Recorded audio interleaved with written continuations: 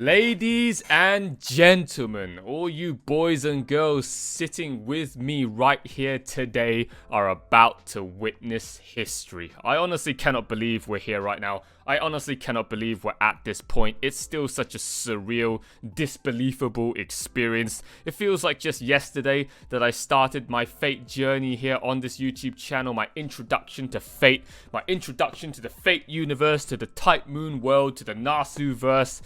And it doesn't feel like it's been 6 months, but it has. 6 months have passed since I started the first episode of Fate Zero, and here we are on what is said to be the final chapter to the final route of the main Fate/stay night series. As far as I'm aware, as far as I'm concerned, like it said in the preview of the previous movie at the very end of Lost Butterfly, this is supposedly the final chapter to Heaven's Feel, which is the final route to the mainline Fate/stay night series, the OG Fate series. And this is it. The moment this movie comes to an end, its journey's end for me with the mainline Fate series. It is gonna be the climax, the ultimatum, the last piece of what has been a 6-month journey, a 6-month story here for me and all of you guys that have been following me on this channel, watching my reactions of Fate. I honestly can't believe it, guys. I honestly can't believe it. That's pretty much all you're going to hear me say throughout this pre-show discussion. I honestly cannot believe it. I'm not ready for this. My body's not ready for this. My mind's not ready for this. I mean, if it's anything like part 2, I am looking forward to this, but I'm also so scared at the same time at just what this movie's going to do to me, because like part 2, man, I went through some tough times, some horrible times in part 2.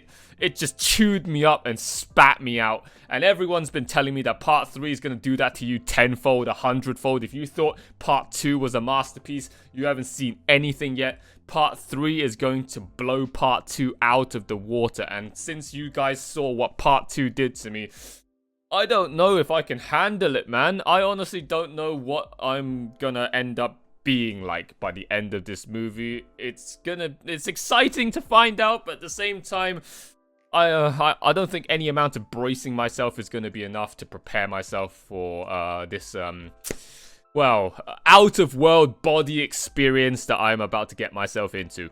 So before we get started, let me just give you guys a quick recap as to where I'm up to right now, where we're at with Heaven's Feel. I'm not going to go into great details about it because, as you've seen in my discussions in part 1 and 2, they're going to last a couple hours long, and we're not going to have a 3 to 4 hour long pre-show discussion. So we're just going to quickly sum everything up as fast as we can in maybe like 1 or 2 minutes, and then we're going to jump straight into the movie, guys. All right, so where am I at right now with Heaven's Feel from the first 2 movies? Well, Sakura's gone total yandere killer mode, as we saw by the end of part 2. She's completely lost the plot. Shinji's dead, which is great. I'm sure you guys enjoyed my reaction to that during my part 2's reaction.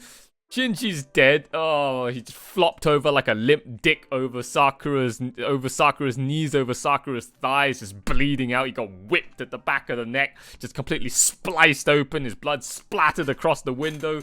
And yeah, that little blue-haired bitch is gone. Or hopefully. I hope he doesn't come back to life. So as far as I'm concerned, as far as I know, that guy is dead. That guy is long gone. That guy is dead. Sakura broke at that moment when she realized that she killed her own stepbrother. And yeah, she's completely gone off the deep end. And we saw from that horrible cliffhanger at the end of part 2, she embraced that inner shadow and has now fully merged with it. And now she's turned into this like evil, dark Sakura, looks like Sith Lord. And yeah, that was where we left off of in part 2. Saber got corrupted by the black mud, I guess, or whatever, by Sakura, by the contents of the grill, I don't know. But she didn't die. She ended up just getting turned into, I guess, Darth Vader Saber. And man, last movie, Saber versus Berserker, that fight completely stole the show for me. That fight was just the greatest thing that I've ever seen in my entire life from anime. It was unbelievable. I've replayed that scene from that movie so many times over now since then until now. I've lost count. And I've got the whole soundtrack for part 2 as well. Everything about part 2 was just biblical in terms of its production. And yeah, I am so blessed, so fortunate, so thankful that I've been able to experience that movie for myself and have been introduced to Fate, especially the mainline Fate series, for me to enjoy all of it for myself for the first time. Because if I never got introduced to Fate, I would have never been able to come across that movie and experience such a spectacle. It would have just been left completely unknown to me for the remainder of my days until the end of time. So thank you, my cousin, friends and family, and everyone else that got me into Fate when I first started off my YouTube channel. I have no regrets, man. I am so blessed, so thankful that I'm here experiencing this, and will be now experiencing this final movie, which all of you guys have been hyping up to be the second coming of Jesus, to be literally the greatest thing that has ever been made from the anime industry so far. I'm going to be watching now for the first time with you guys here today. As people have been telling me, this is literally peak Ufotable, so they say in those exact words.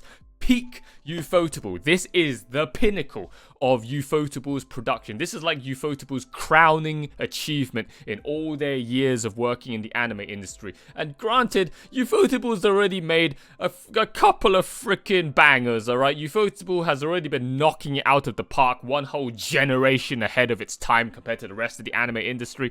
And they say that no matter what amazing stuff you've seen previously from Ufotable, nothing is going to prepare you for what you're about to see here today with Heaven's Feel Part 3. It is going to be the most mind-blowing, eargasmically, full-body experience, gasmically experience that you will ever experience in probably the near and distant future from anime.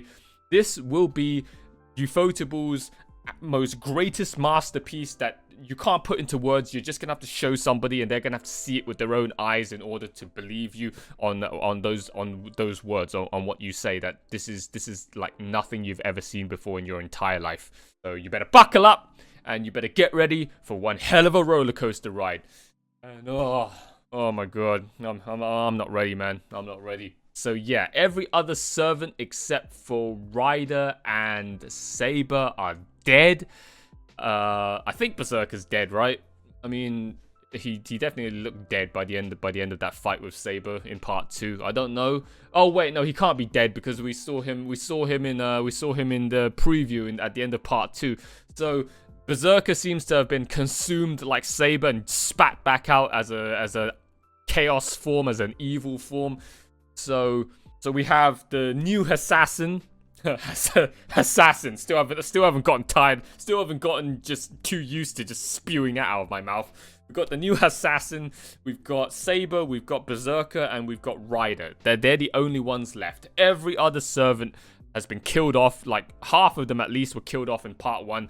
The remainder were lopped off in part 2, and all we've got left technically is Ryder from the Fate Stay Night, like Unlimited Blade Works series of servants. Even Gilgamesh got absolutely one-shot destroyed in part 2, which I don't think I've still gotten over that to this day. I'm still in disbelief that the King of Heroes just got munched up by Sakura so easily, and he didn't even manage to put up a fight. That was both shocking and funny, but very disappointing at the same time. If it was anyone I thought that was going to put an end to Sakura and just stop this nightmare, Gilgamesh would have been the one to save the day, but even he was completely powerless against that shadow. And we ended off the last movie with Shiro running to Sakura's house, screaming her name to go rescue her, and Sakura's now lost, fallen to chaos. And we ended the movie with her tilting her head with that yandere smile, with that just mind-broken, evil Sith Lord face, That was when the end credits and the end credits song by Ima dropped in, and I completely lost my damn mind, lost my shit, as you saw in my reaction at the end there in part 2. So guys, without further ado, enough talking, shall we? So that's where we got up to with the first 2 movies, at the end of the last movie, the cliffhanger, and now we're gonna jump into part 3, Fate Stay Night Heaven's Feel, Part 3, Spring Song, the final chapter of the mainline Fate Stay Night series in movie form by Ufotable. Boys and girls, ladies and gentlemen, are you ready? Because I'm definitely not fucking ready. Oh, I'm not ready. Oh, I'm gonna blow my fucking load. I don't even know how many times I'm gonna blow my damn load over this movie. This is gonna be so good, guys. Oh my god. For the final time here on this channel, Fate Stay Night by Ufotable. This is going to be the last one of my Fate Stay Night journey. Journey's end, guys. This is the last reaction for Fate Stay Night stuff, at least as far as I'm concerned on this channel, before we move on to any other alternate timeline, alternate reality spin-off Fate shows like Grand Order and Apocrypha and whatnot. And yeah, guys, I honestly cannot wait. So, without further ado, guys, we're going to jump in to part 3 of Heaven's Feel. So, before we get started, once again, the disclaimer at the start of this video and also given in the pinned comment down below. If you guys missed it, then let me warn you, let me give you a heads up one last time. There's going to be no visuals and no audio to the movie that you're about to see me react to, other than the subtitles given at the very, very bottom of the part of the interface on my screen where you normally see my anime footage put up for you guys to watch and follow along with, in tandem to my reaction to the episode or movie that I am watching. The only thing I'm going to leave up for you guys is just a little window, a little slit window at the bottom of that interface for you guys to see the subtitles, and there will also be a timer on the top of that interface so that you guys can accurately stay in sync and following along as precisely as possible where I'm at in the movie. But other than that, you're not going to get anything else other than a black box, a black screen covering up the rest of the footage on screen to avoid strict YouTube copyright when it comes to anime movies. And yeah, there will be a timer at the top of that black box. Alright guys, so that's your warning. You better have a copy of Fate Stay Night Heaven's Feel Part 3 Spring Song available, ready with you on a separate monitor to watch alongside with me to get the maximum experience and entertainment out of this 2.5 hour reaction of mine. No, sorry. 2 hours. This movie's 2 hours. 2 hours reaction of mine. Otherwise, it's going to be a pretty mundane experience if you're just watching my reaction silently with no anime footage and no audio to put into context all of my yelling and screaming and crying. It's going to be pretty awkward. So I advise you to get a copy of that movie ready to watch with me for the most joyous experience of reaction videos, alright? So guys, I hope you have that copy of part 3 of Heaven's Feel ready, because we're about to get into it. For the last time, Fate Stay Night's last route, final chapter, Fate Stay Night, Heaven's Feel part 3, Spring Song. Let's get on with it, guys, shall we? In 3, 2, 1, let's go!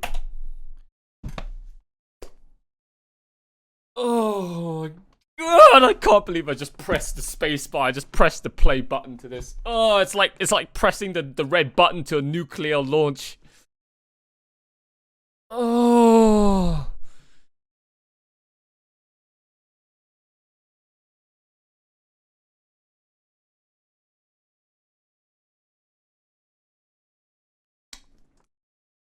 Oh, we're starting with this, huh? Oh my god. Every single frame of this, every single moment is gonna be such a surreal experience.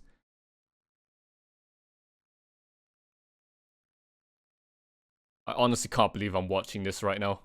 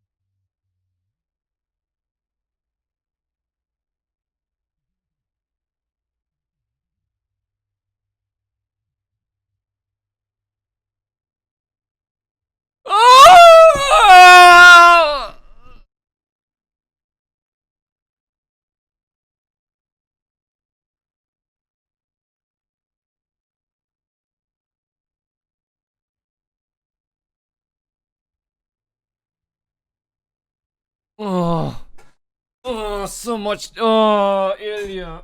Oh, any Ilya screen time I get.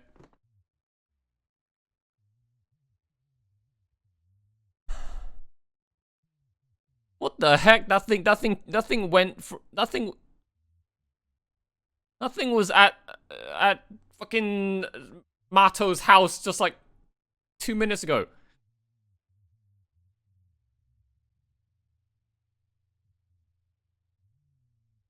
Wait, Sakura already left and went all the way to Shiro's house already.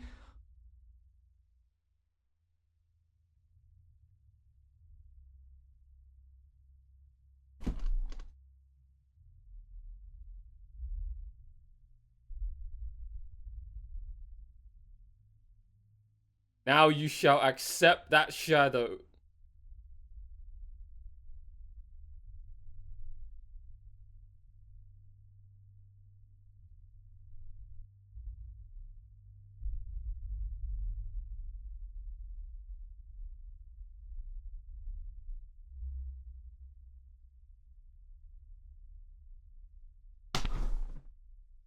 Oh my god.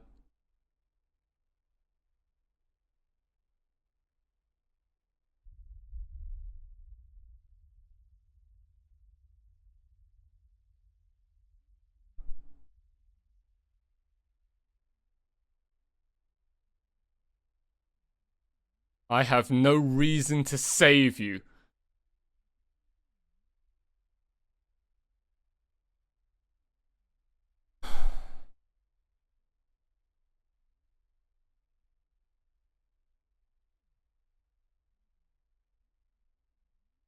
You didn't believe in the guy who wanted to protect you till the end.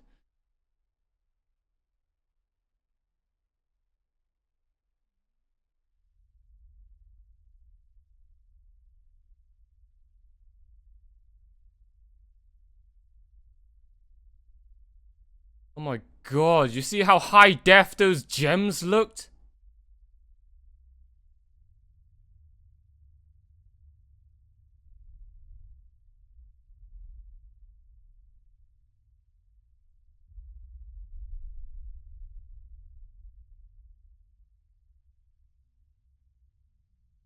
Oh my.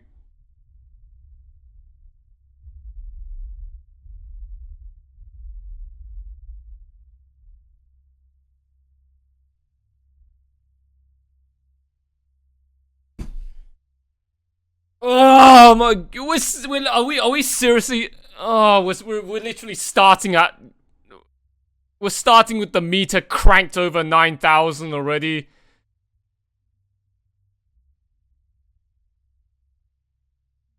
It's only been like 2 minutes and I've. Oh.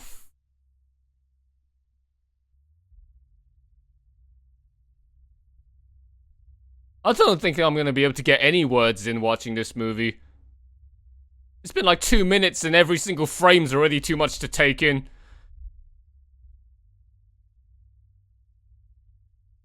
Oh.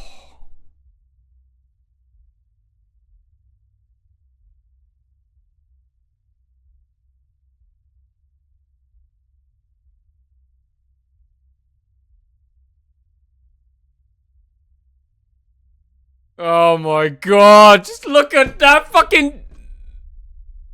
Just look at fucking the camera rotation and Sakura's changing yandere face. You're giving her attention over me again?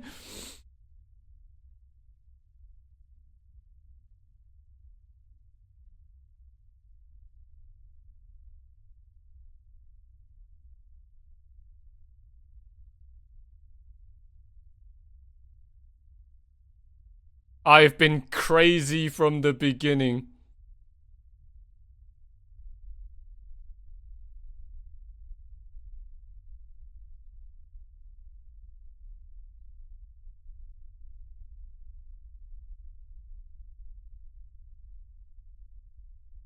The only thing that makes me happy is you.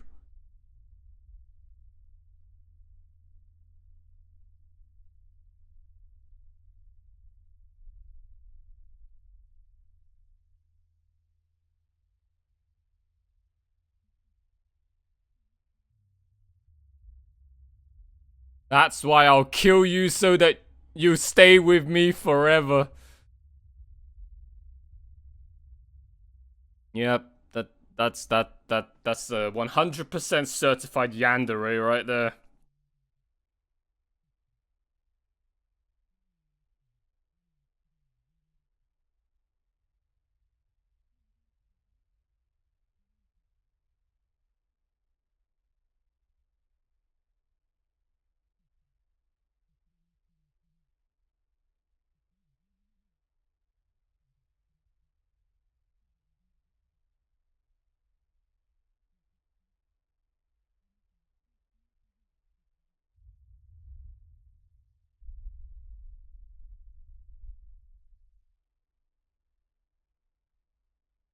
Oh! Oh no! Oh! Saber! Fuck!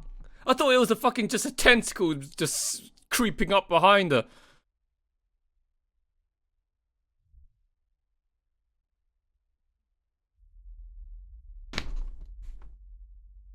Oh my god! What the fuck?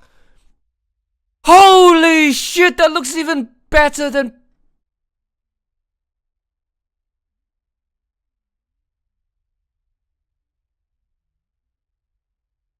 I'll make you like Saber as an exception.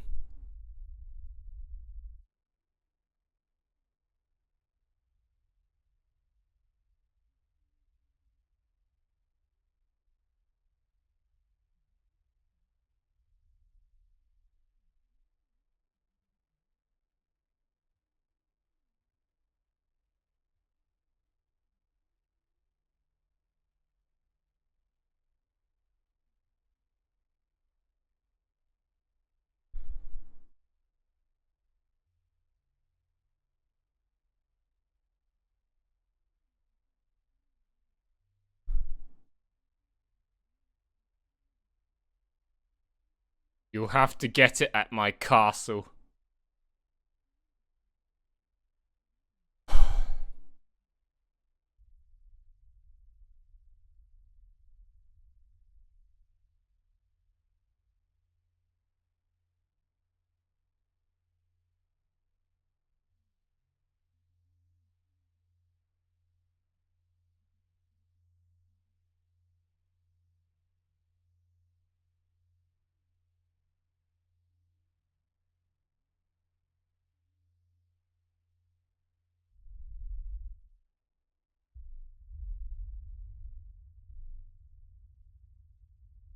Oh my god.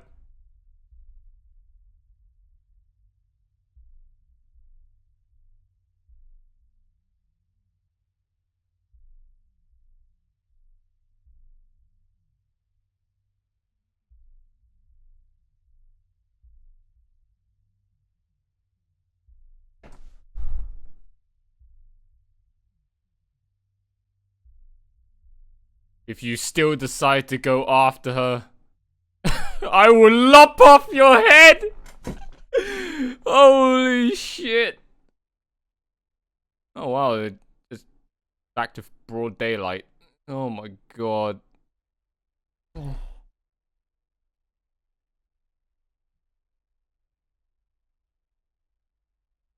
Dude, that's like 3-4 minutes into this movie, man.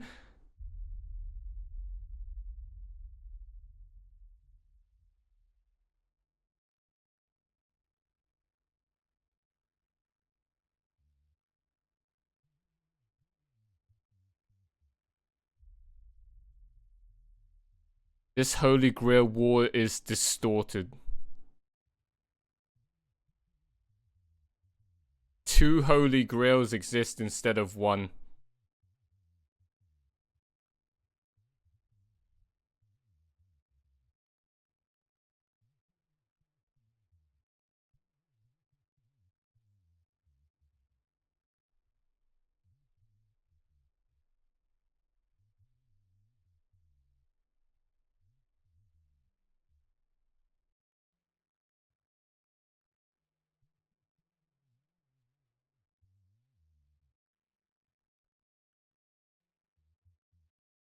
I shall go up on the stage as well. Oh, man. Oh, Kirei's gonna fucking... Oh, great. How many times has Shiro gone and visited Kirei this freaking route?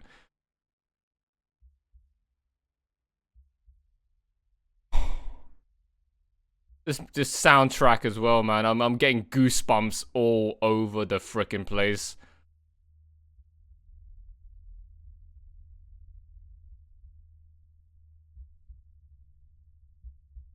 I honestly can't believe I'm watching this right now.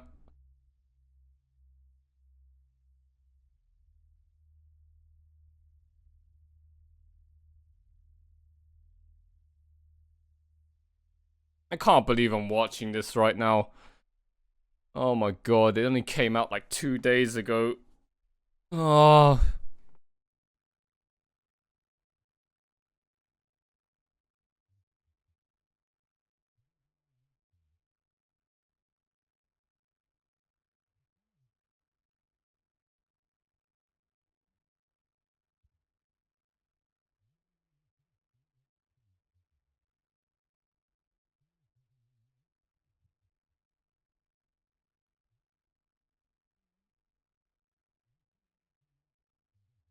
Nice joke, Kirei.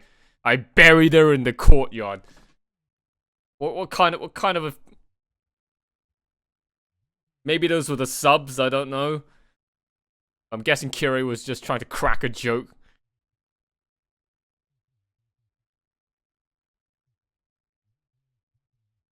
You're gonna go rescue Ilya?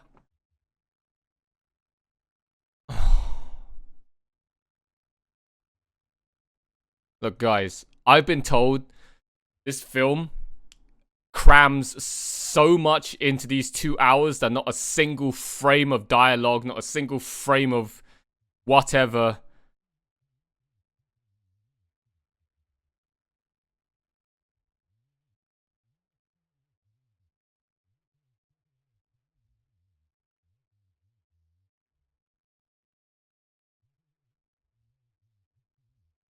We have the same goal right now.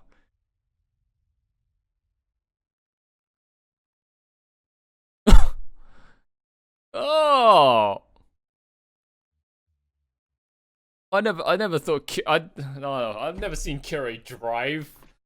Oh, this is new. I mean, it's pretty normal, but I've never seen Kirei do such normal human things before.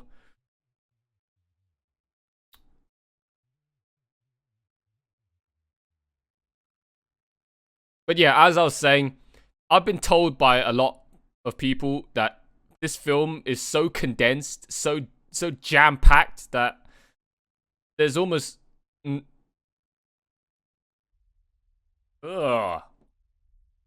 Ugh, what was that? Don't do that, that's fucking cringe, man. Oh, jeez.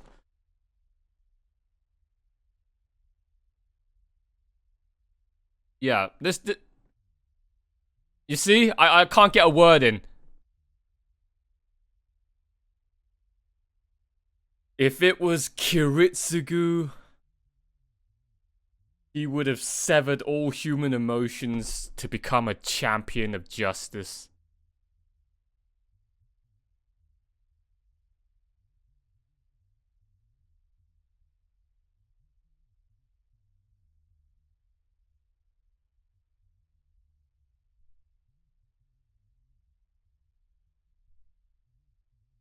That difference is crucial. One man had everything and severed it all. The other man had nothing to begin with. But they both ended up with nothing in the end.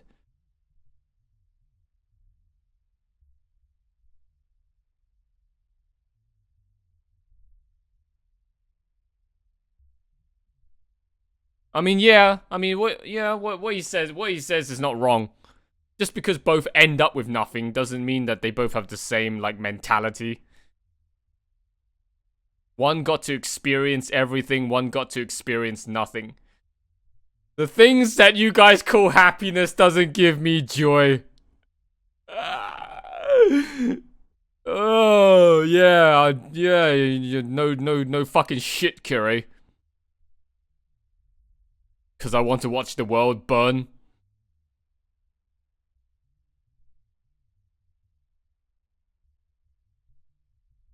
If she was the only one to have died, I wouldn't have done such a...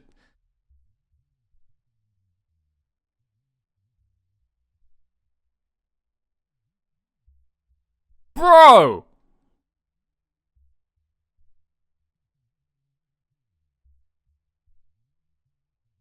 If it kills after birth, it should be given punishment. Oh.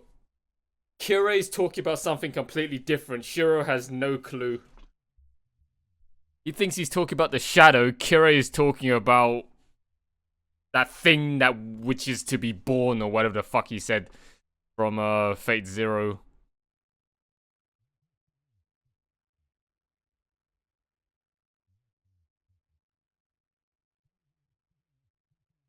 Sakura is a man-eater. Yeah, fucking eats Shiro's dick every night, huh? Huh? Oh my god, man-eater. I know these are official subs, so I don't know how well the fucking Japanese actually sub this shit.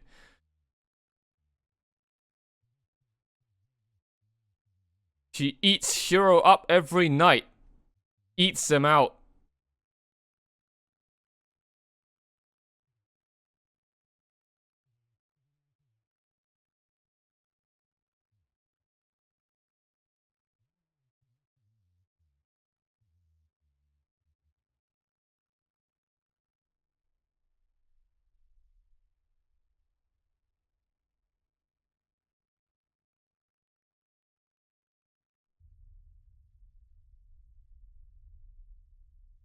Wait, what? That castle's still there? Nani? I thought the entire fucking place just got nuked and obliterated by Saber last movie. Huh? So that blast only made that crater outside of the castle? I actually thought the entire...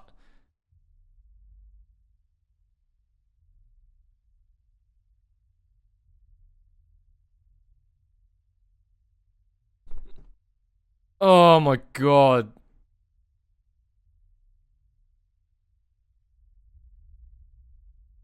This is the first time he's actually used this... Oh wait, no, this isn't projection, this is just tracing. This is the first time I think he's traced outside of the prologue, right?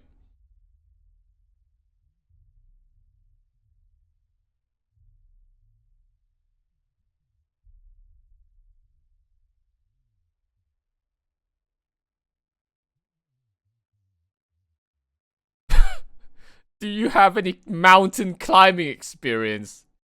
I mean, do you, Kirei? I didn't know that you could do that. You're gonna scale up the castle wall. Oh my... Oh, it's too much to take in. There's too much to take in. My brain can't even keep up. And oh, just Liz and Sella are still alive again. I thought the castle was just completely obliterated and they just got vaporized last movie. Oh my god! And just look at all that Ilya screen time, man.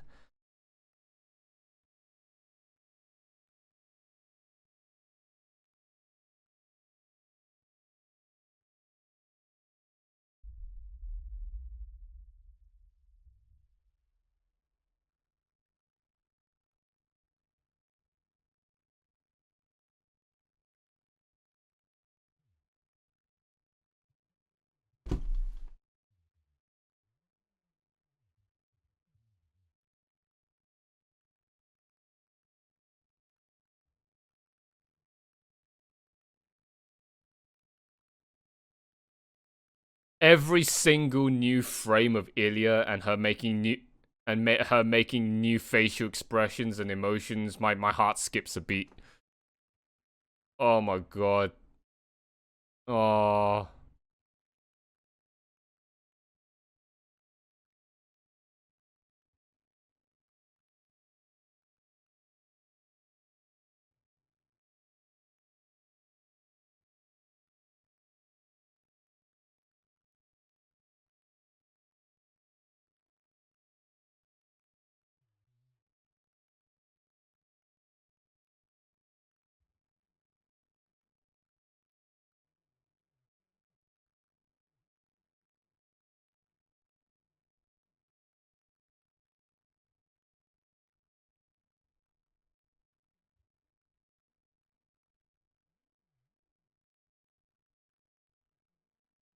Don't sacrifice yourself for the sake of anyone else. Hey, yes! Oh, she beat me to it. Look who's talking, man. Fucking Shiro's the one to say don't sacrifice yourself for anyone else. Oh, you can tell he's completely given up on Kiritsugu's dream now. You can tell that he's no longer the selfless Shiro that I knew from Unlimited Blade Works.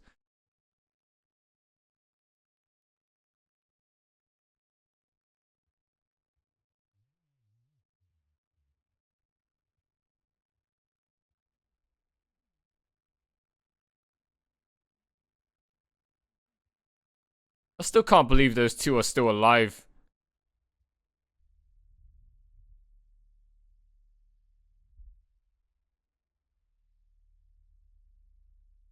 Oh!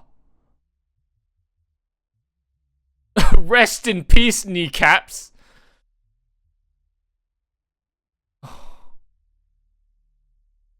I can't get a single word in. Like, I can't get anything meaningful in.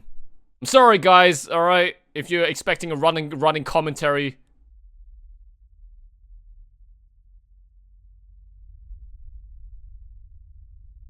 Oh no! It's Dark Berserker time.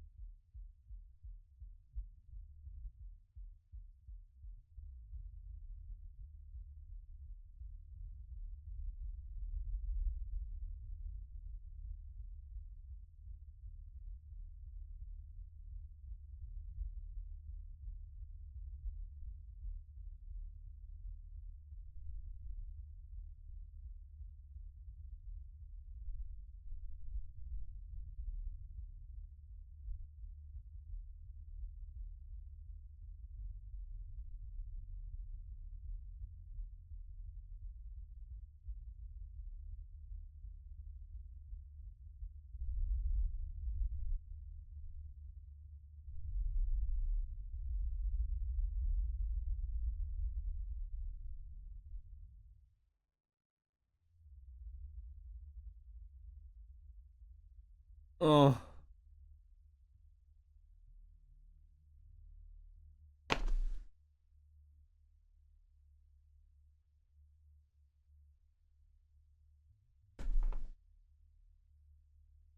I don't think I got the energy in me to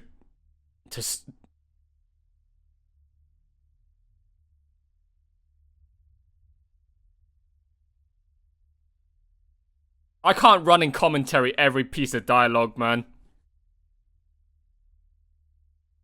It's too much. This is like the most concentrated extract of stuff I think I've watched. Period.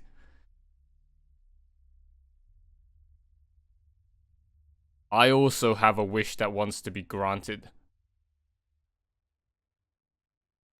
Like,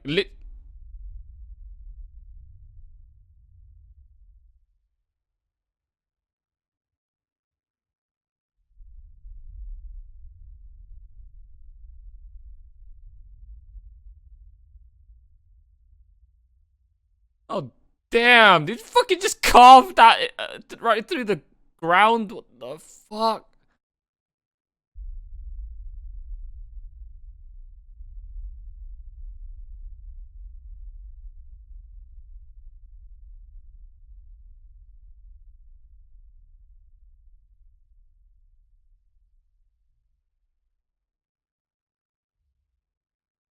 Yeah, as I was trying to say for like the 100th time, which I just can't get a word in, apparently every single frame, every single second of this film is too valuable to blink over.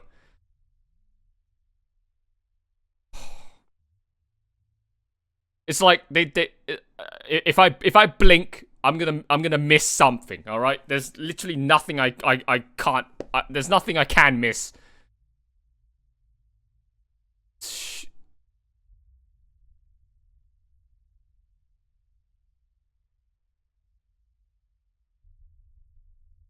Kirei just dodged that. What the fuck?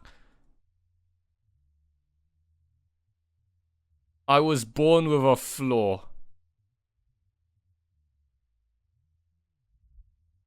Despair was pleasure. Oh, such a fucking masochist and sadist, man. Yeah, no shit, Sherlock. Quite a terrible flaw indeed.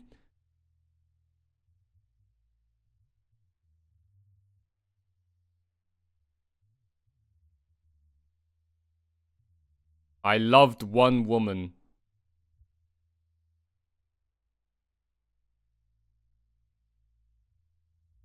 Oh, it got him. Not that I think Kirei would care anyway. Oh, right. I mean, people told me in the comments section, right, that Kirei had a child.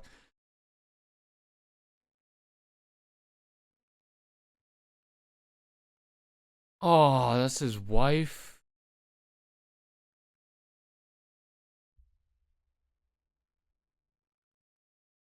Killed herself? What?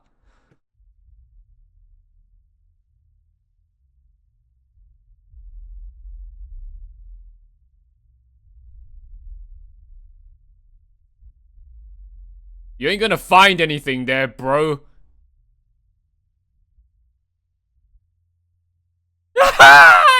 You got debated. Kirei doesn't have a heart. Oh my god.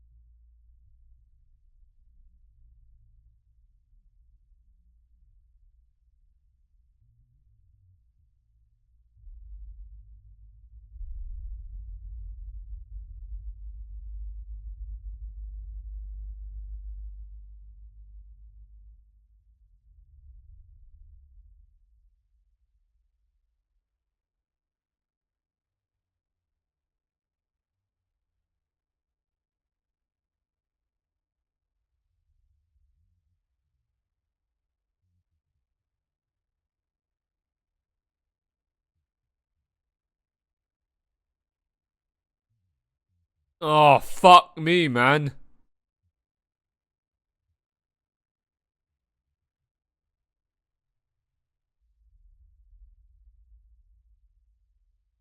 What the fuck was that? Kirei just exorcised Zoken. Wait, Kirei. Wait, Zoken's dead?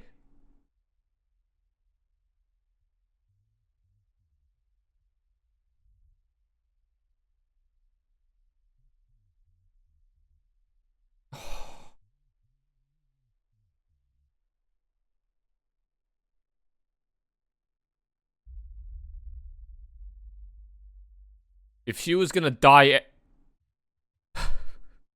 Oh, God. If she was gonna die anyways, I wanted to kill her with my own hand. Oh my god, that's what he also wanted to do with his own dad in Fate Zero. He wanted to kill him, not Kenneth. Fuck me, man. Kirei, you're so messed up.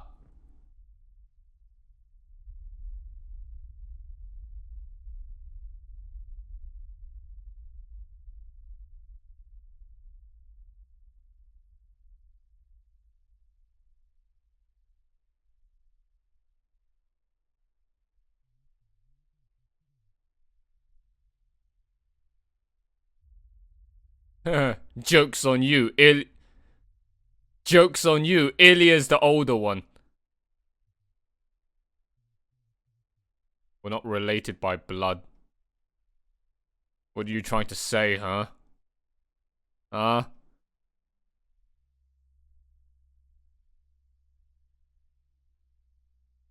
If you use Archer's arm, you won't be able to come back.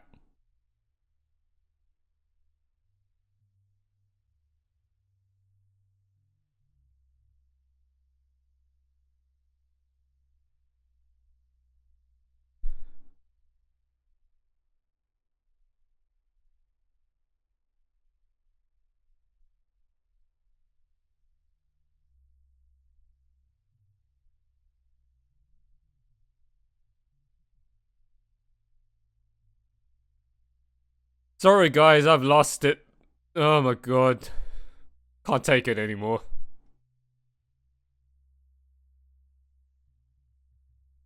Every second of this film is killing me.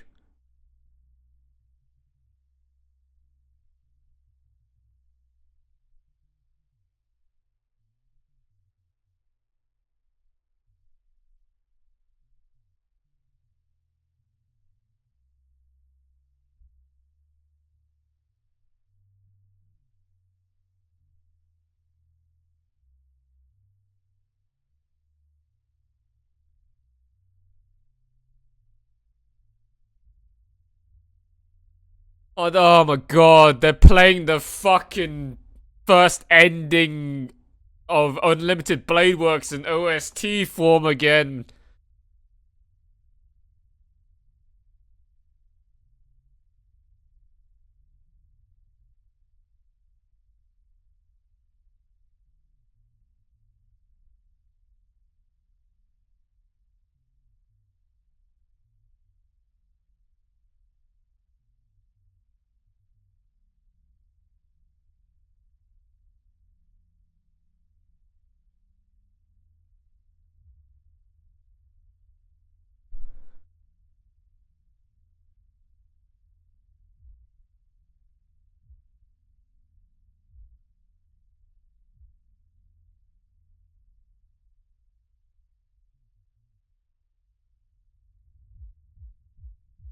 Can you keep up with me? Oh, fuck.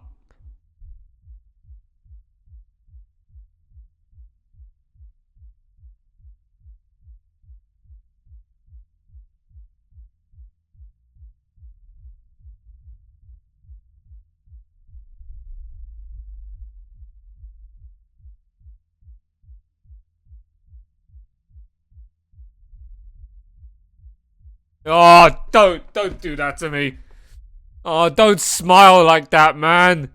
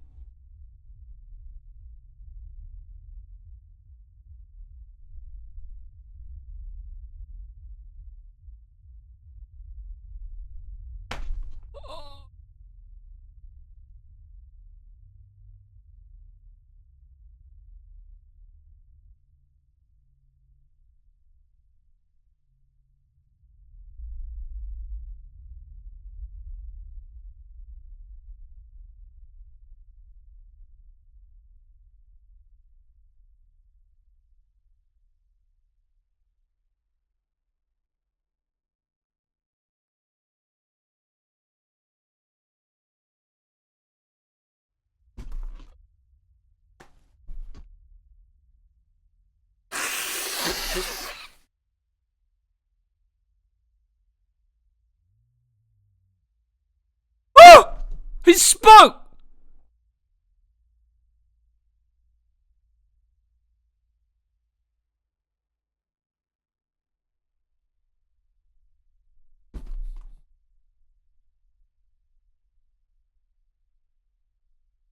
I'm only I'm only 20 minutes in the film, man.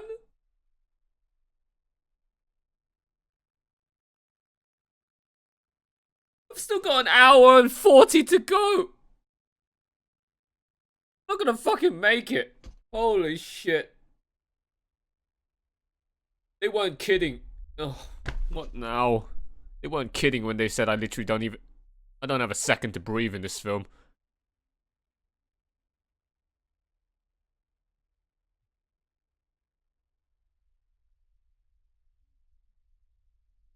You died 10 years ago.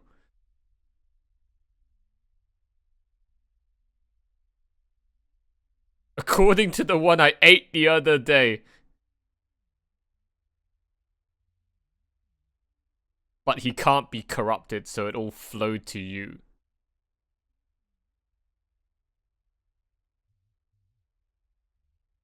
Yeah, Gilgamesh is too much of a fucking cocky, egoistic bastard to be corrupted. I'm not gonna lie. Fucking Dark Sakura, man, is awakening something inside me. She's, she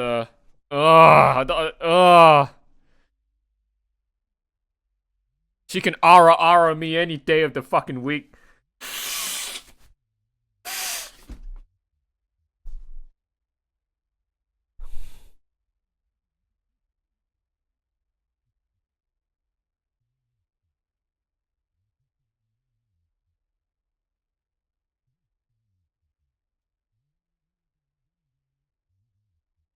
Give birth to the Avenger.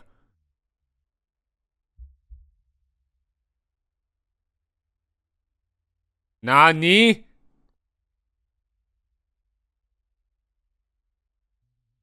I don't know, and I don't I don't need to know. Wrong words, Kirei! You insensitive fuck.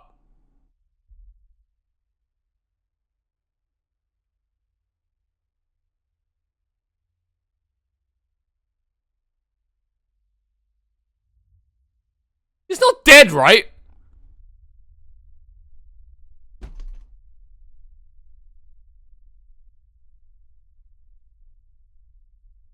Wait, did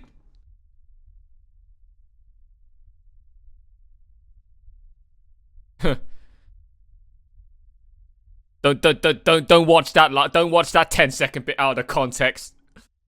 Don't come inside me. Hopefully your parents don't walk in on you on that exact moment either.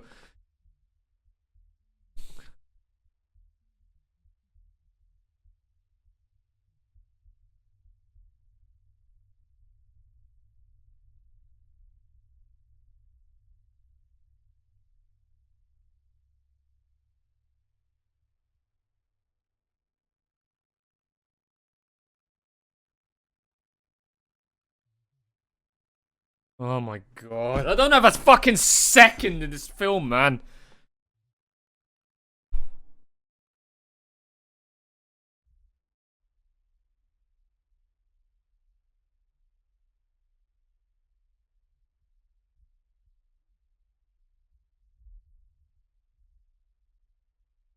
Oh, it's that moment from Unlimited Blade Works again.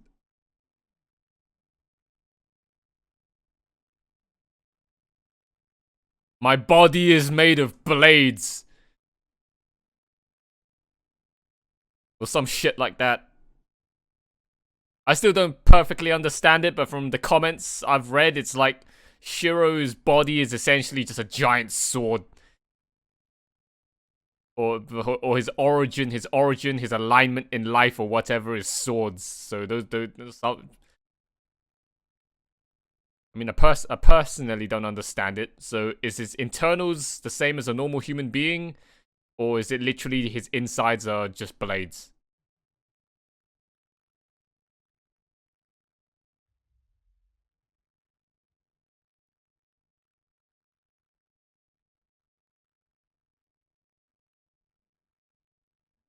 Oh, see, you're perfectly well.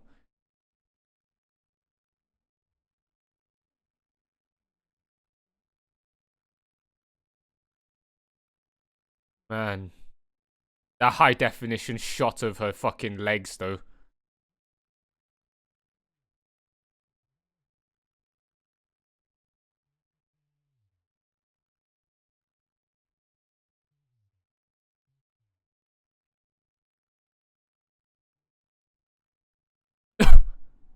What did I just... Was that Archer talking through Shiro with his arm? Oh my god.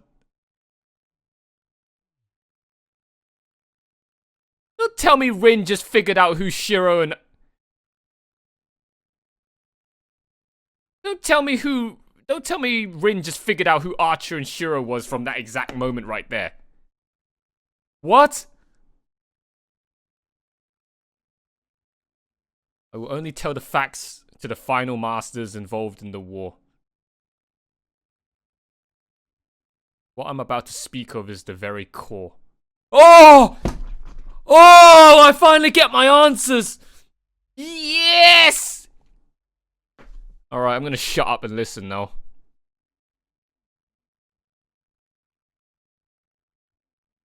Yeah.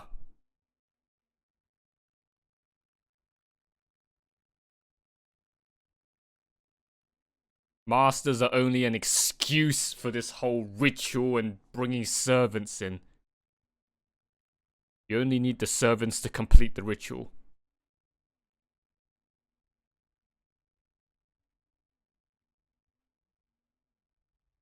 Start up the Greater Grail.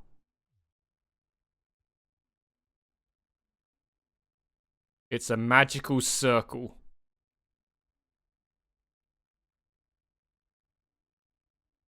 It all started 300 years ago.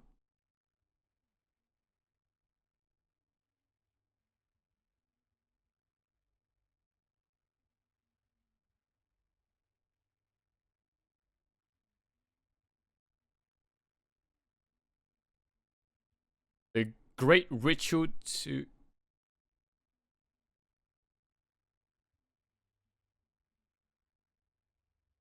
Materialization of the soul.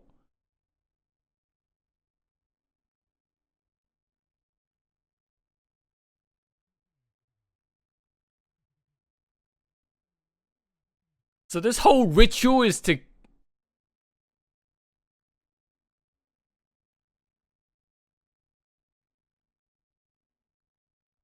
Avenger. NANI?! 8th class! What the fuck?!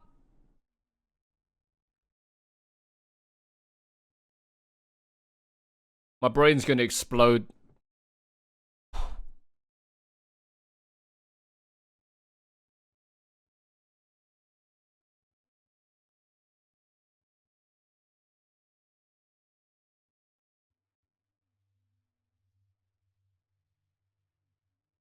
They had one person bear this. They picked one person for him to bear the sins of the entire world. Oh yeah, shove everyone's problems onto that one guy so that...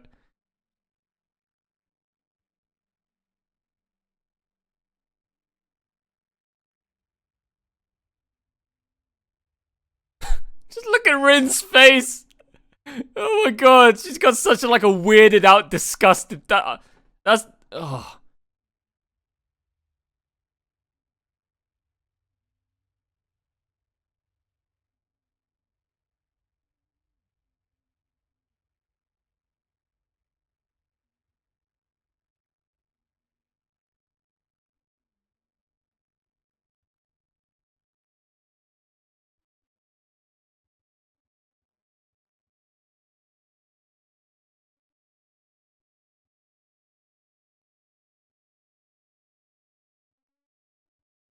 All evils of the world.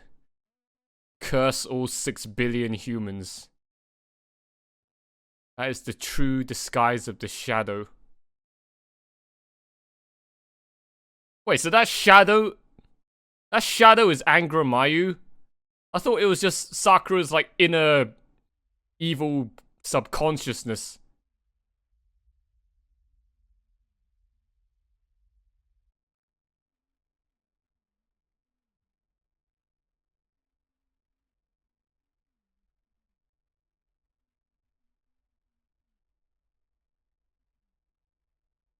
Yeah, I learned that bit from last movie.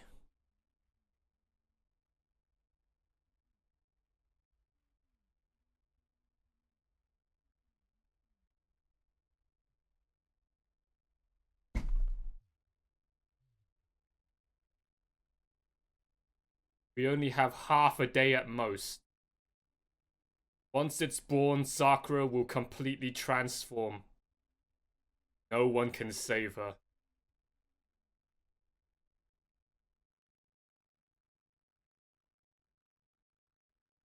My head's gonna... My head's gonna explode! Ugh. I don't even have any time to give you guys my thoughts about what I just read. We're gonna have to save that. We're gonna have to save that for the... I want you to project the jeweled sword.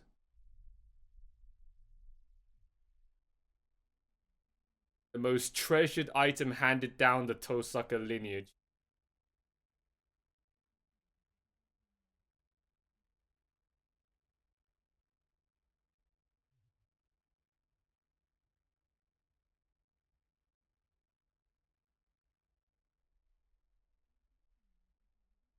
Oh!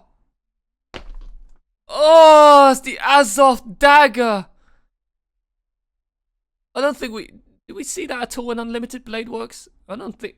Oh, we saw it... I think we saw it in a flashback. We saw it in Rin's flashback with Shiro when they were having sexy time in the bedroom, but I don't think we saw it in the flesh.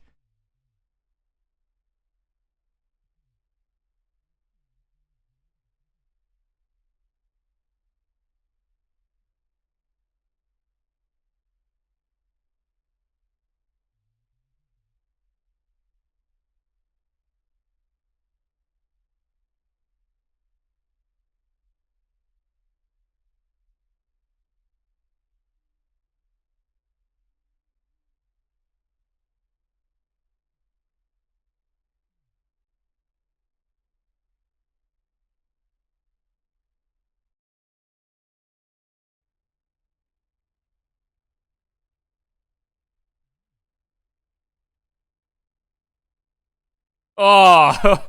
Wow! Oh my god! Wow, that sudden drop in visual quality was so noticeable that it was kind of just freaky. They just dropped back to the fucking Unlimited Blade Works quality of visuals. Look at that. Oh, I've been so used to watch. What the f.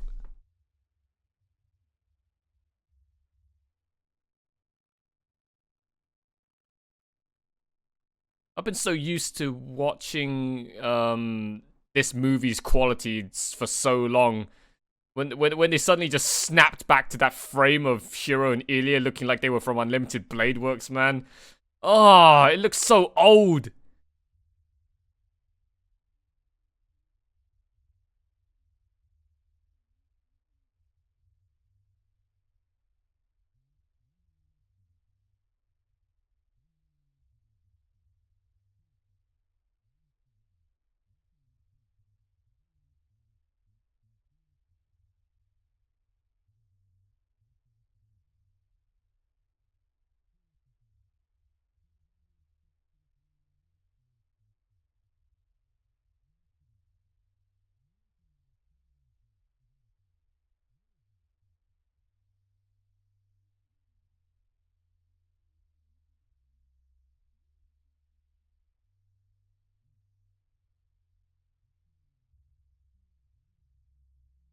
Zelrich.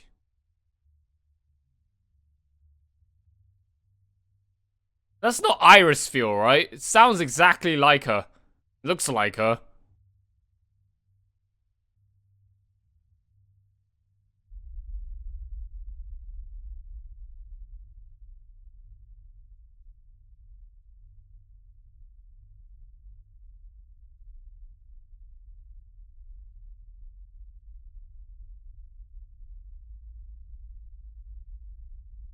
Nani? She's gonna get crushed by that? Oh, what a waste of a waifu, man. Yeah, look, I'm him. My facial expression was basically him. What a waste. Oh, just crushed waifu.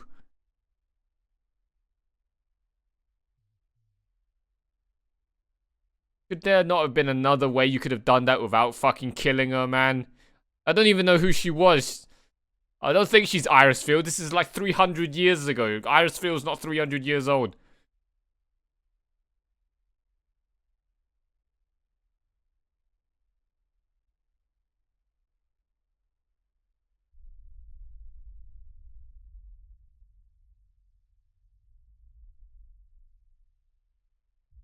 Damn. Holy shit, that was a good looking sword. Oh my god, you see the fucking visuals and CGI on that sword, man? Oh.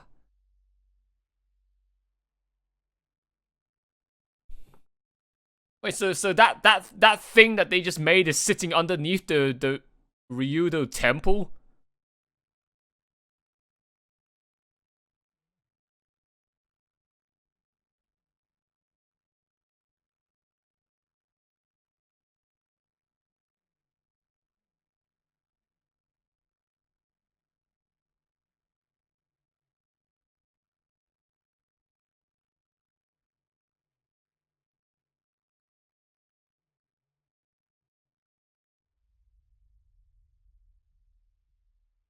Are you here to kill me? Oh, beat you to it, Shiro. I beat you to it by 1 second. Sakura summoned me with our catalyst. A servant whose ideal state is similar to the master is chosen.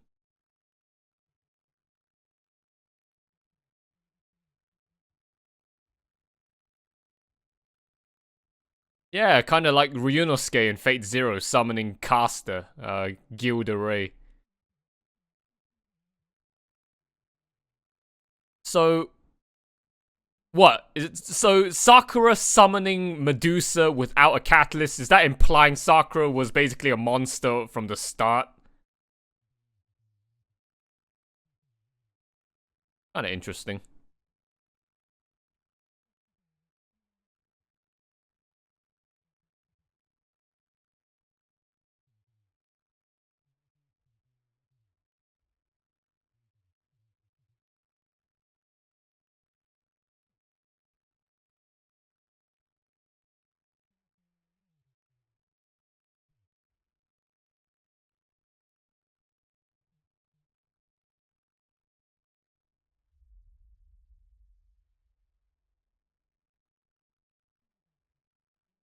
Oh, are they gonna pact? Are they gonna pact? I shall become your wings and race to the ends of the world.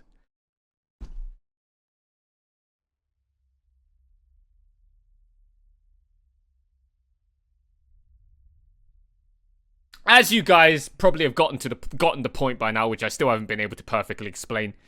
Every single frame, every single second of this film, I literally can't get a single word in because all of it's important. Every single piece of dialogue I need to take in. I've already missed some. All right, like that's the reality. If I talk, I might lose concentration on something, let alone blink.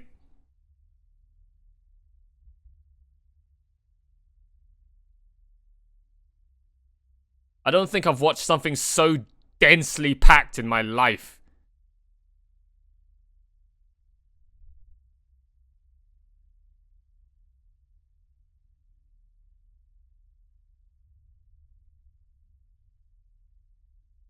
You don't want to part with him.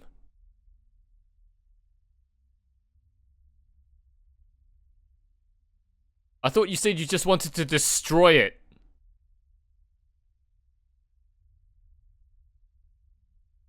Nani?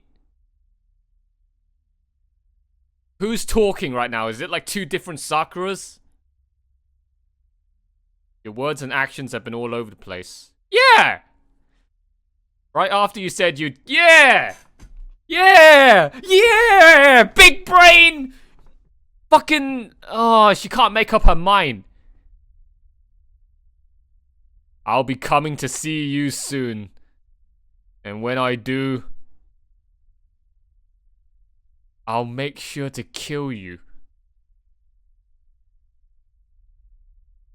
You're actually gonna go through with it. You're gonna kill her.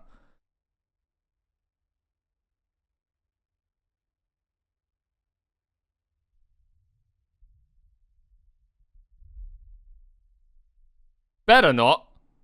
Fuck's sake, you're supposed to save her, Rin, not kill her. Fuck.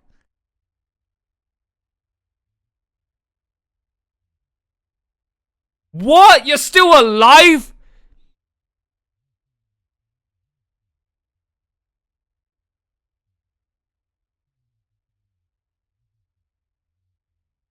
Excuse me? I thought Kirei just exorcised you into the afterlife.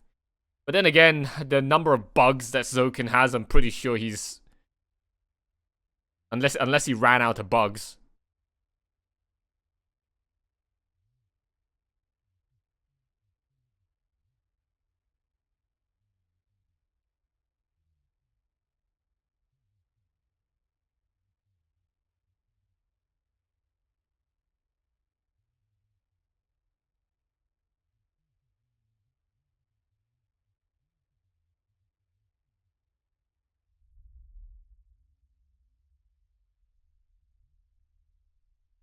But you baited.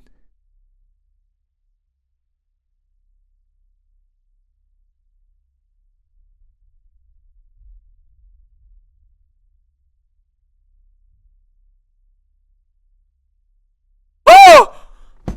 No!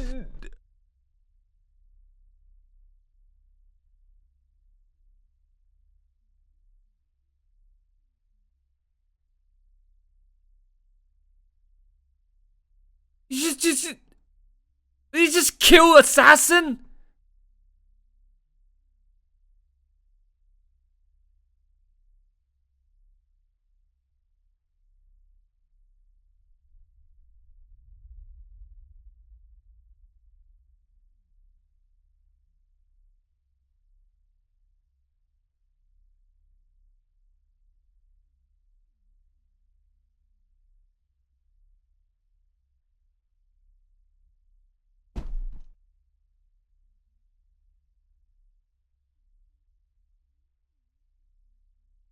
What?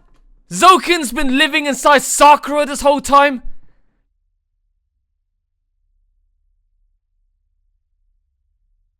Oh! Oh! What? You've taken the place of some of my nerves.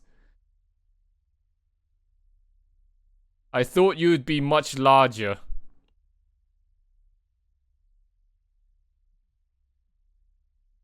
Oh, that sounds so wrong.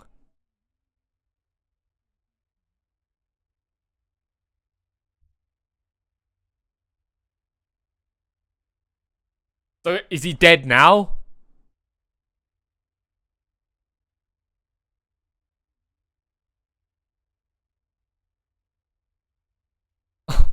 Shinji's dead. Granddad's dead. I'm free. What do I do now? Gee, I don't know. Maybe just...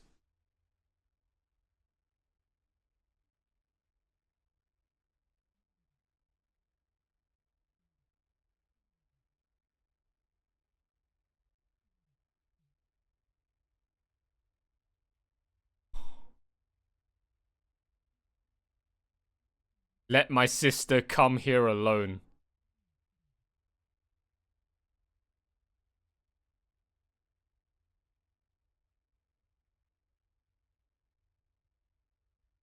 Not gonna give her an answer? Fuck, man. Darth Vader, Dark Lord Sith Saber. What the...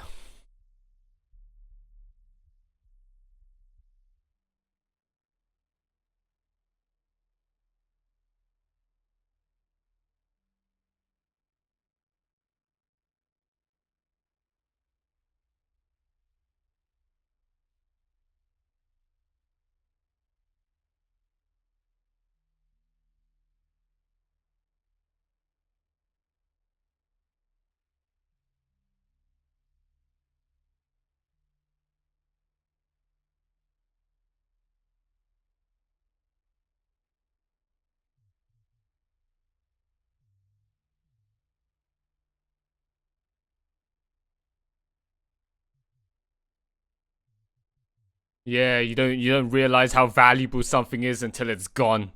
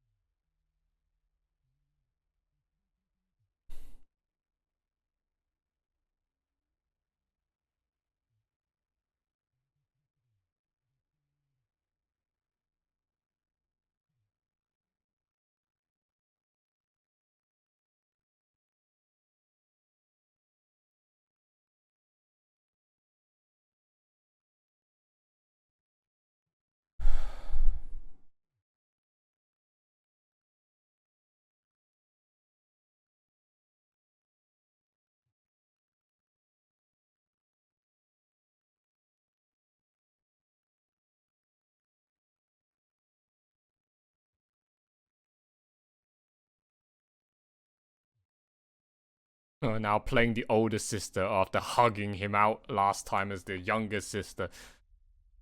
Just, I think people have told me that before. How Ilya, because she looks like a lolly, but she's also older than Shiro, she can do both the roles. She can be both the Oni-chan and the Ara at the same time.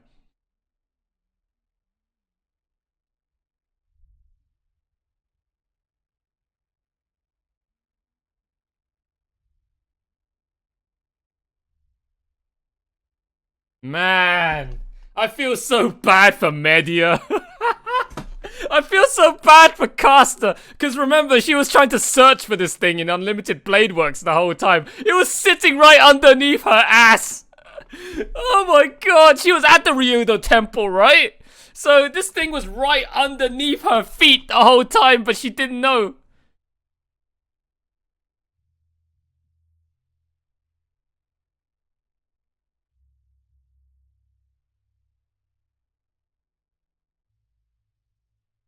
Oh, blood? Sakura bleeding out?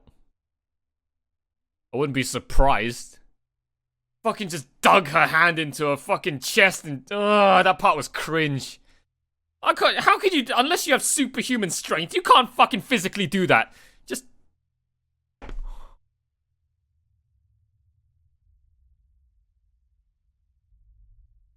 oh my god.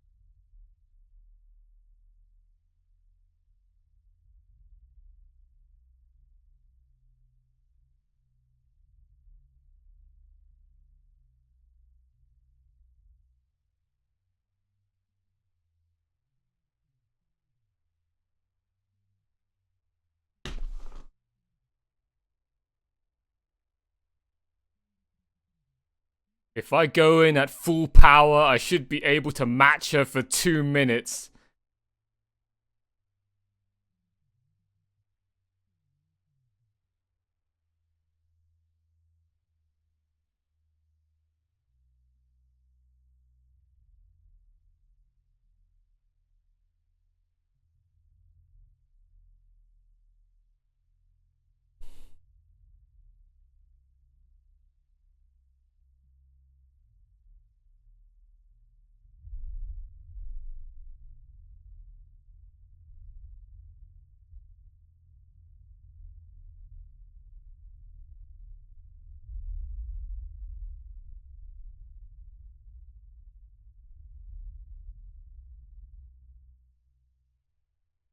Oh, I'm gonna lose it again. Oh, I can't take it. Oh my god. I'm trying not to, I'm trying not to flail around and spurg out too hard as to not take my eyes off the screen. Just forcing myself to sit here in this, like, sit still position and just take it all in by force, man. I'm literally just gonna just bleed out tears spontaneously with just no control.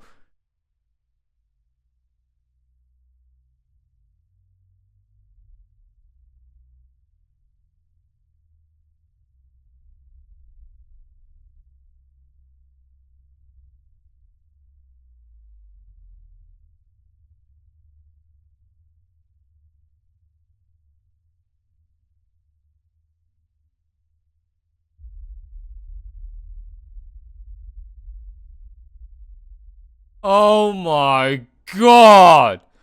What the fuck? These visuals!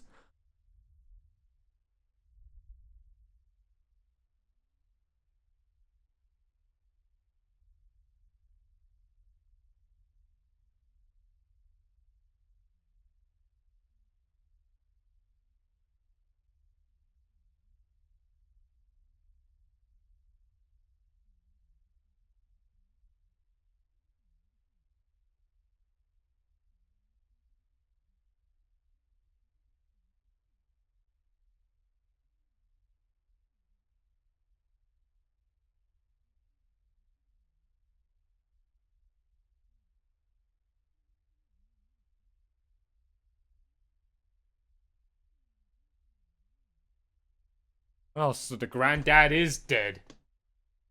How the fuck? So that's it? That's the end of Zoken?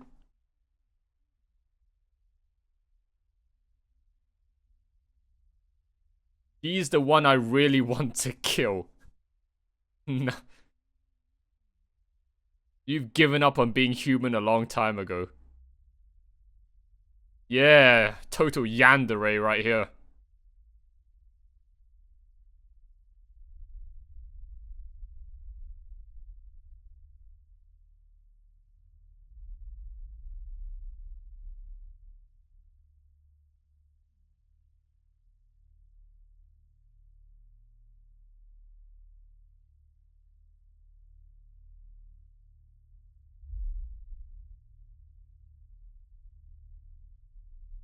Damn, these things got big. What the fuck?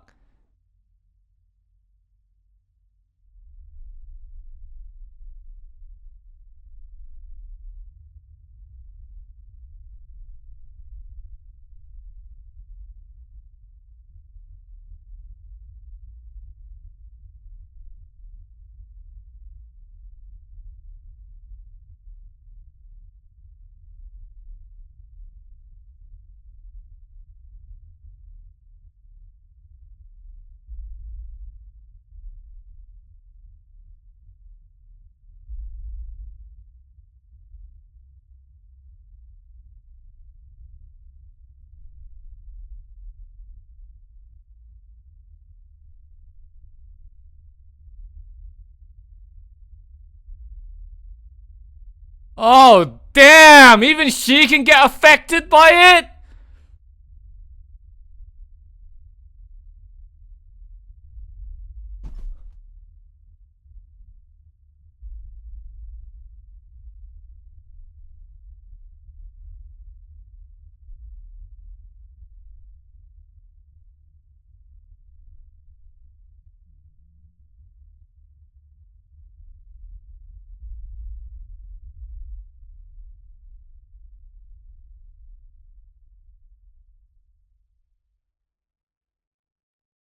Oh, oh,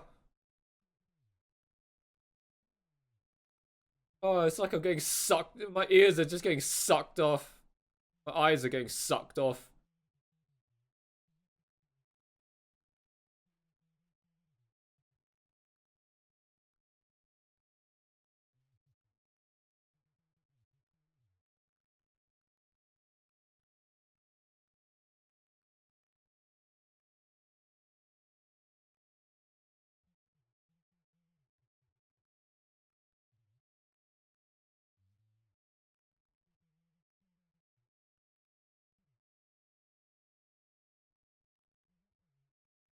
Are you able to stand still when your ally is in danger? I'll ask you the most difficult thing for you. Selfless Shiro, can you bear to stand still?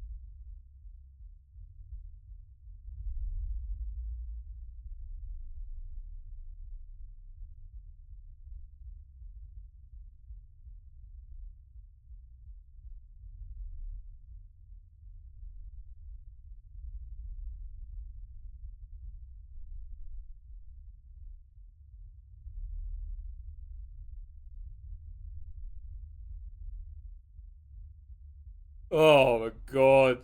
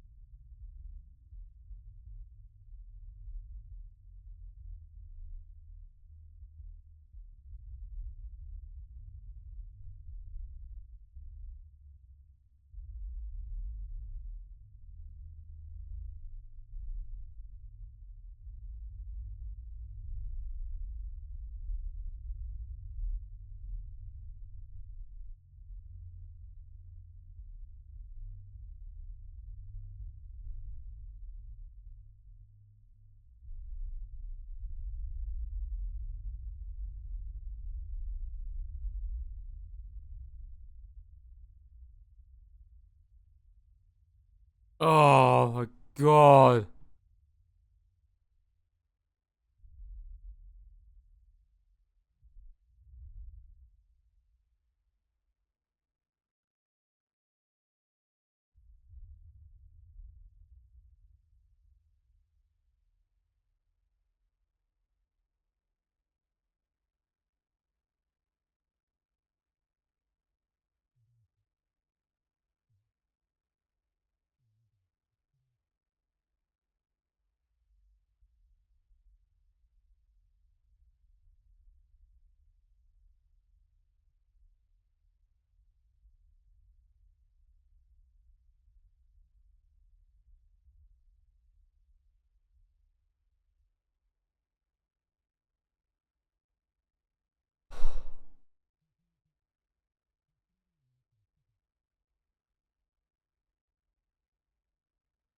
Man, Ryder's fucked.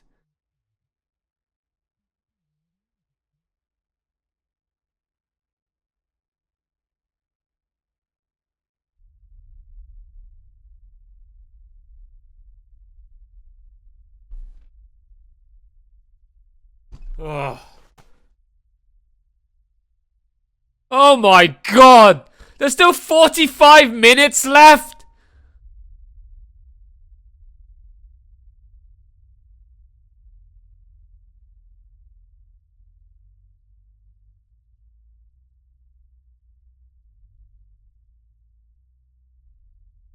My eyes melted out of my head a long time ago.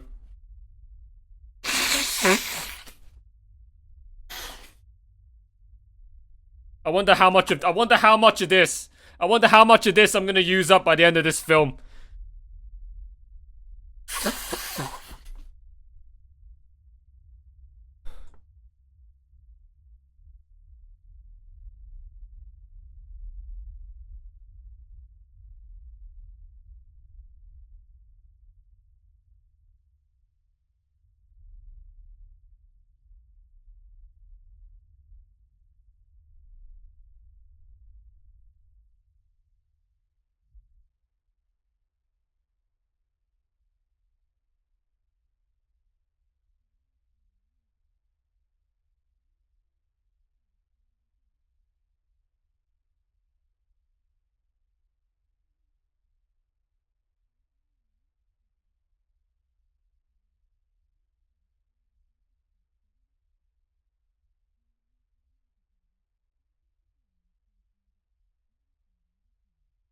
What?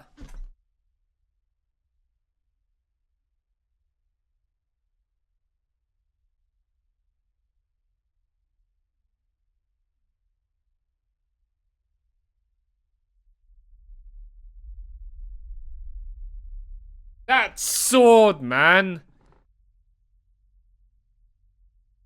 The amount of magical energy you can emit at once is no different from me. Sakura is the bottleneck.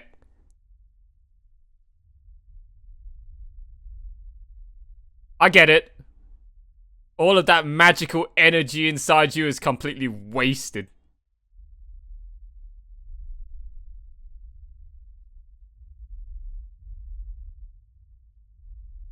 Yeah, I get what she's saying. It's like, imagine having the power of a nuke inside you, but your point of discharge is no more than a gun barrel. That energy just can't get out. You can't do enough burst damage.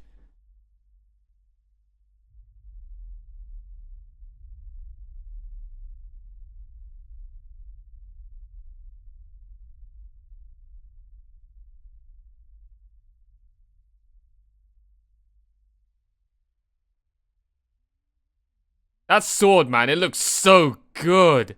That's CGI as well. That crystal, man. That crystal just looks so fucking good.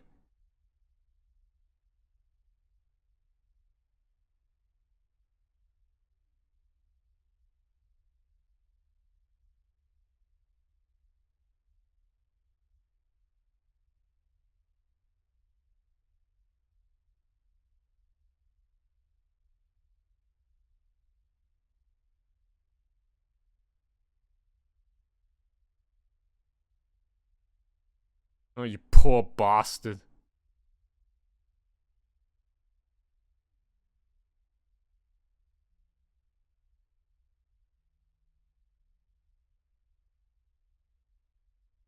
Oh, Sakura is such a tragic character, man.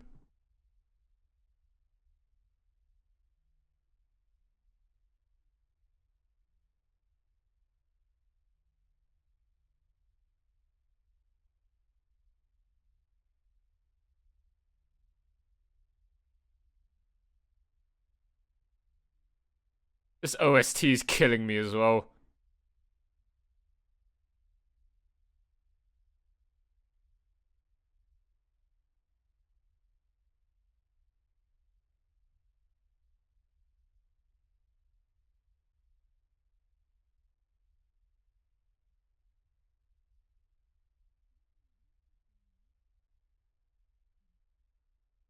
Huh?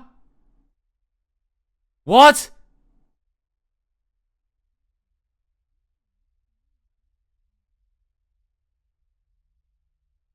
Oi! Okay.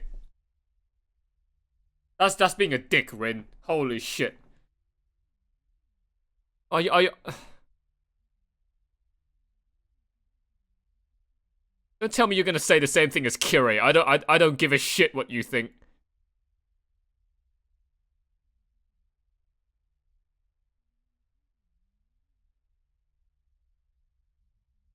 I was never able to think even once that I was a fortunate person.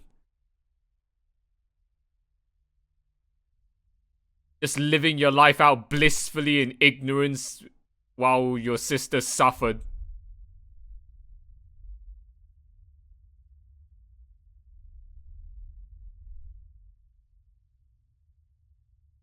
I don't know if she's just baiting her. I don't get it. Is Rin being serious?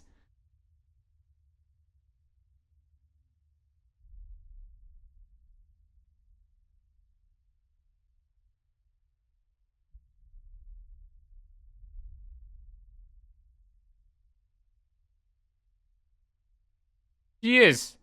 She's gonna try and kill her.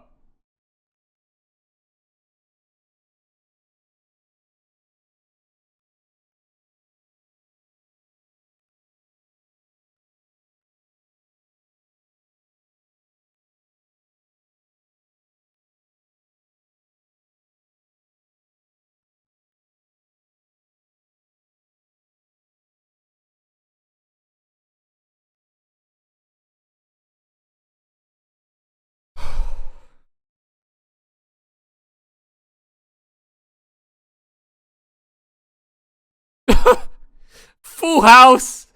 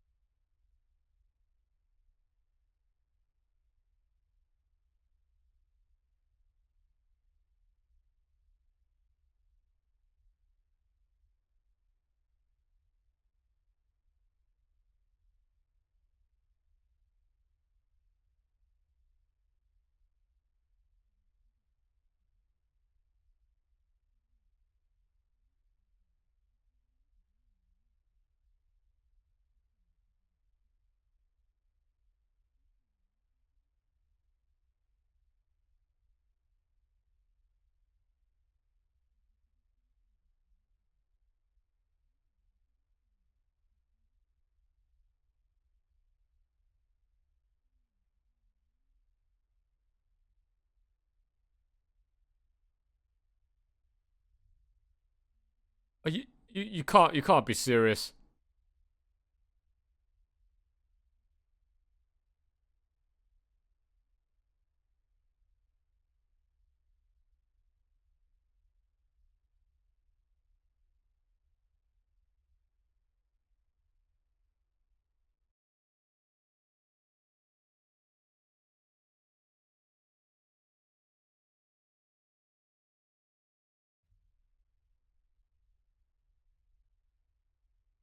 What?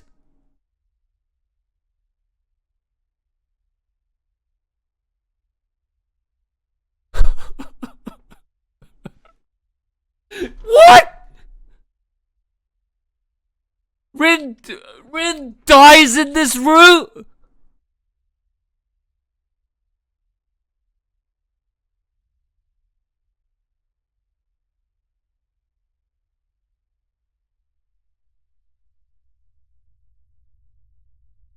Oh, this sounds all too familiar. It's like Rui. It's like Rui from fucking Kimetsu no Yaiba. I had a genuine bond all along and I severed it with my own hands.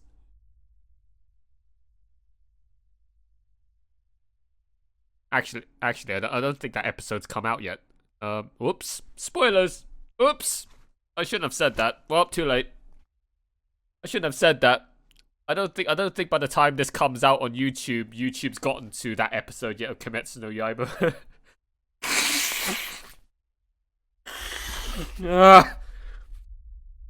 I'm gonna stack up I'm gonna stack up all of these, and then I'll show you how much I've used by the end of this movie.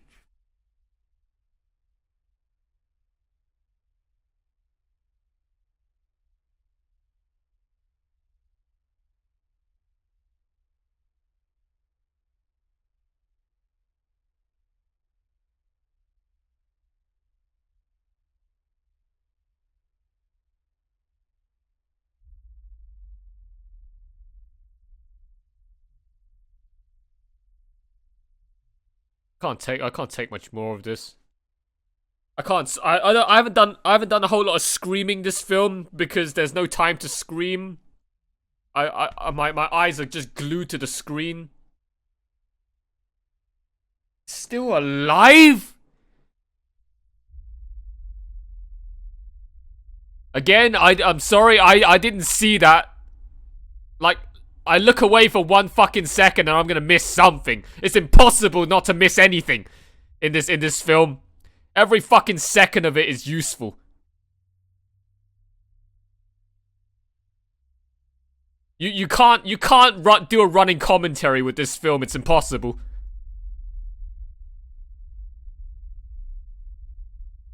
Well, not if you don't want to miss out not even a single scrap of what's going on.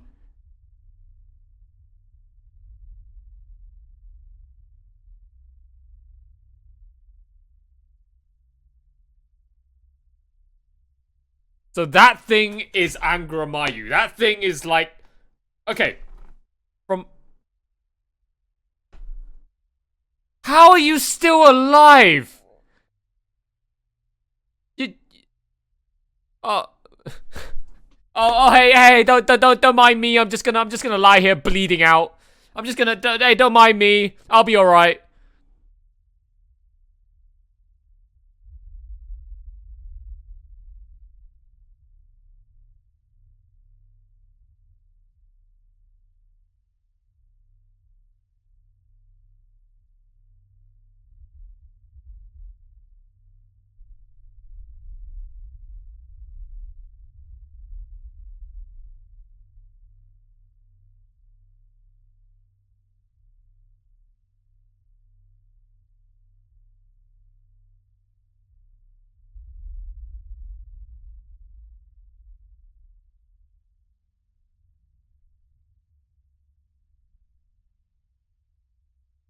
I'm sorry. Did Archer help him to do all of that? Because that looked fucking ridiculous.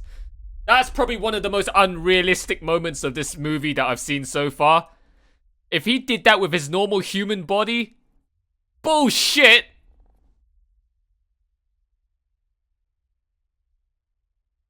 Oh. Go through. It was just a light bonk.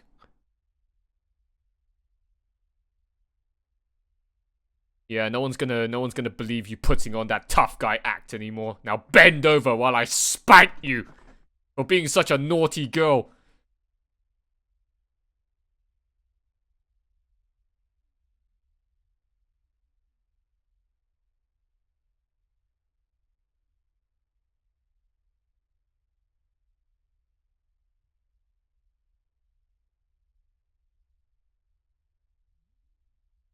Yeah. You took from them. Accept responsibility instead of killing yourself and running away like a coward.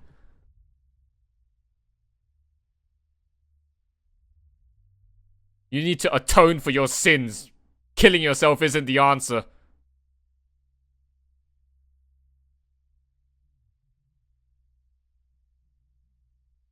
What?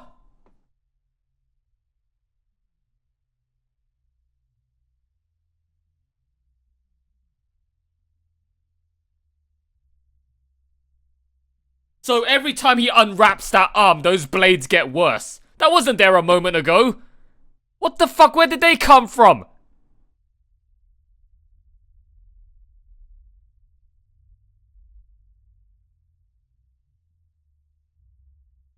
Oh!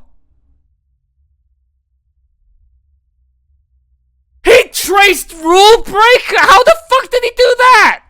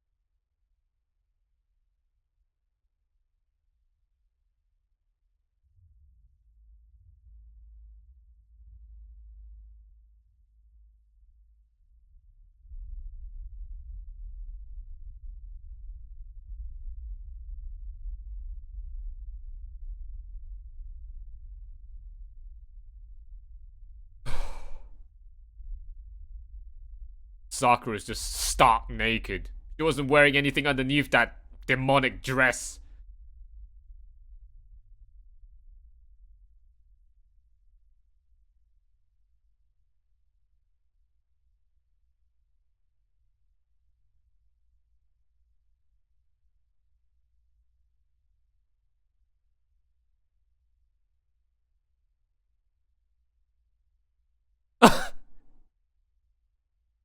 Oh, how considerate of you. Oh, that's convenient. And also, why that little tiny one isn't as bad as all the big ones? So is that like Sakura's inner nice girl?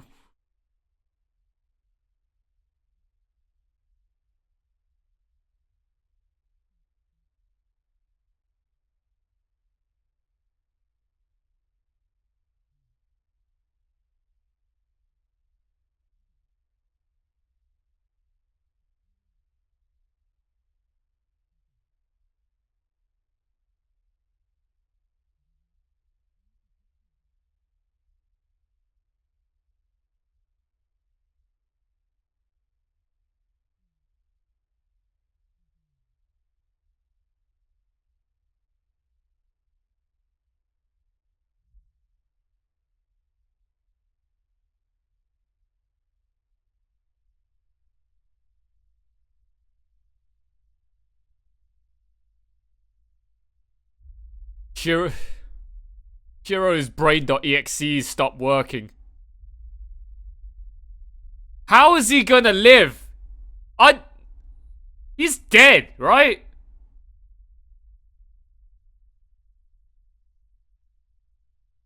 Oh! Oh! I almost pulled out my earphones. Oh! What are you doing here?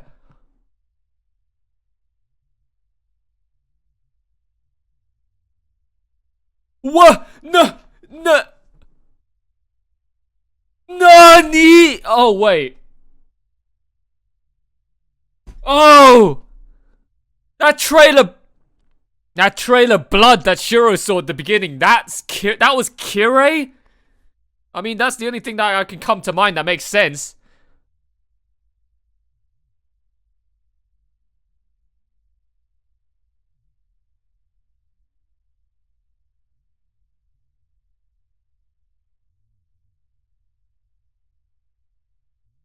Oh my god, it's not over yet. I thought when he freed Sakura, that was it. Secret end, boss. Oh, you can't be serious. I don't know. I can't take this anymore.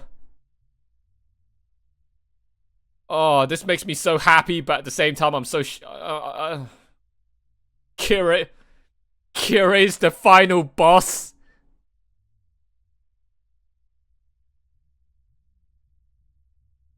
Just like how you feel bliss seeing others' fortune, I feel bliss in others' misfortune.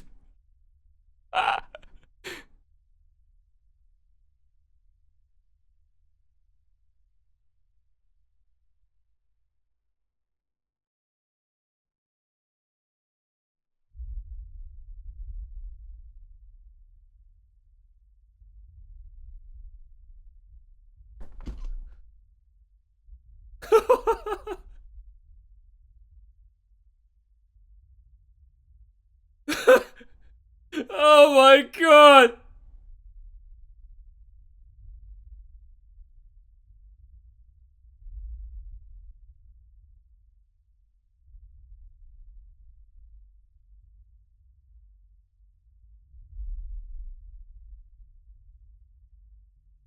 Why'd you say the killing of humans is evil in the first place? Coming from the one that's trying to protect Sakura. I mean, that makes sense. Sakura kills people and Shiro is okay with that, but he won't let Kirei let that thing give birth. and wipe out people.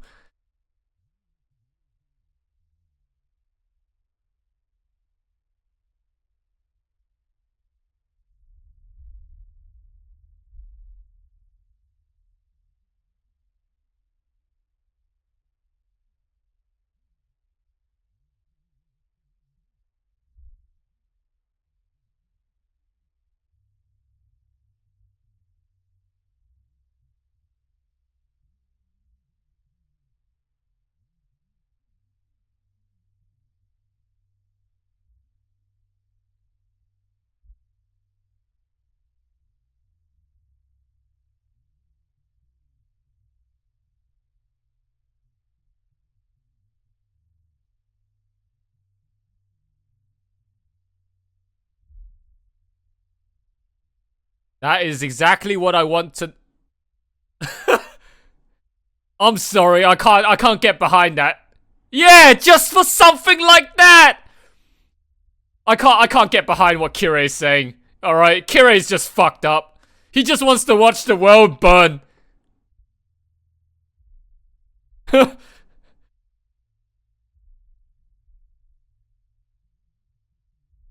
Yeah, that's my objective. Is this so wrong? I just want to watch the world burn. Huh? Why can't you understand that?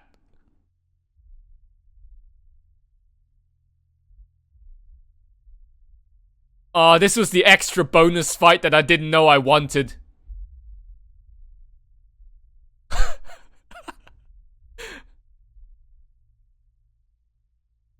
Oh my... Oh my god!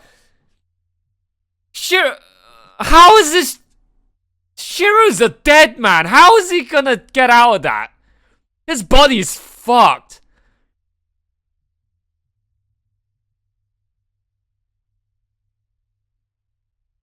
This is what happens when two Redditors argue. Alright?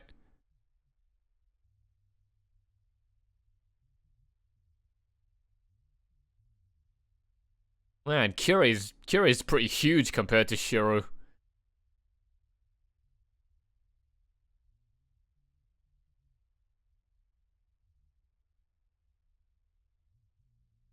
Both of us are out of time.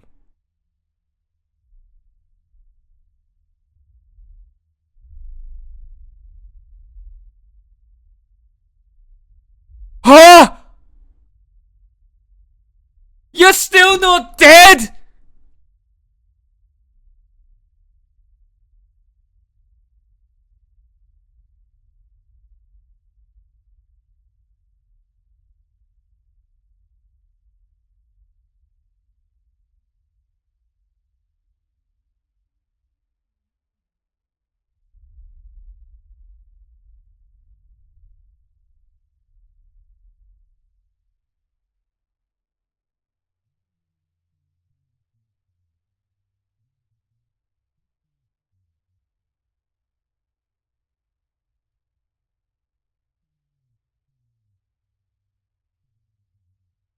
That guy looks a lot like Waver.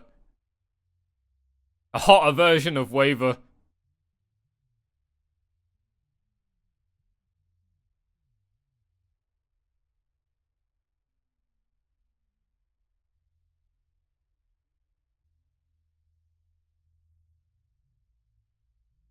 In order to exclude all evils of the world.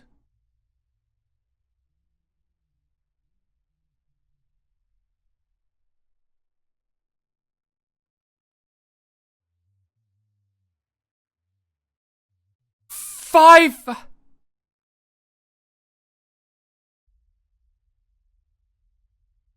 Wait, so Zoken wanted to be like the first three founding families people to rid the world of evil?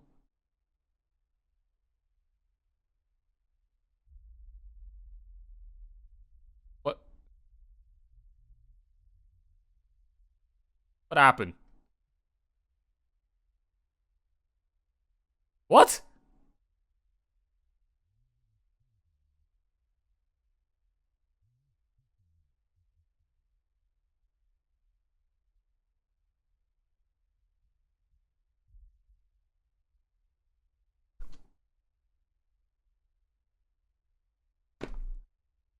Excuse me. Excuse me. Oh, what was that? Oh my god, he died smiling. Oh.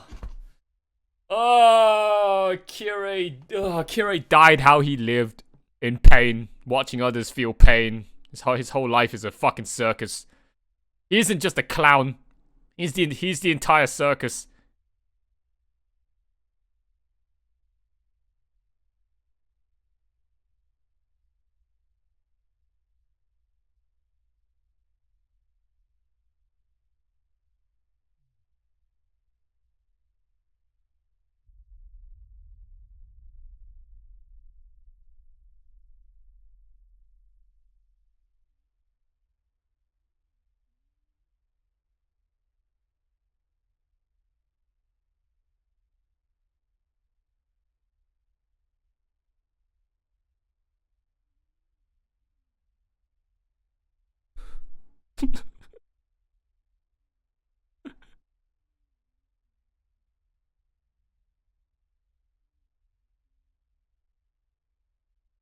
What? No, you're not dying, are you?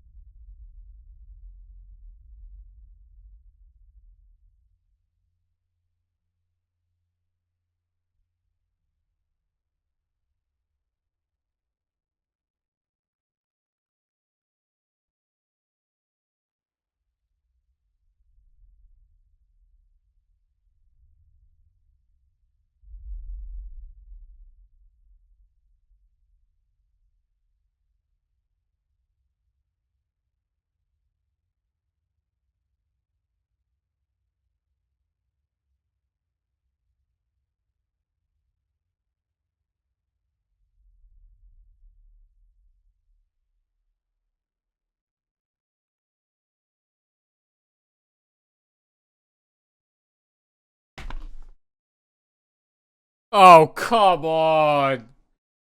Even in a film production quality as this, you're gonna still use the generic, out-of-date, overused stock audio of summer bugs chirping on a hot summer's day that you'd find in every single early 2000s hentai, school hentai, NTR gangbang harem hentai. They need to fucking update that audio, man. They need to update that stock audio. Holy shit. Oh my god. I get so fucking sick and tired listening to that freaking summer bug cricket chirping sound effect that they just use over and over again in fucking summer scenes in anime. It just reminds me of just it reminds me of off-brand cultured shit.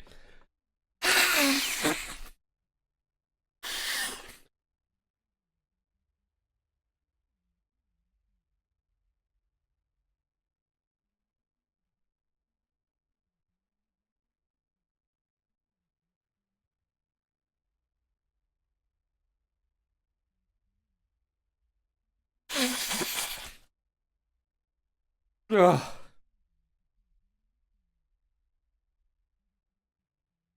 I'm surprised I still have any tears left.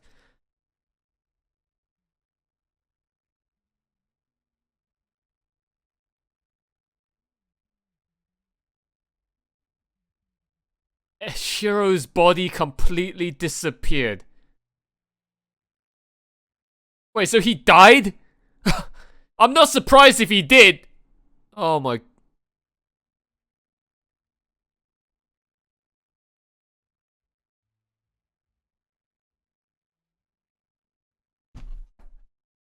That is cool and at the same time heart-wrenching. Shiro actually died. Shiro actually died in this route. Oh my god. I mean, I'm not surprised. Look at his body. There was no way he was coming back from that.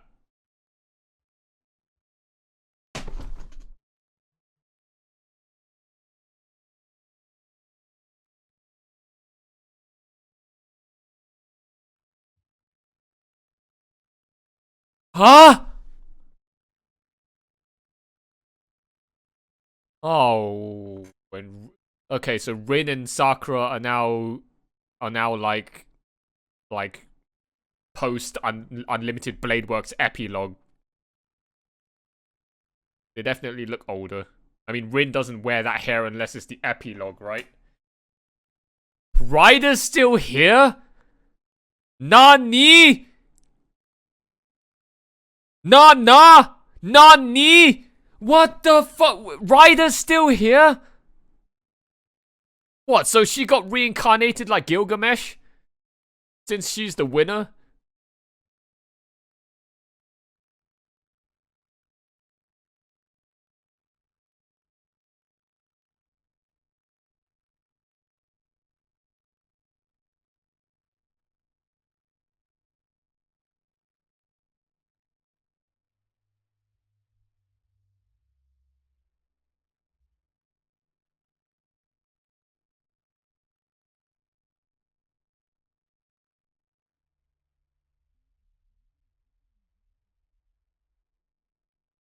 What? What? So, what? Oh.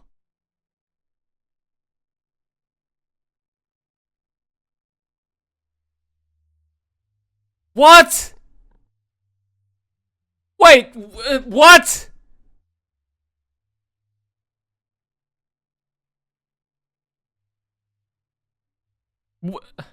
What? Wait, so Rin and Shiro had wait, so Rin and Sakura had just been holding on to Shiro's, what is that? His soul? So they actually, his soul is a magical ball of energy that they just kept in a bird cage.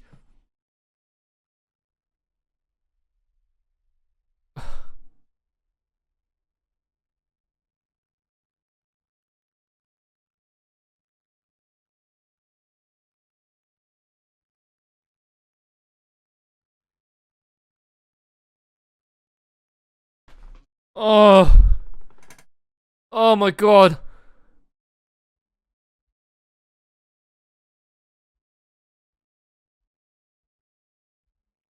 It's over.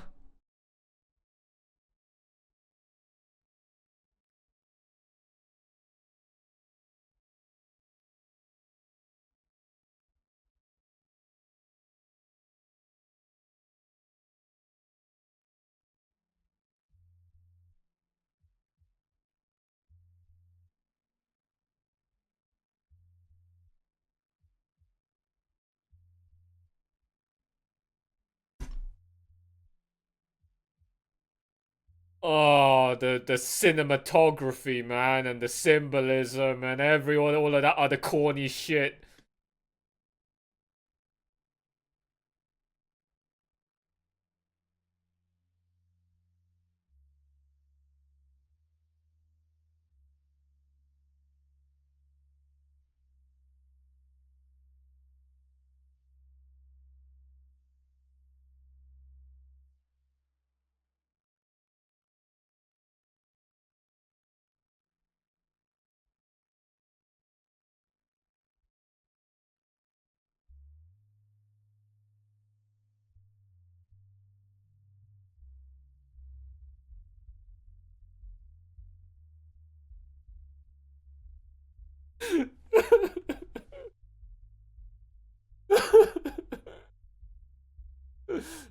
Oh my god.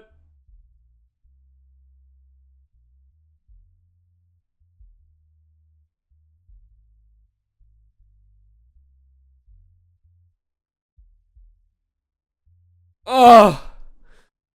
Oh, I can't believe it's over. I can't believe it's over. Oh my god, I'm so sad. The soul crushing void in my heart right now is unbearable. It's been a long time since I've watched anything, not just anime, anything that the moment it's over, that soul crushing void of emptiness, of you just realizing that the journey is over. It's been decades.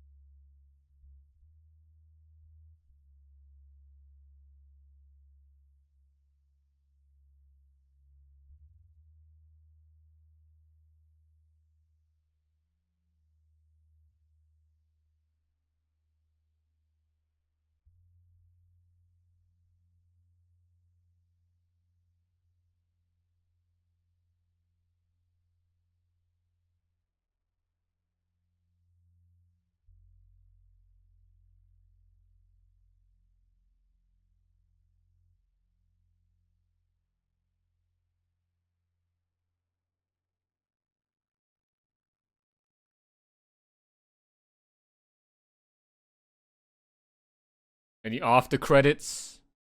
Anything? After credits? Anything? Please? Please? No. No after credits.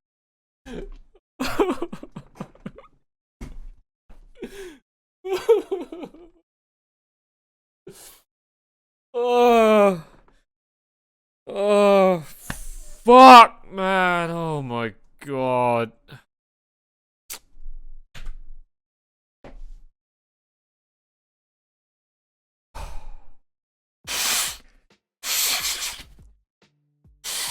Oh my god. So guys, let me show you. This is, well, it's not a lot. It's not a lot, but I mean, this is still like 7, 8, 9 packages, okay, of tissues. This is how much I used in the movie, all right? and one afterwards when I just pressed stop and exited out of the video player. But oh my god, guys, I don't even know where to begin. So the easy part was over. The easy part is over. Reacting and watching the movie. Now comes the hard part. The discussion. I'm sorry, guys. I don't think I'm gonna be able to make this discussion any shorter than 2 hours. It's gonna probably be 2 hours, if not longer.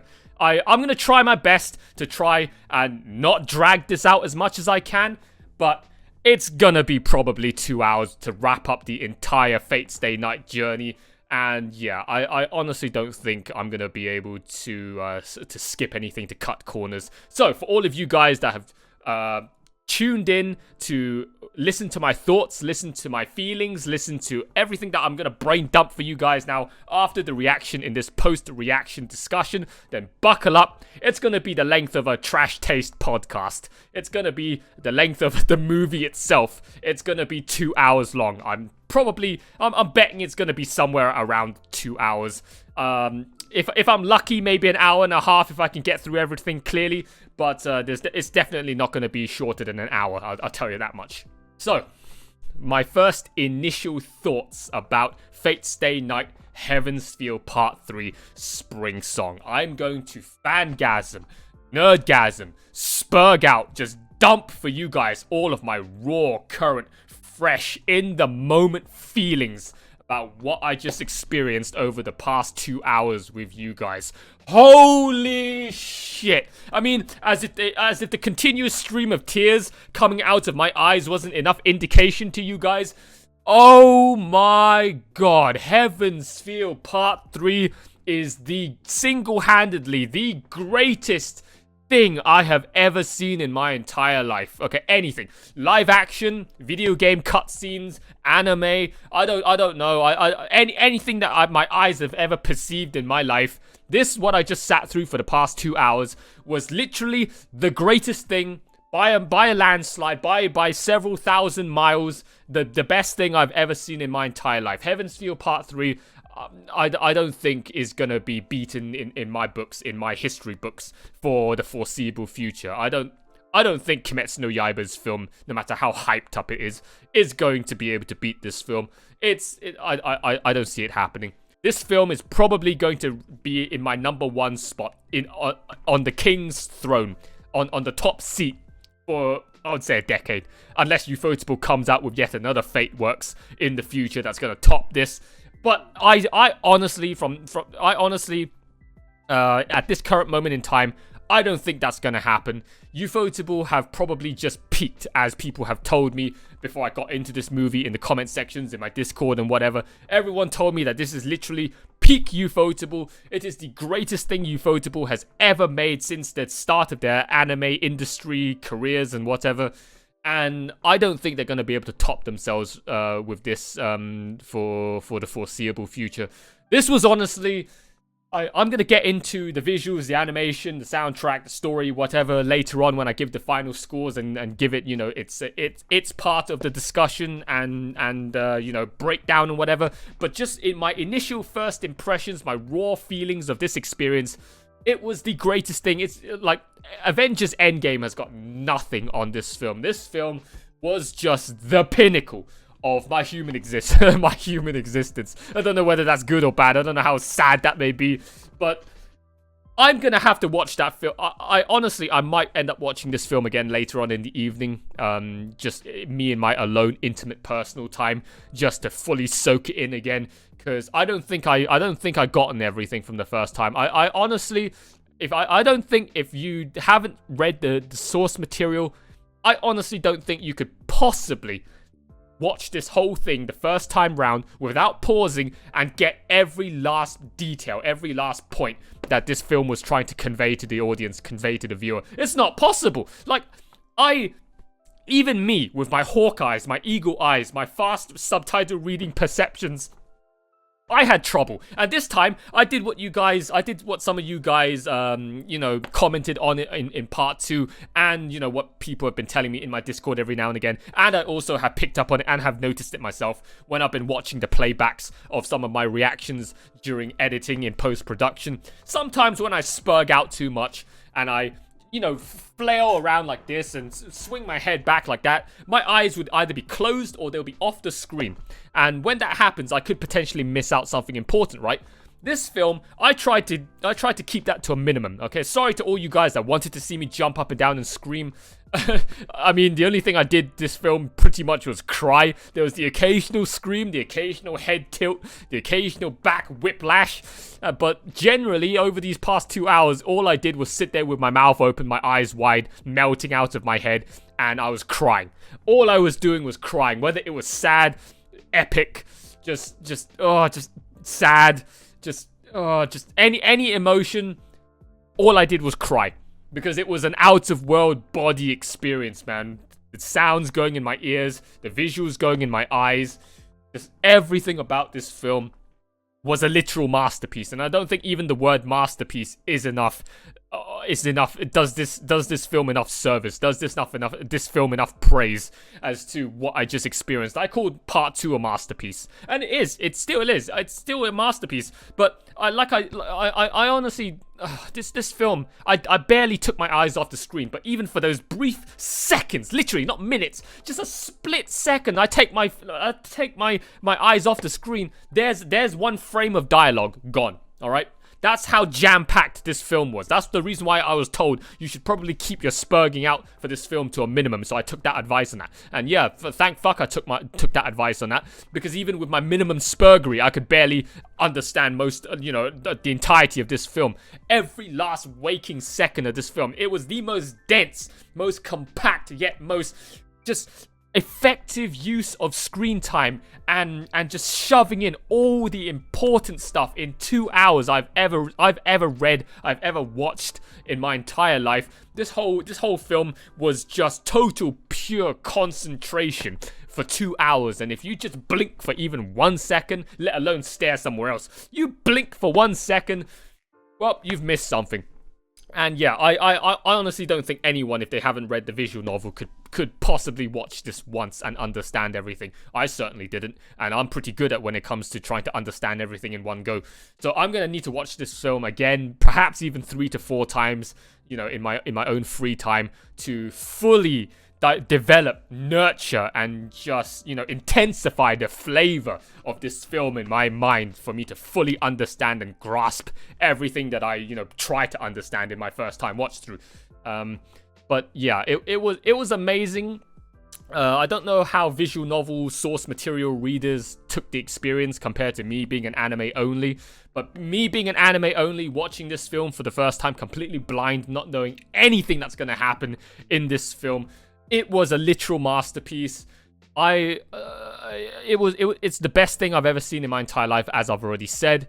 And like Kimi no Na wa, if I could erase my memory, but then again, I don't think that's a good idea. If I erase my memory and watch it again for the first time, every experience is just going to be the same confusing experience. I mean, yeah, sure, the raw emotions would be freaking insane, but in terms of understanding the film, I'll be stuck in the same loop of just not fully understanding everything if I wipe my brain clean and just watch it the first time round over and over again, because this film for me is going to take several watches for me to understand fully what the hell was going on. They weren't kidding, right? Those people that told me in the Discord, in the YouTube comment sections, friends, family, whatever, they weren't kidding when they said if I thought part 2 was a masterpiece, wait till you get on to part 3. Part 3 is going to absolutely crush and demolish your feelings. It's going to destroy your mind. If the people who've seen my part 2, they've said wow, this guy, man, this guy already already jumping off the cliff, already going overboard on part 2, you know, like Saber versus Berserker and whatnot, and Shinji dying and Gilgamesh dying and all those scenes. Man, wait till you get on to part 3. I wasn't ready, like I said, my body wasn't ready. I truly believed them. If they said this is truly going to be on magnitudes 10,000, 100 times greater than part 2, and the experience that I felt in part 2, what on earth could I possibly feel in part 3? I was scared. It's like a girl bent over that's about to take, you know, a 14-inch long 6-inch girth horse dick up the ass. She's not gonna be ready for that experience. Just like me, I just took that horse dick up the ass and in my mouth.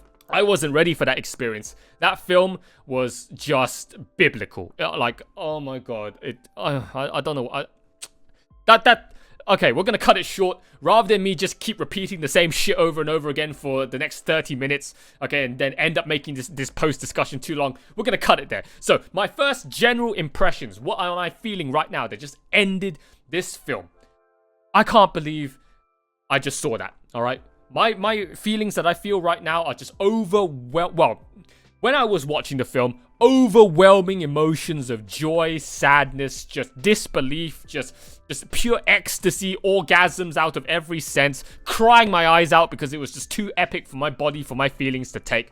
This film was just the greatest roller coaster I've ever been on in my entire life. That was during the film, but when that film came to an end and the end credits started rolling, not even that. The epilogue scene when you saw Sakura and Shiro there in the park, underneath all of those cherry blossoms, and then they took their steps forward, you know, that symbolic thing which we'll talk about later on. They took that step forward and it cut to black, and then the end credits start rolling.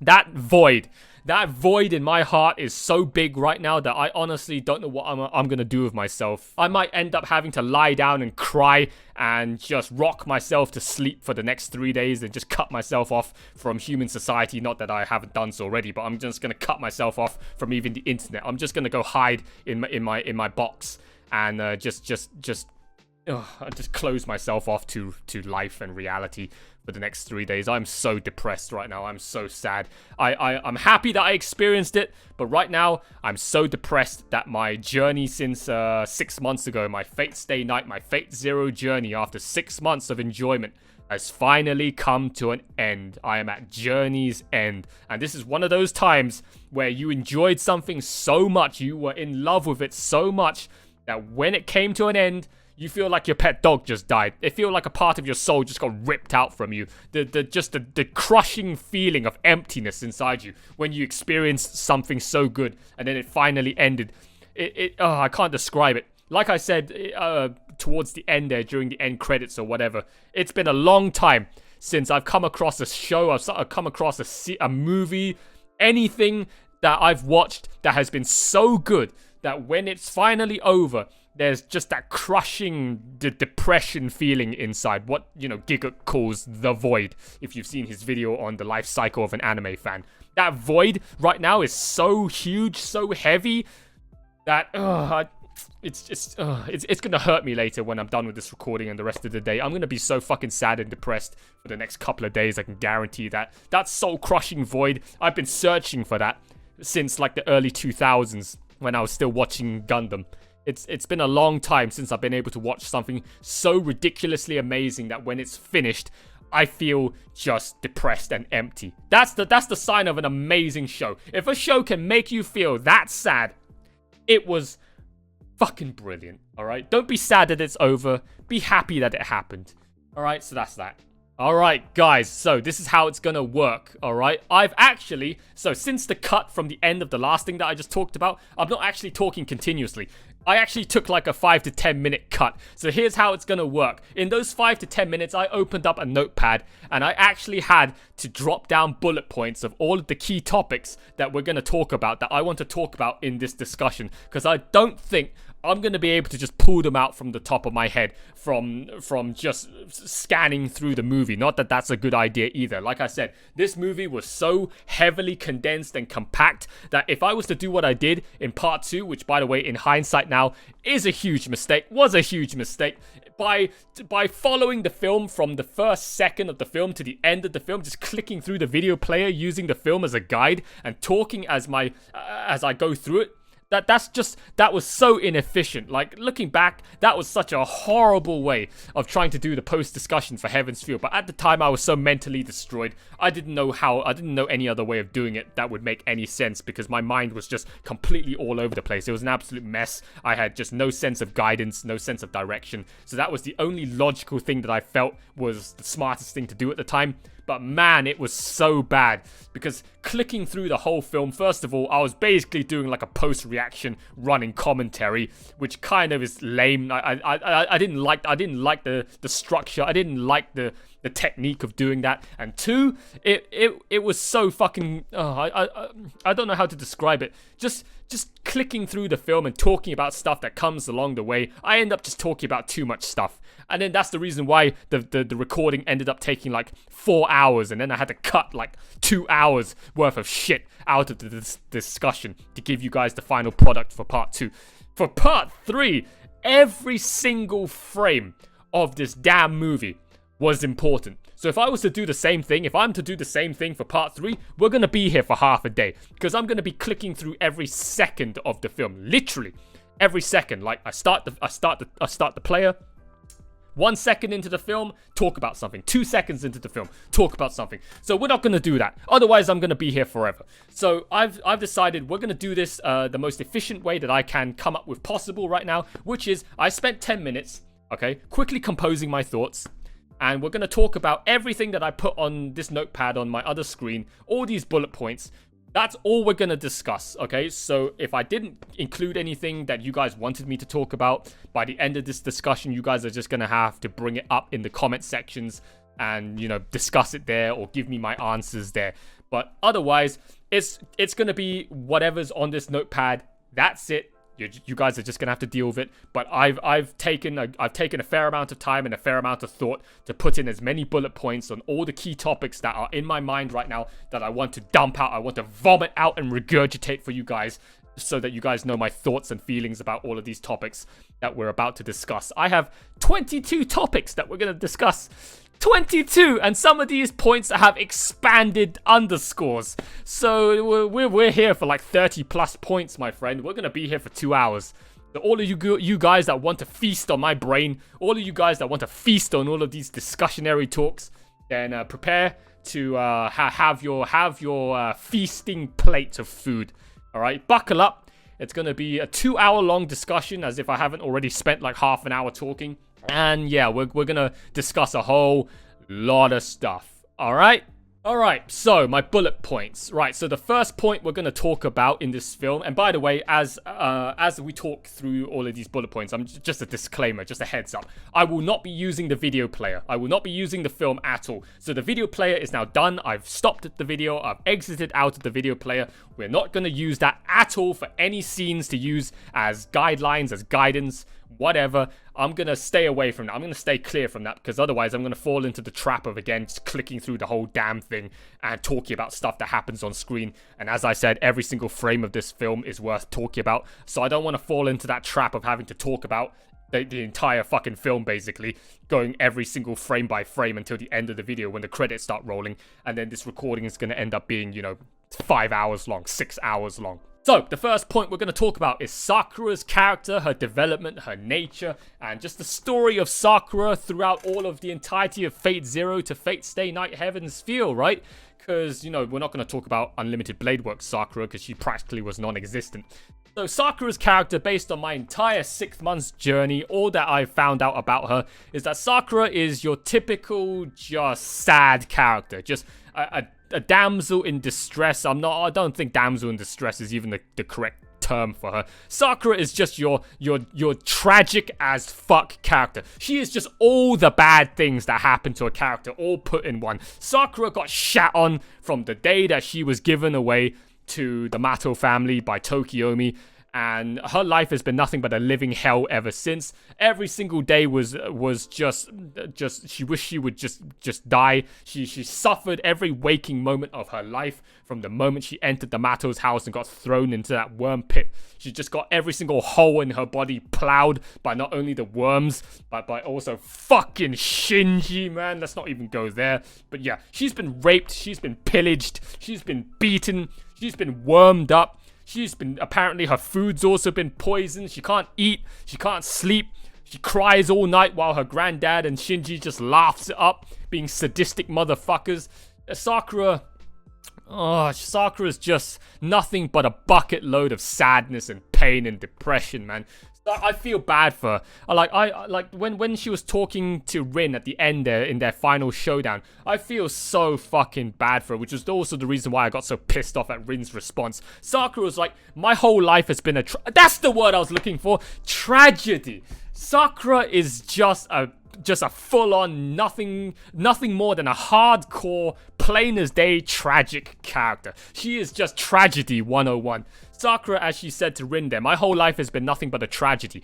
Every day is suffering. Every day I'm in pain. Every day I'm crying. The whole world just abandoned me. While you go out, frolicking in the sunshine, enjoying life, blissful ignorance of peace, carefree, just being such a naive girl, just laughing it up. I'm here in the shadows, in your shadow, crying, suffering. No one's here to save me. No one's here to praise me.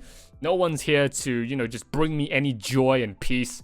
My life is a living hell. Okay, I despise the world. Sakura, she hates her parents for giving her away. She hates Rin for having been the older sister that has always outshone her.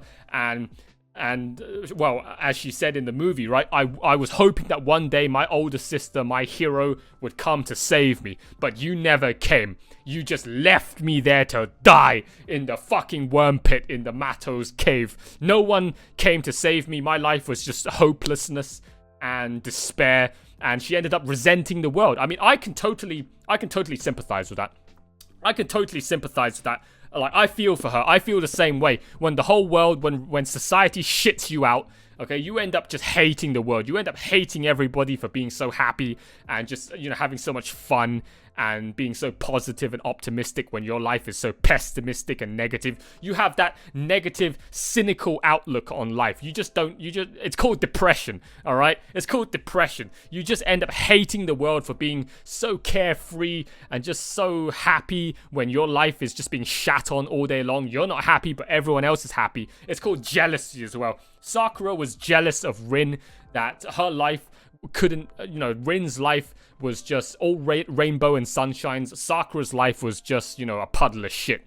And Sakura wished, why can't I be happy? Why can't I be like Rin? Why can't my life be cheerful? Why does life have to shit on me? So, yeah, Sakura, she hated everybody. She hated the whole world. She hated life in general. Perfectly understandable when your life is Sakura's. I'm not going to go into detail about that again because we've already talked about that. Otherwise, we'll be circle jerking.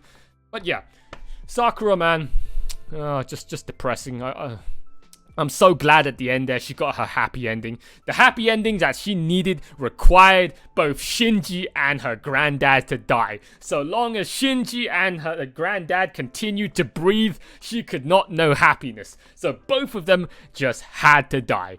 All right, so yeah, oh, fuck Tokyomi, man, for ever giving Sakura away. Just fuck Tokyomi. I'm so glad Kirei shanked that motherfucker in the back.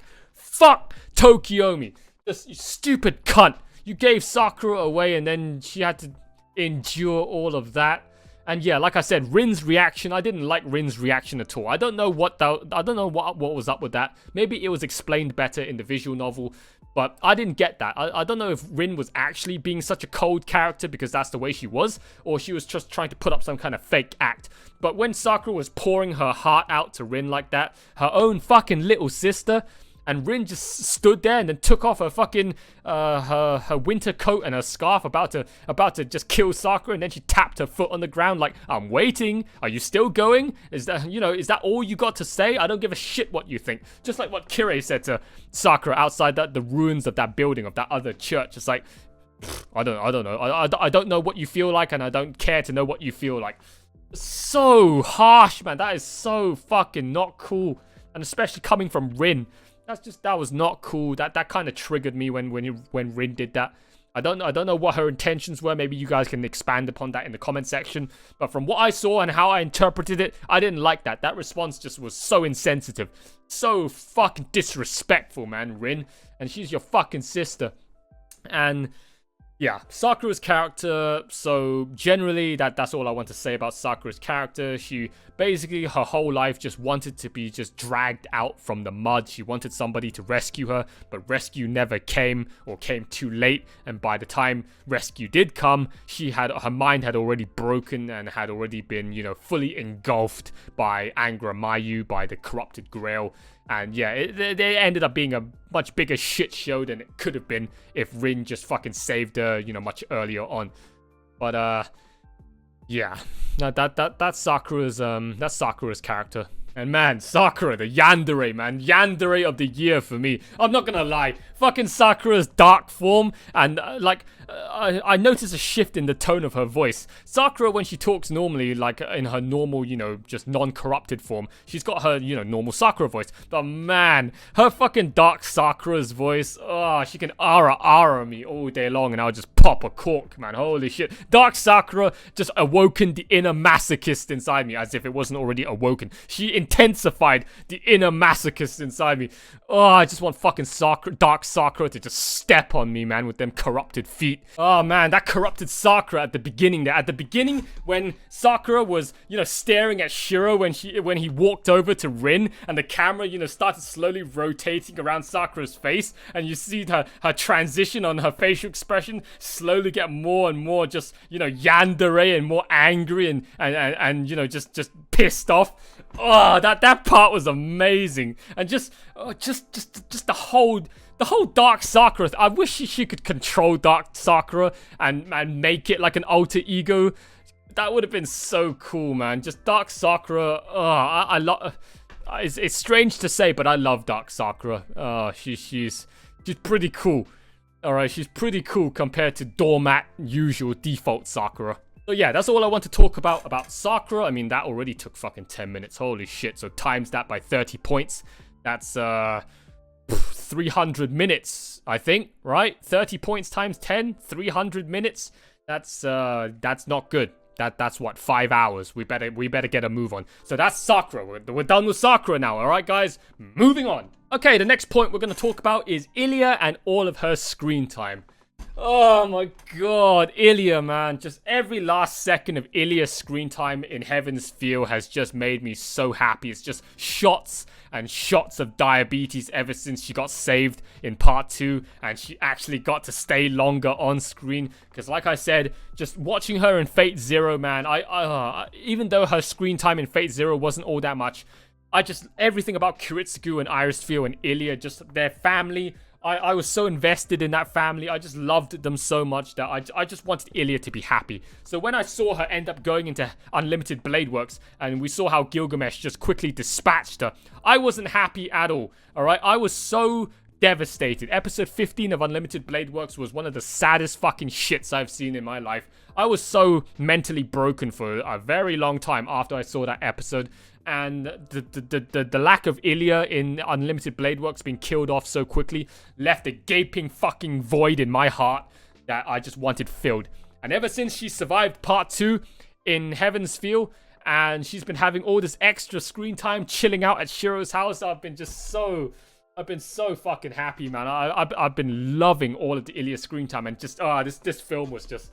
Apparently, they cut out a lot of Ilya's screen time. What I've been told from some of the people who've read the visual novel, they're not happy because Ilya still didn't get enough screen time.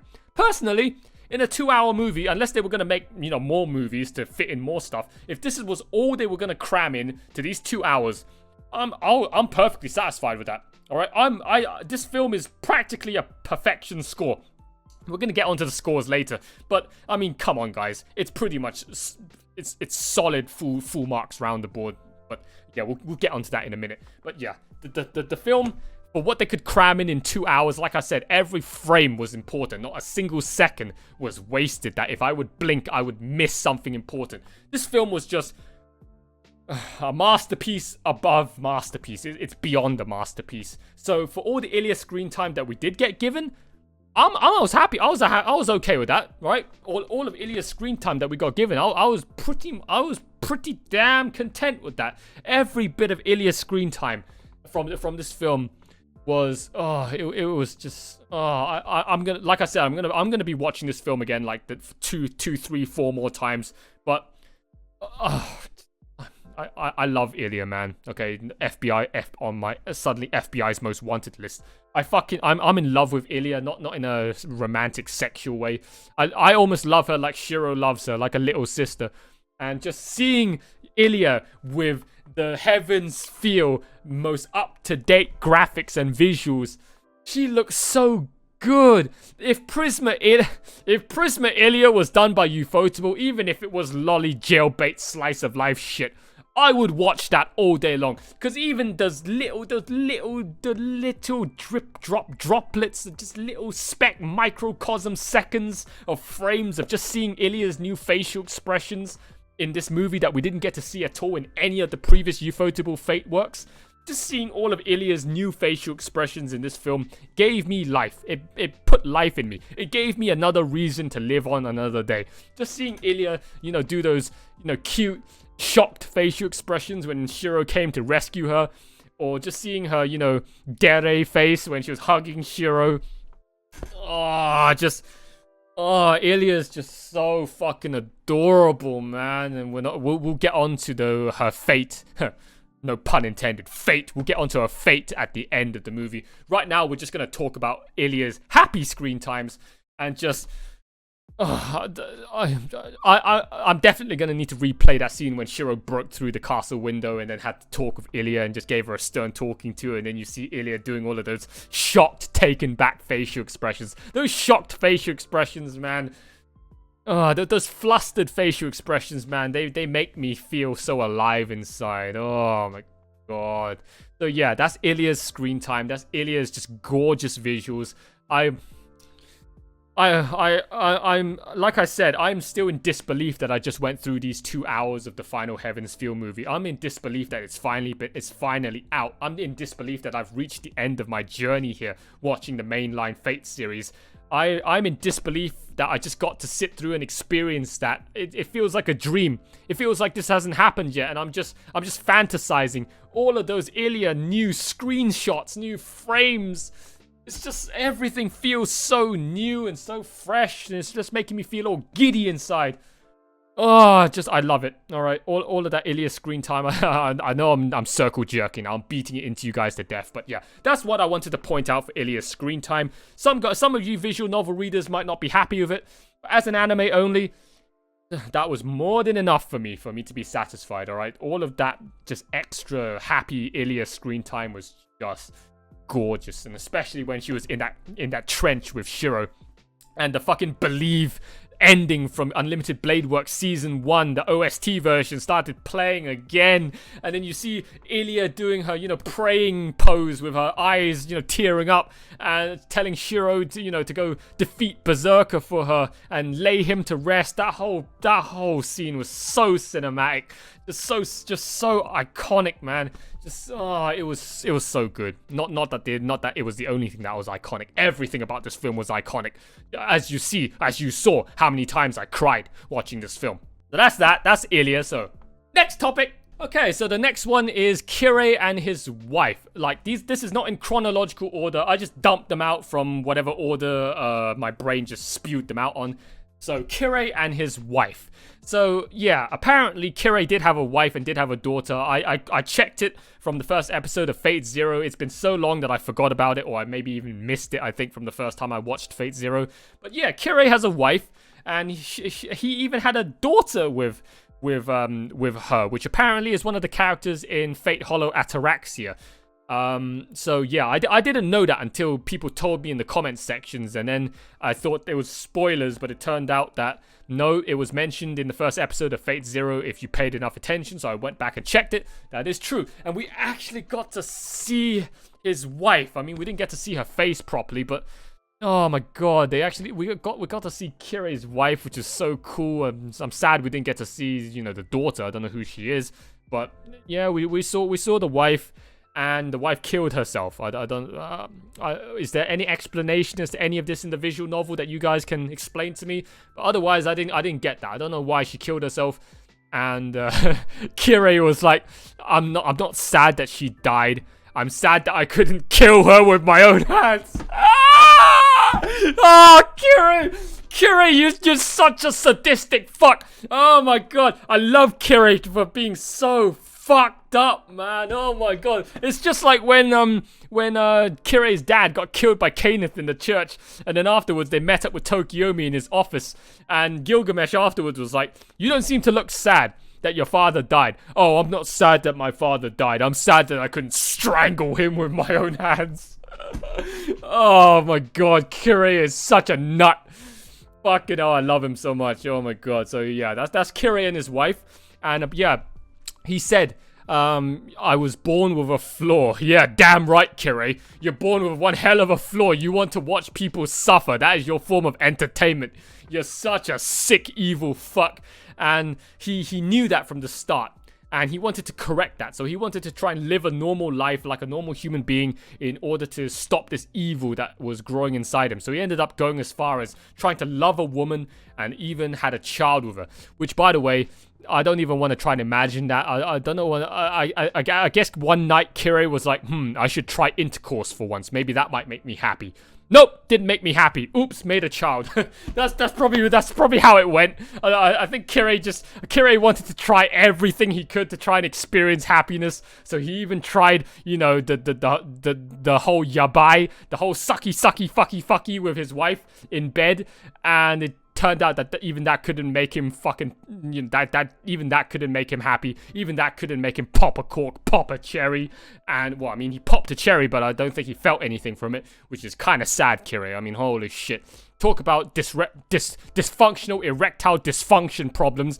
Kirei just has happiness, dysfunction, erectile dysfunction problems. So yeah, that's Kirei and his wife. So next topic. Oh, next one is Shiro's end. Wow, condition from using Archer's arm. Okay, so we're not talking about Shiro at the end. We're talking about Shiro's end, as in his fate, his destiny for using Archer's arm. So, okay, so from what I saw, based on how it was portrayed in the movie, Shiro, every time he used Archer's arm, every time he unwrapped that red cloth, that bandage, that shroud, whatever you want to call it, every time he projected something using Archer's arm, his body started to grow more blades. I mean, we saw that from Unlimited Blade Works. Apparently, Shiro's body, his origin, is that of blades. Something like his body's natural alignment and affiliations and whatever is to do with swords. So, like I said, I made a comment about it during the movie itself, but I'm not sure, you know, how accurate that may be. So I don't know whether the internals of Shiro are that of a human being or whether it's actually swords. Are these swords actually really inside him, or are they just some kind of imaginary thing that manifests into the physical world every time he tries to become like Archer? I don't understand that. You guys are gonna have to explain that to me in the comments section. But from what I saw, every time he tried to use Archer's arm to project anything of Archer's caliber that his current, you know, young teenage human self is incapable of, and therefore trying to catch up to Archer, his body will start to spew out blades. And yeah, like, oh my god, we saw it from the whole movie. As he continued to use Archer's arm, more and more of those blades started to pop out of him. Eventually, by the end there, when he was confronting Kirei, his well, not even that, when he projected no, not even that. Not even when he projected Rule Breaker. When he just by unwrapping Archer's arm to face Sakura for that one final time, he ended up having those blades pop out of him in reality. And yeah, it was doing a number on his brain, man. Because by the end of freeing Sakura, which, by the way, let's talk about that before we jump into the remainder of Shiro's time and, you know, his unfortunate end, I guess, and whatnot. How the fuck did he project Rule Breaker? Shiro never saw Rule Breaker, so I'm guessing Archer was the one that, well, I'm guessing Archer has the whole library of everyone's weapons and history in his mind, so he must have already known Media's history. I mean, in Unlimited Blade Works, he did mention Media's true identity before Media actually revealed it to him, right? I think, I think he did that. So Archer already knew who Media was, so I guess Shiro having Archer's arm, he had Media's weapon and whatever in his library, so he could pull that out whenever he wanted. So yeah, he projected Rule Breaker, and as we know, Rule Breaker is just a hacks weapon that's just nullifying magic, so of course it would nullify that shroud, that evil robe, the shadow thing that was, you know, covering up Sakura's body and corrupting her. So yeah, that was that. But every time Shiro tried to use Archer's arm, he got closer and closer to death. And as we saw at the end there, you know, when I started breaking down and crying just by looking at Shiro's sorry-ass state, he couldn't even speak anymore. He had trouble saying Rin's name. He had trouble saying, here's the key to the house and whatever. His brain.exe was, his brain.exe had reached its limit. It was about to crap out. It was about to fry. And, Shiro at the absolute end there when he was fighting Kirei. And so many more blades grew out of him by that point. And just looking at him, he looked completely destroyed. He just looked like an absolute fucking mess. Like I said, I'm not surprised that Shiro's body got disintegrated, got destroyed. Shiro effectively, essentially died, and then got, I guess we'll talk about that later on, we'll expand upon that later on, but I guess he essentially got reborn thanks to Ilya's help. But the actual real, the original Shiro, I guess he's dead, which is kind of cool and kind of sad at the same time. This route is so extreme that Shiro had to go to such lengths, had to go to such ends as to end up actually dying in this route before getting resurrected. And yeah, I mean, it had to have been done. It makes no sense to keep Shiro alive in his current form. He's not going to be able to live out the rest of his life as a normal human being, looking in the fucking destroyed ass state that he was in at the final moment before Ilya came to save him. Like that body was absolutely spent, and it was just so hard to watch, man. I guess using Archer's arm directly is even worse than trying to just project Archer's blades in Unlimited Blade Works, right? Every time Shiro tried to project Archer's blades or whatever, trying to just use projection magic, it, you know, kind of tried to tear up his insides, but it wasn't that bad. But just using Archer's arm directly, trying to essentially be Archer with the rest of his frail teenage physical human body was too much, and it was accelerating that blade cancer, that blade corruption growing inside him that we saw in Unlimited Blade Works. And yeah, we saw the end product. Shiro was just an absolute freaking state. And yeah, I guess there was no other choice but to hard reset his body, right, in order for him to get some kind of an okay, satisfactory end. So that's Shiro. Okay, Shiro's end, Shiro's fate, his condition using Archer's arm. Gonna move on now to the next topic. Oh boy, next topic carries on from the previous one. It follows on. How convenient. 9 Lives Blade Works. Oh my god, what the fuck? I even wrote the word what the fuck next to it. What the fuck is 9 Lives Blade Works? What the fuck was that? That wasn't explained at all in Unlimited Blade Works or anywhere else in the movie. That felt like it just came out of nowhere. What the fuck is 9 Lives Blade Works, man? Holy shit. What the fuck? Fucking Shiro projected Berserker's fucking massive meat cleaver sword, and I guess that photo camera taking pictures snapshot montage bit that happened beforehand when he was dive bombing down from the sky was him, I don't know, tracing Heracles's history or something, because some of the pictures, I guess it was something to do with Hercules' 12 labors. That's what those pictures, that's what those tapestries, that's what those paintings look like. And somehow that's what? You guys, I don't know this one. You guys are gonna have to explain it to me in the comment sections. What the fuck is 9 Lives Blade Works? He just projected Berserker's massive sword, and then he just cleaved through all 12 of Berserker's lives in 2 swings. Nani?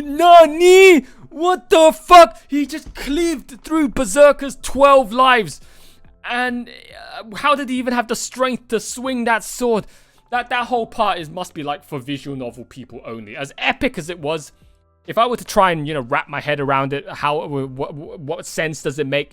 To me, as an anime only, it makes no sense. I don't get it. It felt like Shiro just did a super, I don't want to use the word ass pull, but as an anime only, it looks like an ass pull because I don't have any context about it. It just felt like Shiro just managed to use Archer's arm to just magically pull out something most convenient for him to take down Berserker. And they decided to go with this, 9 Lives Blade Works, just pulling out that massive giant meat cleaver and just completely demolished Berserker. And oh my god, that scene, I cried during that as well. I think I cried during everything in this fucking film. That scene, oh my god, I don't even know what to say about that.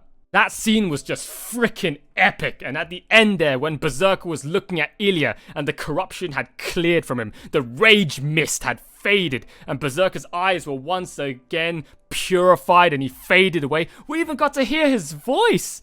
Oh my god, we got to hear Berserker's voice. What the fuck? I wasn't expecting that. I thought he was just gonna continue raging and roaring and whatever, just being like a mad beast. But he actually spoke. And I mean, by the way, even in Shiro's tracing his history, we got to see a flashback of Berserker as in his, non-corrupted Heracles form, just hugging his 2 kids, crying. Oh, that was so sweet, man. I didn't expect that from, perpetually angry Berserker. That was freaking amazing. You guys, like I said, you have to explain 9 Lives Blade Works to me in that whole scene, because for me it was just soundtrack orgasm, visual orgasm, just it was a cinematic masterpiece. But other than that, I don't have any knowledge and understanding and context about that. All right, guys? Alright, so the next point we're going to talk about is Kirei's exorcism. Let's talk about more stuff I cried about, alright? Kirei's exorcism of Zoken on the top of that ruined church. I mean, first of all, fucking Hassan got debated so hard when he tried to cast Zabanya on Kirei. He's like, I'm gonna steal your heart. I'm already 500 IQ, 200 steps ahead of you. Big brain plays ahead of you, my friend. I don't have a heart. You can't steal what you don't have. Because Kirei's heart was gone from Fate Zero, and he got replaced with some random corrupted stuff, I guess, when Gilgamesh got reincarnated, and that's what keeps him going. So Kirei doesn't actually have a proper human heart, doesn't have any heart for Hassan to grab. And during that moment, Hassan got duped, he got bamboozled and then pinned against the wall. And then Kirei rushed up to the top of the church where he knew that Zoken was hiding, and then pinned him down to the ground. Oh, that scene. Again, another scene I'm gonna have to replay to death.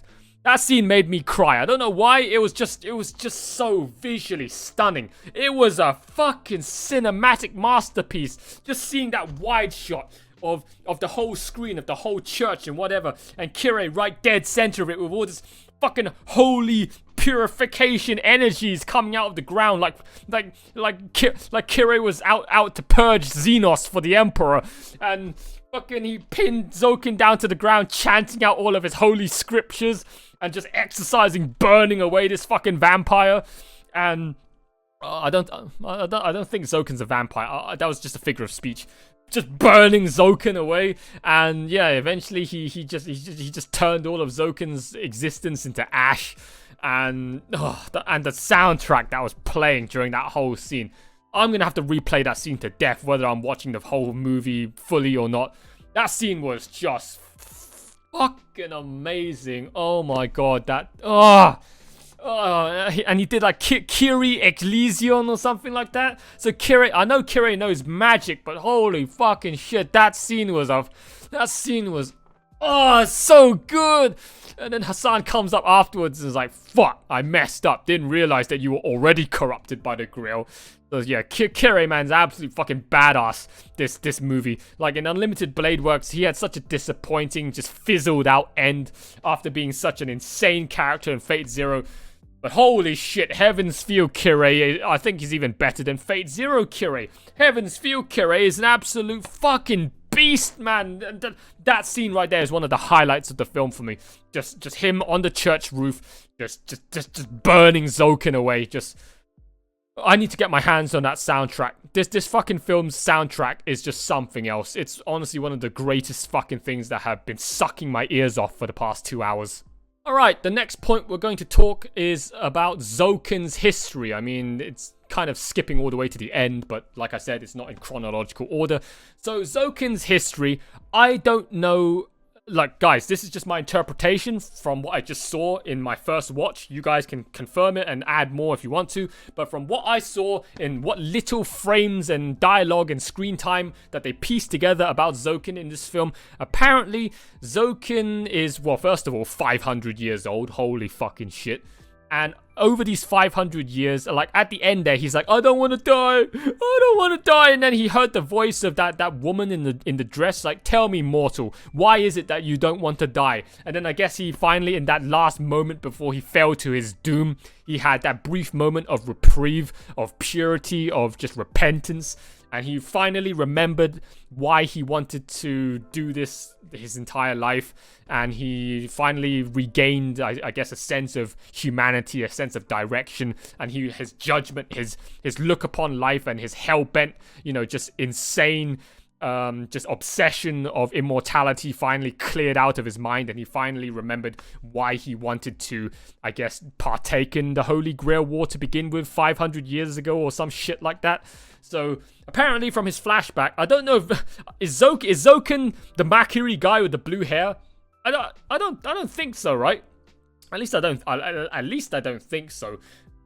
It would be pretty damn funny if it was.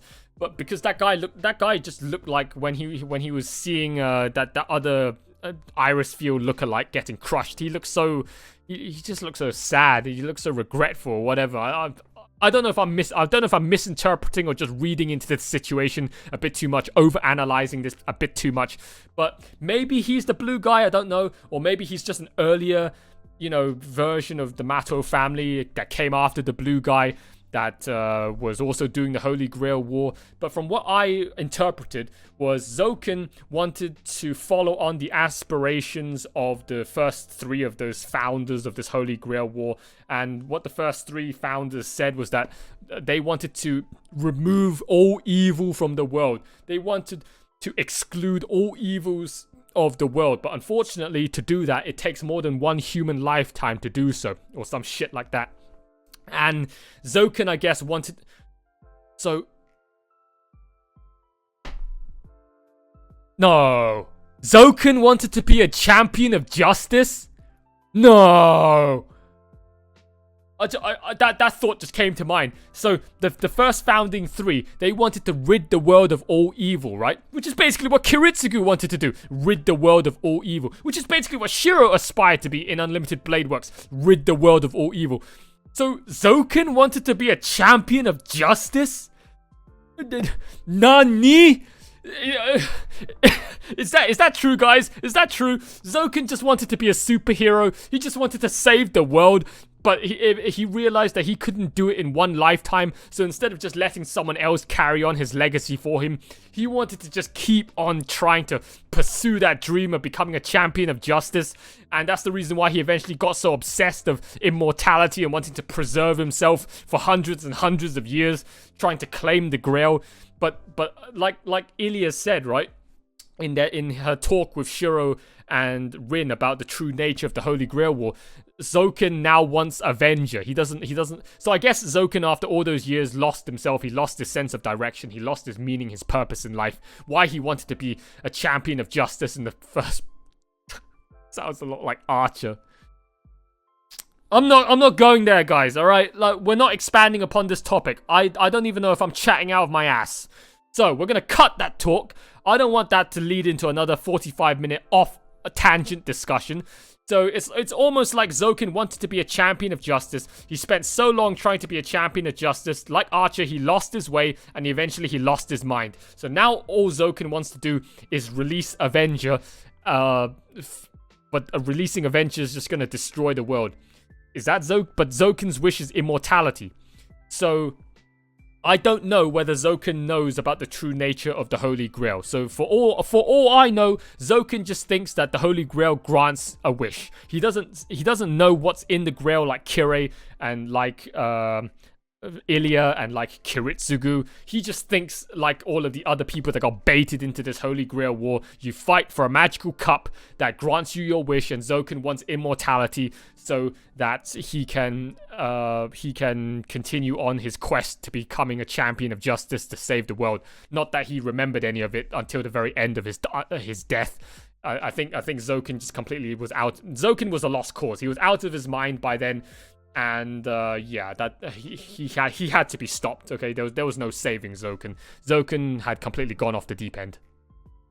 Oh my god, the next topic, guys, is gonna be the big one. The next topic is the big one, guys. So buckle up. You guys better pay attention, listen to my words, and tell me how much I get right and get wrong. Because this part, it's like cramming in last minute studies before a finals exam in uni. The amount of info I had to soak in gave me a near fucking splitting headache when Ilya was telling me all of that shit. So the next thing that we're going to be talking about is going to be the true Holy Grail War scam, Avenger, and Heaven's Feel. So, from what Ilya told Rin and Shiro about the true nature of the Holy Grail War, and from all the dialogue that I managed to read and take in, even though Ilya was literally stuffing it down my throat at light speed, this is what I got from it. Okay, guys, so listen. This is what I got from what Ilya said. So apparently, as we all know, the Holy Grail War is about 7 masters summoning 7 servants to fight in a battle royale to the death, where one comes out on top, and that winner gets granted the Holy Grail and their wish fulfilled. So that's basically what the advertisement says about the nature of the Holy Grail War. That's nothing more than false advertisement, just an external disguise. It's a scam. It's just there to attract all of the outside foreigners needed to help cooperate with the original founding 3 families, the Matos, the Tosakas, and the Einspurns, to fulfill the true nature of the ritual which those 3 set up all of those years ago. The true purpose of the Holy Grail War was to bring back this lost magic from the Einspurns known as Heaven's Feel. Title drop! Oh my god. Heaven's Feel this whole time was the name of the fucking root. Heaven's, just like Unlimited Blade Works was the name of Archer's Noble Phantasm. Heaven's Feel was the name of a magic this whole time. What the fuck? So Heaven's Feel, from what Ilya said, this whole time, Heaven's Feel was just this magic, this miracle, this sorcery with no logical explanation that the Einspurns acquired a long time ago. And Heaven's Feel apparently is reincarnation of the soul, materialization of the soul, something about being able to turn somebody's spiritual essence, their soul, into a physical, tangible, materialistic form, into real virtual space, into the physical plane, or some shit like that. That's basically how I imagined it based on what Ilya said. So Heaven's Feel is basically allowing you to just keep bringing back somebody's spirit back into physical form, into real life. That is essentially immortality. Alright, that is basically it. That Heaven's Feel is basically the power of immortality, the power to grant people immortality.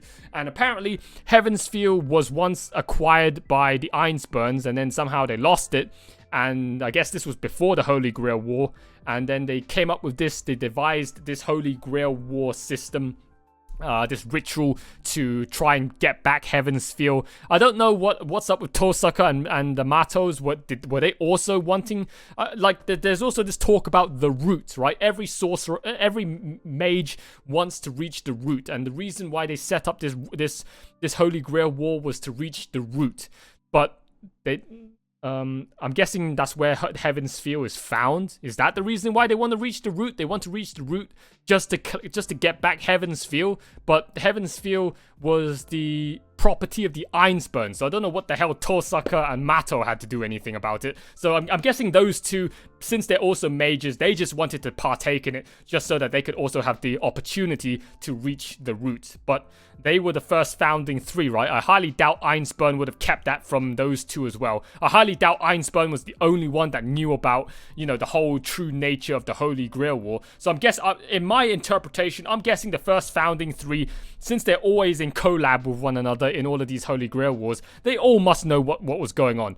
Which means, I'm guessing how it worked was all three of them, each of them had a wish, each of them respected each other's wish, their goal, and all three of them, since they were all-knowing, all-powerful mage families, they came together to make this this ritual and made the best person win, alright? I'm guessing that's how it worked. They just respected each other's goals and made the best person win, made the best person's, you know, dream come true. But those three families, they worked together, and they were the masterminds behind the whole Holy Grail War system. And the other four people that come in, they're all outsiders that the first three families would, you know, come together to get rid of first. And then the three remaining families, I guess, settle their differences after, or some shit like that. So the Holy Grail War was a whole fucking scam. I mean, I guess this is the reason why people say don't watch Fate Zero first, because it spoils Heaven's Feel. But technically, now looking back in hindsight, I don't think I got that message when I watched Fate Zero the first time. I knew that the Grail was corrupted and whatever. But I didn't know that the Holy Grail War. Okay, I knew that Heaven's Feel. Fate Zero spoiled Heaven's Feel in regards that, yeah, sure, the Holy Grail War, it's not a wish-granting chalice after all. It's just a corrupted thing that wants to destroy the world. But I didn't realize that the Holy Grail War was a scam in this sense, in that it was truly like a Heaven's Feel ritual or some shit like that, made by, you know, the first three founding families. And the whole goal of the Holy Grail War this whole time was to try and reclaim Heaven's Feel. And the whole corrupted Grail thing, that was just an aftermath thing. That wasn't part of the original plan of the Holy Grail War. So yeah, sure, Fate Zero spoiled that one aspect, but it definitely didn't spoil anything about, you know, the true revealment of what the Holy Grail War was about. So yeah, the Holy Grail War, absolute fucking scam. And yeah, so the four outsiders would always get baited into just helping the Matos, Tosuckers, and the Einspurns try to fulfill their dream. But it turns out that we're now on the fifth war, and they still haven't been able to do it. I mean, the fourth war, they were very close, but then by then the Grail was already corrupted. And all right, so let's talk about that. So so the next thing Ilya talked about was the Grail eventually got corrupted. So now finally, it took me till the end of fucking Heaven's Feel for me to get my answer. It took since the end of Fate Zero, it's been like four months or whatever until I finally got my answer. Holy shit, talk about a long awaited answer. So the reason for everything that happened at the end of Fate Zero was because apparently the original Holy Grail wasn't corrupt. It was actually a wish-granting device. But in the third war, somehow the Einspurns summoned this thing known as Angra Mainyu, which, by the way, based on how Ilya described the history of Angra Mainyu, just this one person which the whole world decided to put all of their anger, all of their negativity, all of their blame on. It's like the whole world wanted to use this guy as a scapegoat, and he embodied, he held upon him, he shouldered upon him, burdened upon him the mantle of responsibility. He mantled the responsibility of all evils of the world. He basically held within him everyone's negativity. If you ask me, that sounds a whole lot like Satan, don't you think? That sounds like Satan! What the fuck? So, Angra Mainyu, there's two ways I interpreted from what Ilya said about Angra Mainyu. Angra Mainyu is either just like the king of demons, he's just like a massive demon spawn, alright? He's just I think didn't I mention this in Heaven's Feel Part 2? Or even in Fate Zero? I don't remember where I mentioned something about a demon king. Oh, no, that's Kimetsu no Yaiba. Forget about that. Yeah. So, so from what Ilya told me, it seems like Angra Mainyu is either like a demon, like a massive fucking demon from the warp, or he's Satan. All right. So Oh my god, so this was the grand reveal. This was the great hidden secret to Fate Stay Night all this time that you would find out at the very end of the final route of the visual novel if you were to play things in order, even in the fucking anime. It took till the very last movie of the last route of the ufotable Fate Stay Night anime, Fate Zero, whatever. It took till the very end of my 6-month journey to learn that the Holy Grail War this entire time, not only was it a scam to try and reclaim Heaven's Feel, but also it was then corrupted by fucking Satan. So all of this time, since the fourth war and the end of the third war, they've been tricked into trying to complete the ritual to release fucking a demon, to release the devil, to release Satan out from that womb. That was what that fucking giant embryo, the demonic thing that was sitting underneath the Ryudo temple that whole time. So the Greater Grail, after it had been corrupted, was just one giant fucking womb, one giant fucking carrier bag for essentially Satan. Oh my god, that's amazing. That's actually amazing. If any of what I'm saying is true, I don't know if it's true. Like I could be talking out of my ass right now. But from how I interpreted it, the Holy Grail got basically, I would say, impregnated by Satan. So if they actually went through with it, if they actually managed to release the inner contents of the Holy Grail, they basically give birth to Satan, and then Satan will bathe the world in flames. Oh, that's amazing. Oh my god, I as if I didn't love Fate Stay Night and Fate Zero enough.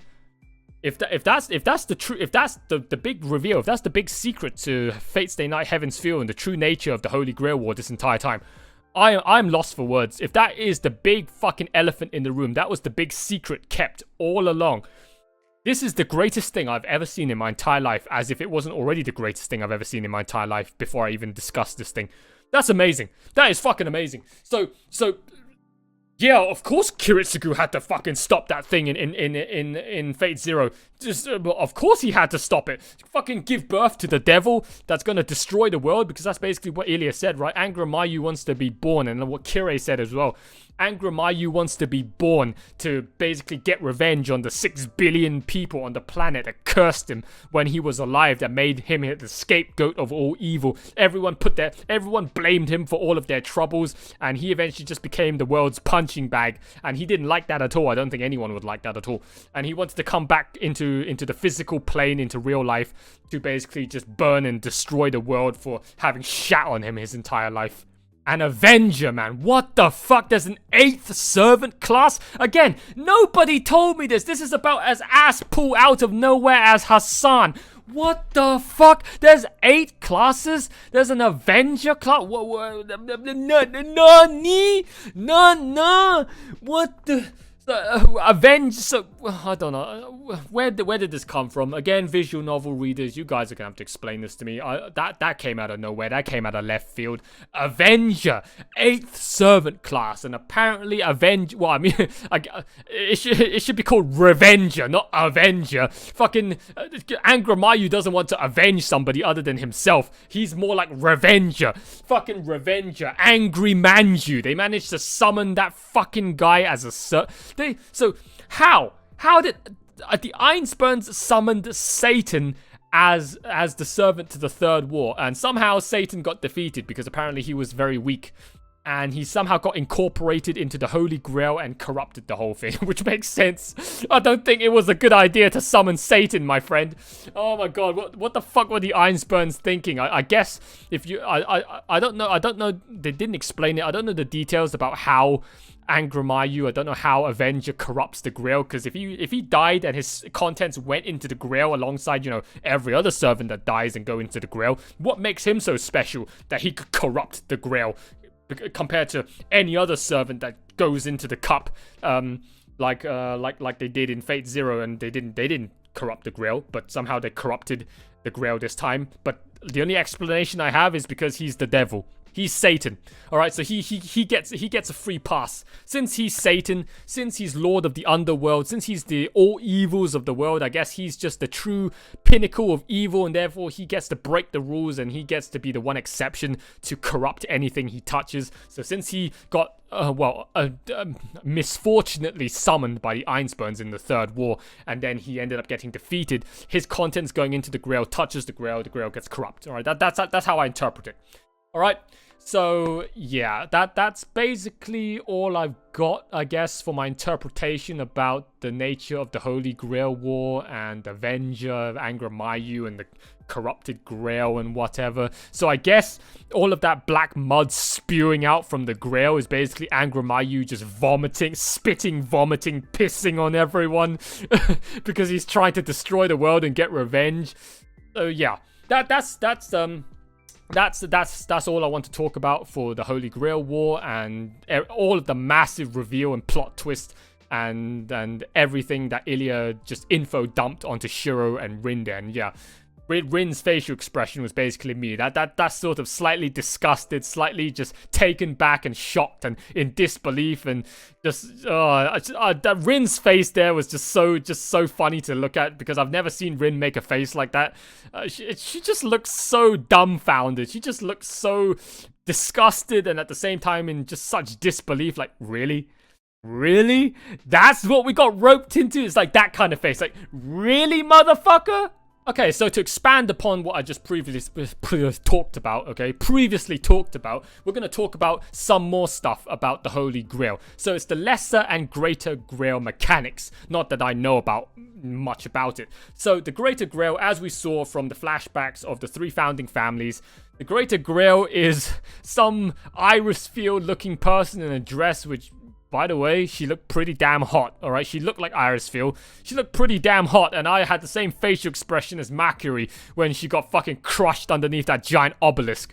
Just, such a waste of a gorgeous waifu, man. We only got to see her for like 30 seconds, and they just had to fucking flatten her like a pancake like that. So that Iris Field person is essentially the inner contents of the Greater Grail. Right? That's how what it looked like, right? Why else would you fucking squish her in that obelisk? So Iris, I was gonna say I don't know what to call her, so let's just call her Iris Field.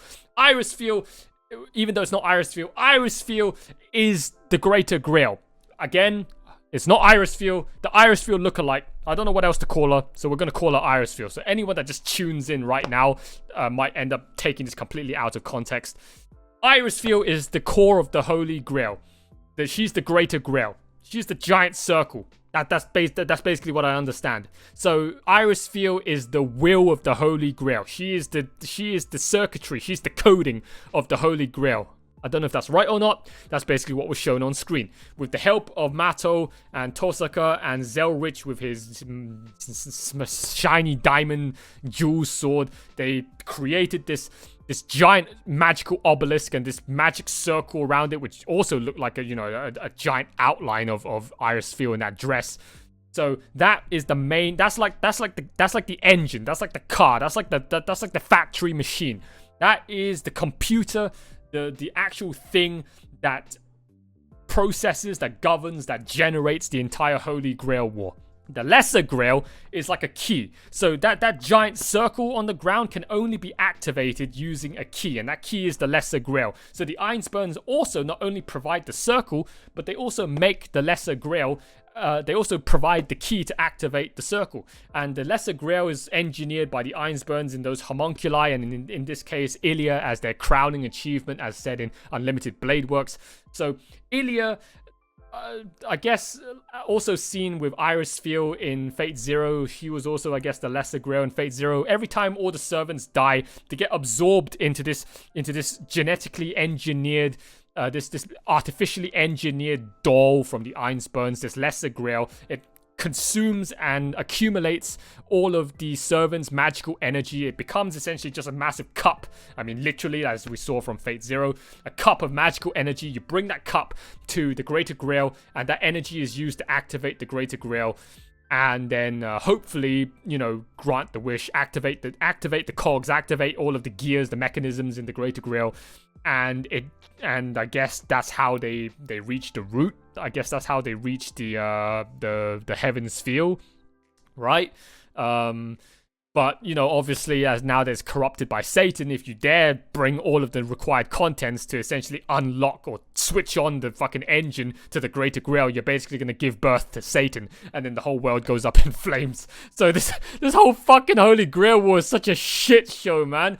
So yeah, you have Ilya, which is the perfectly engineered Lesser Grail. And then you have Sakura, which is basically a bootleg Walmart bargain bin bucket version of the Lesser Grail made by Zoken by picking up remaining pieces of Iris Fuel and infusing it into Sakura, which is essentially infusing Iris Fuel's, you know, artificially manufactured DNA of Lesser Grail construction into Sakura's, you know, physical existence. And then that thereby, you know, making Sakura essentially like a pseudo Holy Grail, a pseudo Lesser Grail. But unfortunately, Sakura isn't, you know, perfectly engineered like Iris Fuel and like Ilya. Her body is far more limited, far more easily corruptible, far more vulnerable, incompatible. As much as she was compatible, she's also incompatible because she's just a broken down girl. And that allowed basically the inner okay, so the way I see it, the Lesser Grail, in the way that it was manufactured, like Ilya, she is manufactured in such a way that allows her to spiritually link with the Greater Grail, alright? She's able to commune with the Greater Grail. Makes sense, right? Considering you're the car. You're the key to the car, alright? Just like how the key can fit in the car's fucking door lock and start engine, the Lesser Grail can commune with the Greater Grail, alright? Makes enough logical sense. I don't need to explain that any further. So since she can commune with the Greater Grail, Sakura being also able now to commune with the Greater Grail, she's able to hear the inner voices of the warp. She's able to hear the voices of chaos. And unfortunately, she's not as, you know, mentally fortified as Ilya. So she ends up getting whispers from the old gods. She ends up getting whispers from the lords of chaos. And she eventually falls victim to it.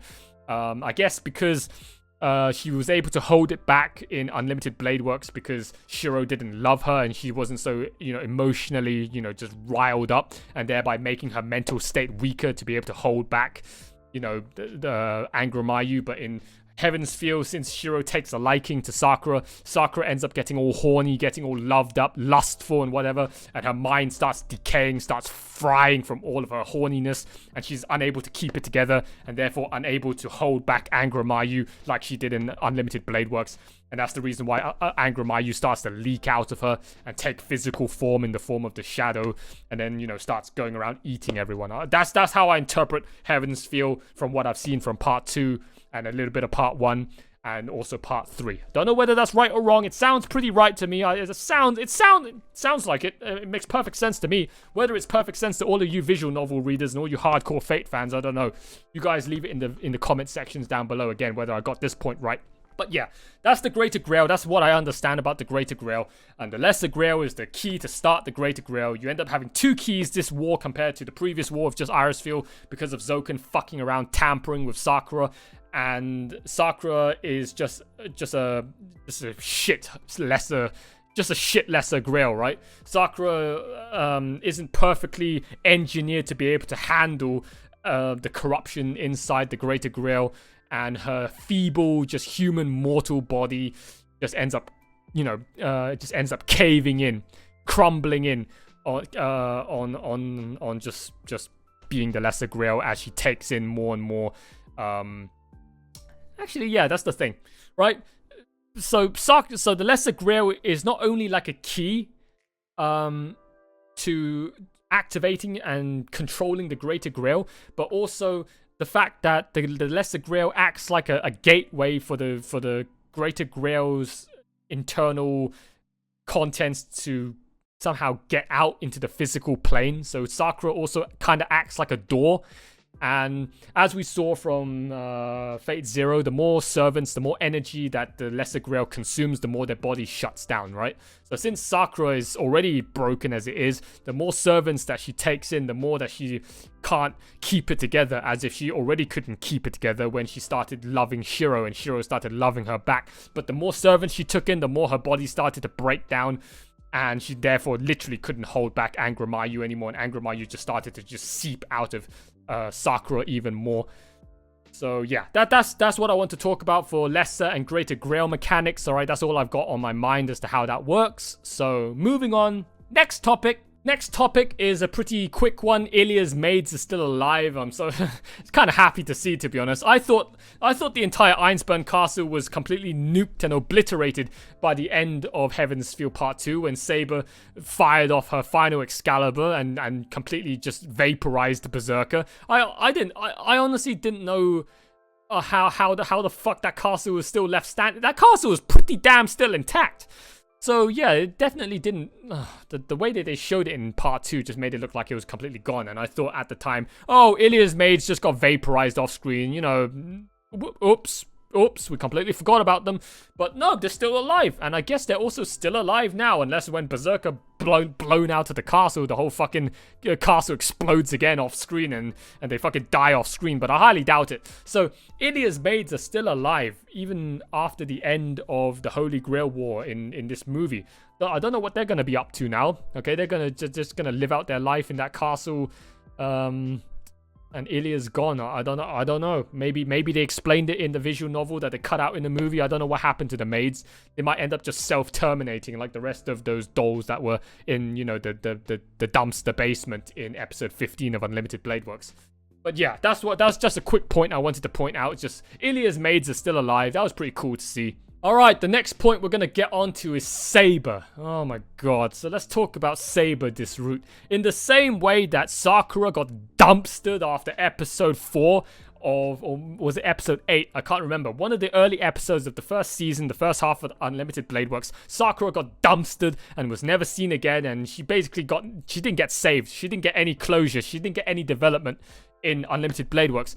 It seems like Saber's now the one that got dumpstered in Heaven's Feel. Because at the end there, Saber, after she got completely destroyed by Ryder, and she was on the floor there, you know, stunned and whatnot, it seemed like she had a brief moment where she finally regained consciousness of her normal self and was no longer clouded by evil. But then Shiro just stuck that Azoth dagger right in her chest, and she died. I mean, she had to have died. I mean, I don't think anything else happened to her because we never saw her again after that.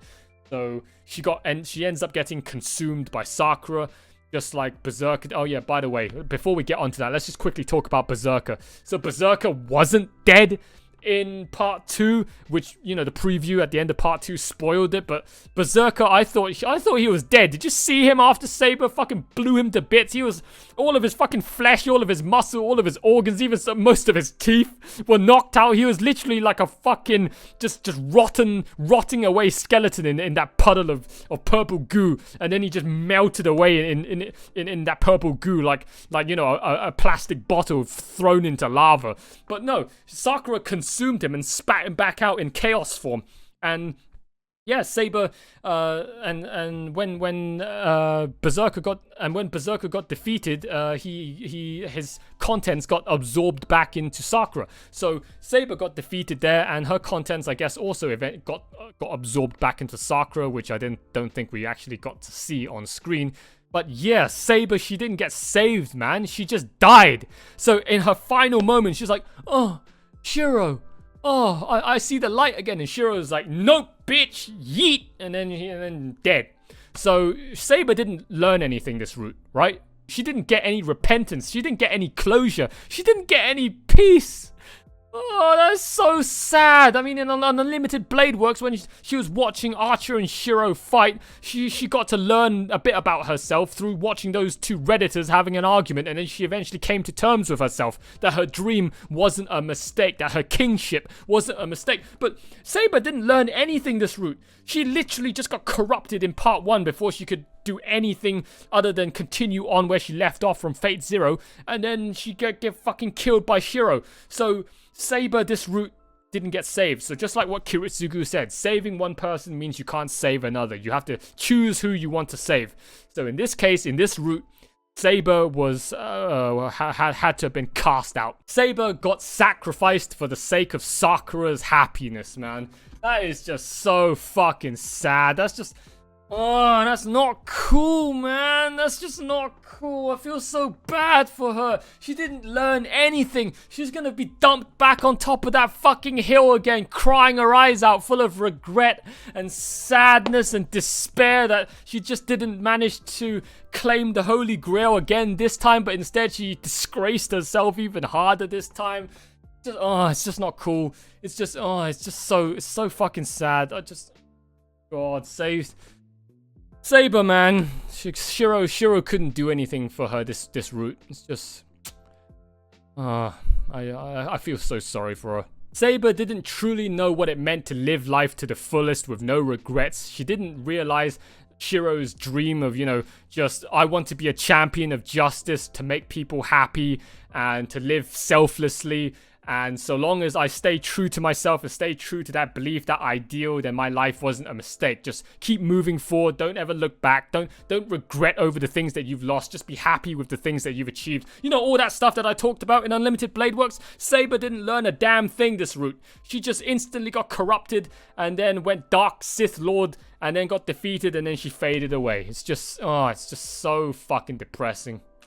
Oh my god, the next topic, let's talk about Saber versus Ryder. Oh my god, that fucking fight, as if I thought Saber versus Berserker wasn't the greatest thing I've ever seen in my life. Saber versus Ryder, I'm gonna be replaying that to my deathbed. That was the greatest thing I have ever seen in my entire life, in terms of visuals, in terms of animation, in terms of just soundtrack, special effects.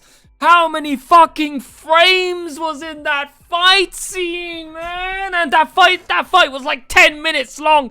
And oh my god, like I said, imagine Ufotable coupling their amazing visuals and CGI and 3D special effects and camera work with 1,000 frames per second, like it was One Punch Man Season 1 level of animation. We got that in Heaven's Feel Part 2 with Saber vs. Berserker, but I didn't think that they could top themselves like this. Saber vs. Ryder was the biggest mind-blowing experience I've ever witnessed on screen, alright? Fuck Avengers Endgame, you have got nothing on this film, and fuck every other anime that I've watched. Like, I thought Sword Art Online Ordinal Scale looked amazing, and Heaven's Feel Part 2 looked freaking amazing. I thought that was the best thing I've ever seen in my entire life, but, Saber vs. Ryder, that was the greatest fucking thing I've ever seen in my entire life, and there was that one shot where Ryder and Saber were standing, on these falling rocks, and you got to see an up-close shot of Ryder's mean face, her angry face, and her eyes. It looks so beautiful. I can't bring up the exact screenshot for you guys, okay? Because I'm not gonna put any screenshots to go along with this discussion. But I hope you guys know which part I'm talking about. When Ryder was just stuck next to one rock, and Saber was on the other side of the room on her rock, and then they just camera panned up to Ryder's face with her hair just flowing up in the air, and you saw that she made that mean face with those eyes. Oh, I'm suddenly starting to fall in love with Ryder now. Oh my god, Ryder this movie, man. She was so fucking gorgeous. Oh, Ryder, the moment she took her fucking eye guard off and you get to see her with her eyes for once rather than just looking like a BDSM dungeon master with the eye cover on. She looks so fucking hot, I'm not gonna lie. Especially when she makes all of those angry faces, man. It awakens the inner masochist in me like Dark Sakura. That fight was, again, you saw my reaction, right? My reaction, I wasn't jumping up and down screaming. I was there crying my eyes out because I was having an otherworld bodily experience of Saber versus Ryder. That was... the amount of times I coomed, but I didn't physically show it. Well, basically, you can take how much I coomed throughout watching this movie based on how many tears I gave watching this movie, and there was a lot of tears. I'll tell you that much. It was a damn lot of tears, my guys, my friends. Holy shit, that was absolutely freaking amazing. And when Ryder just pushed Saber against that rock, like she just zoomed Saber past that rock there, and then afterwards she just jumps in and starts just smashing Saber with her fucking stake and chain, and Saber was just blocking all the sound, those meaty metal clashing sound effects. Oh, and all the rocks around the fucking room are flying all over the place, and all the fucking CGI, there's like 1,000 frames per second of animation.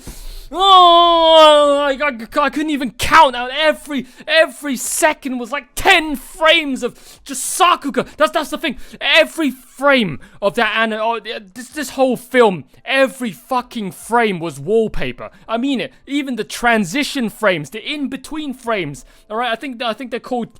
I think the ones in between they're called in-between frames, right? The main ones of all the Sakugas or the main poses are key frames, and then you have all the in-between ones. Even all the in-between ones are key frames if you were to consider this as any other anime. Every single frame was wallpaper. I could pause every last frame of that fight scene and not a single one, I can probably guarantee you, okay, was, washed out, single solid paint bucket color fill, lack of details, whatnot. Every single frame could have been a Sakuga shot in any other anime. That fight alone, that one single fight probably is the budget of like an entire season, an entire series of another anime just from that fight scene. I don't know how Ufotable did it. I am honestly lost for words. I don't know how the fuck they did that. Because people have been telling me before, that Heaven's Feel, Unlimited Blade Works, all of Ufotable's works aren't because they have a lot of money, alright? It's because that's literally the skill of their team. I don't believe that. I don't believe that. What? How? How is there only one studio in the whole of fucking Japan, in the whole anime industry, that is literally Heaven's Feel or Fate, all of Ufotable's Fate works in the time that they came out? Okay, in like Fate Zero when it came out, when Fate Unlimited Blade Works when it came out in its time, and now Fate Heaven's Feel when it comes out in our current time. This series is like Crisis, alright? When it came out during its current time for computer games. This fucking movie is literally fucking Crisis of anime. It's like 2 generations ahead of its time. No fucking anime, I think, for the next 20 years is gonna be able to catch up to Heaven's Feel, except for something that Ufotable would just come out. No other studio, I think, is gonna be able to top what the production quality of Heaven's Feel Part 3. I don't know how Ufotable does it. How is it that their staff can make work look 1-2 generations ahead of every other studio in the industry? What does that say about the rest of the industry? I'm pretty damn sure they have a fucking UFO slip space engine hidden in the basement that they're using to augment all of their work. Like, Jesus Christ. Alright, next fight. Shiro versus Kirei. The battle of the 2 Redditors. Oh my god, I thought the end of the whole shit with the Greater Grail and we were about to wrap things up was after Shiro freed Sakura, and then that was it, right? Sakura was carried off by Raida and Shiro was gonna go and close the Grail and whatever. But no, we got an extra bonus fight. We got an extra bonus, but I thought Kirei died after Sakura just crushed his artificial black heart and he just died on the floor. But no, seemed like that trail of blood that Shiro saw when he first entered the cave. I thought that was Sakura just bleeding out from from her chest when she ripped out Zoken's worm. And oh, by the way, yeah, let's talk about that before we get on to Kirei and Shiro's fight. Zoken was living inside fucking Sakura this whole time. He was living as some like fish head worm, tape worm thing that took place of some of Sakura's nerves. And Sakura, like I said, you must have had superhuman strength. No fucking human doing this pose could just break their sternum like this and just dig in and rip out something from their innards. That is not realistic unless you have superhuman strength. So I don't know how she did that. So she just broke into her chest and just ripped out this fucking tapeworm with a fish head, and that was Zoken. So Zoken didn't just die from the exorcism from Kirei. He still had some life left in him. It's like a Horcrux. So this was like Zoken's final Horcrux living inside Sakura as that worm. And then Sakura, oh my god, Sakura just ate Hassan. Hassan went out like such a bitch, man. Oh my god, Hassan got done so dirty. And we didn't even get to hear his name. Alright, that's the funny thing. Both Raida and Hassan in this route, they didn't actually specifically say their names. You just have to know who they are. I mean, especially Hassan. I mean, if you haven't watched Fate Zero first, and if you're if you're not gonna piece together the pieces of that skull mask being a dead giveaway of the, reminiscent of the one from Fate Zero, you wouldn't know who that was. All right, you definitely wouldn't know who that was until somebody told you. So they didn't even say Hassan's name, and yeah, and there was no other real obvious indicator for you to guess who he was, like, Ryder did with her eye reveal that clearly showed, Medusa's Gorgon eyes. But yeah, Hassan, man, complete mystery if you weren't well read about it. And yeah, he got chomped up. He got deleted in an instant. Well, goodbye. It's like, nice knowing you, Hassan. And then afterwards, he just crushed Zoken. Sakura killed everybody, and then afterwards, like, hey, I'm free. My stupid stepbrother's dead. Zoken's dead. What do I do now? But yeah, that was the point I wanted to try and make before we get on to Shiro versus Kirei.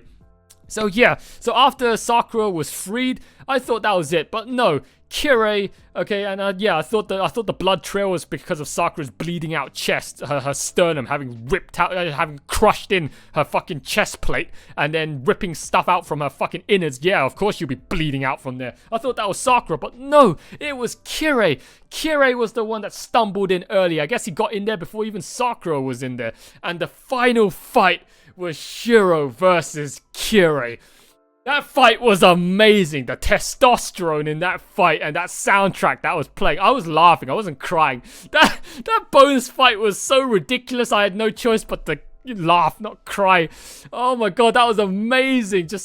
Oh my god, and Kirei's fucking reasonings, like, why won't you let me be happy? I just want to see that thing be born. I know it's gonna burn down the world, but hey, if it repents for its sins afterwards, hey, we don't know what the outcome of that's gonna be. Just let me have my wish, Shiro. Let me watch the world burn.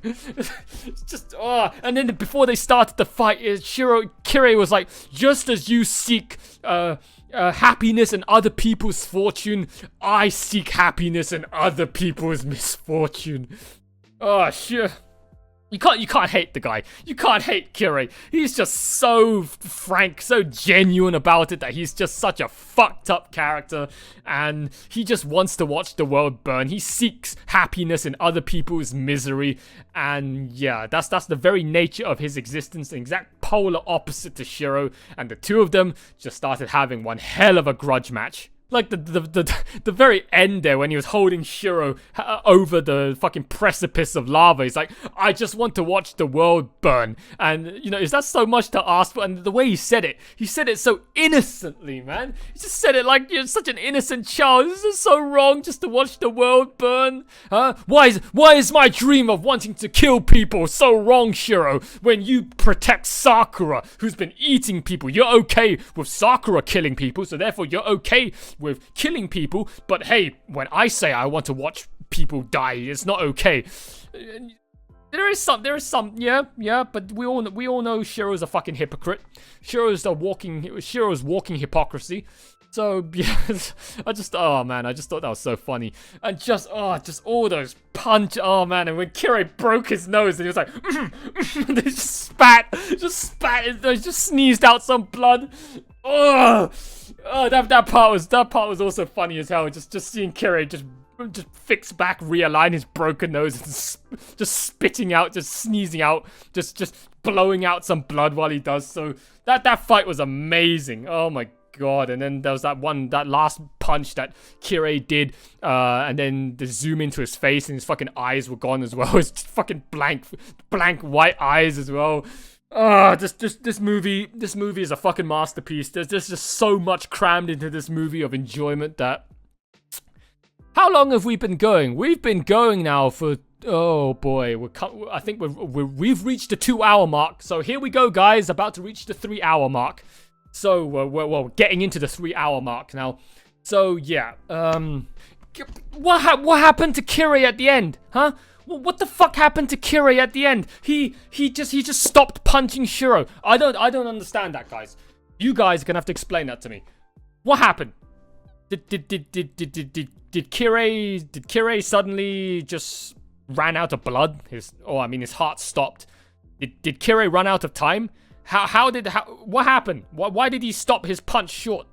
and then he just flopped to the floor dead. It's like, oh, I can't believe that. I can't believe the difference, the end result of this fight was merely just a couple seconds of time too late or something like that. So Kirei ran out of time. I don't understand that. I don't understand how Kirei just flopped over dead there at the end.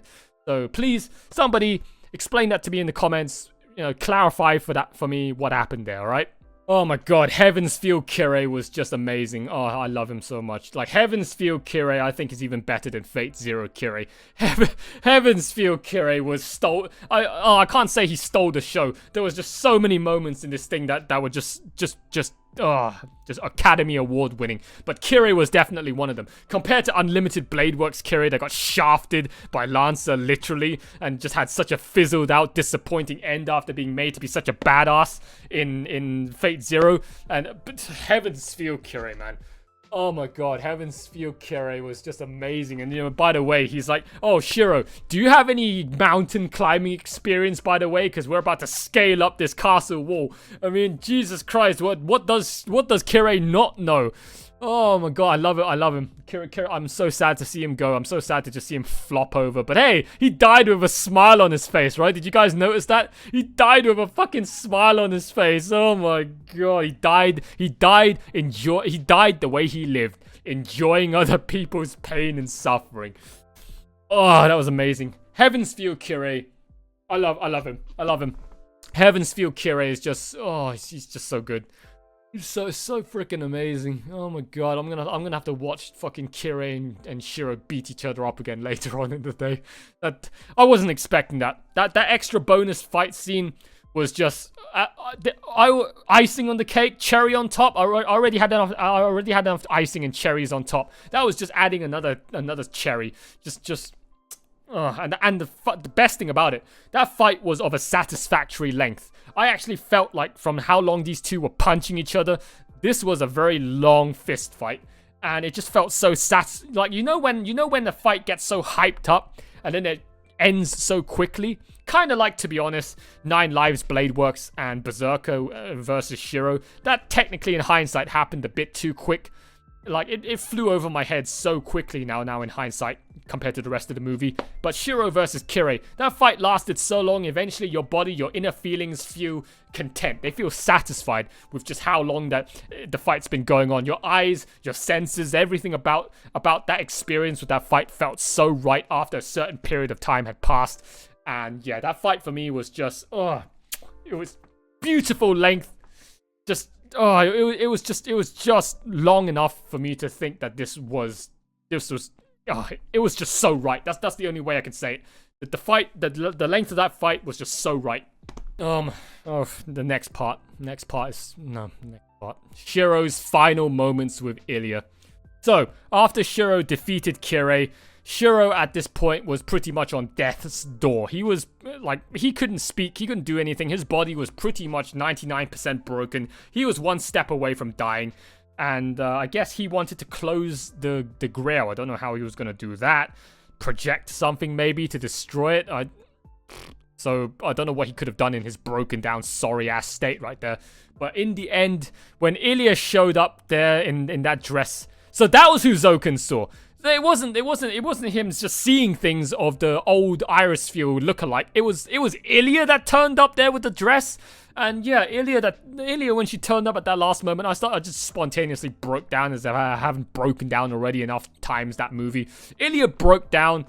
No, I broke down. Ilya came in, and she said to Shiro in his final moments, "Do you want to continue living? I will close the gate for you." Oh my god, I thought Ilya was gonna live. Oh, talk about just blue ball. Talk about a massive debate. Psych! You thought Shiro was gonna go back to see Ilya resting in his home, chilling out at the Emir's residence? Nope. Psych! Ilya's gone again. No happy ending. Well, I mean, she's got somewhat of a happy ending, but for the viewer, no happy ending for Ilya. Just nothing but death and despair and tears. I mean, at least she didn't die so brutally like she did in Unlimited Blade Works, but I wish Ilya was alive, just living happily ever after with Shiro, man. Oh my god. She just turned up and was like, "Do you want to live, Shiro? All right, if so, I will show you a real miracle. Okay, so I'm guessing Ilya actually managed to perform Heaven's Feel then, right? So that's what Ilya was. So if Shiro wanted to live, and Ilya's like, I'm gonna show you a true miracle, real magic. So based on what was shown there in those final moments, Ilya performed Heaven's Feel on Shiro and managed to capture Shiro's soul and materialize it into the physical realm, into the physical plane of reality, which, you know, Sakura kept in that fucking little bird cage at the end of the movie there, before Shiro's physical body itself got disintegrated, and you know, his spirit gets whisked away, gets vaporized away with it, when the whole Greater Grail and the entire cave just blown up and collapsed, and went nuclear critical and exploded, right? But yeah, that was so sad. When Shiro could barely speak, he could, like, you knew it. His brain.exe stopped working. He could barely speak, and even then, he was trying to tell Ilya, stop, please, come back.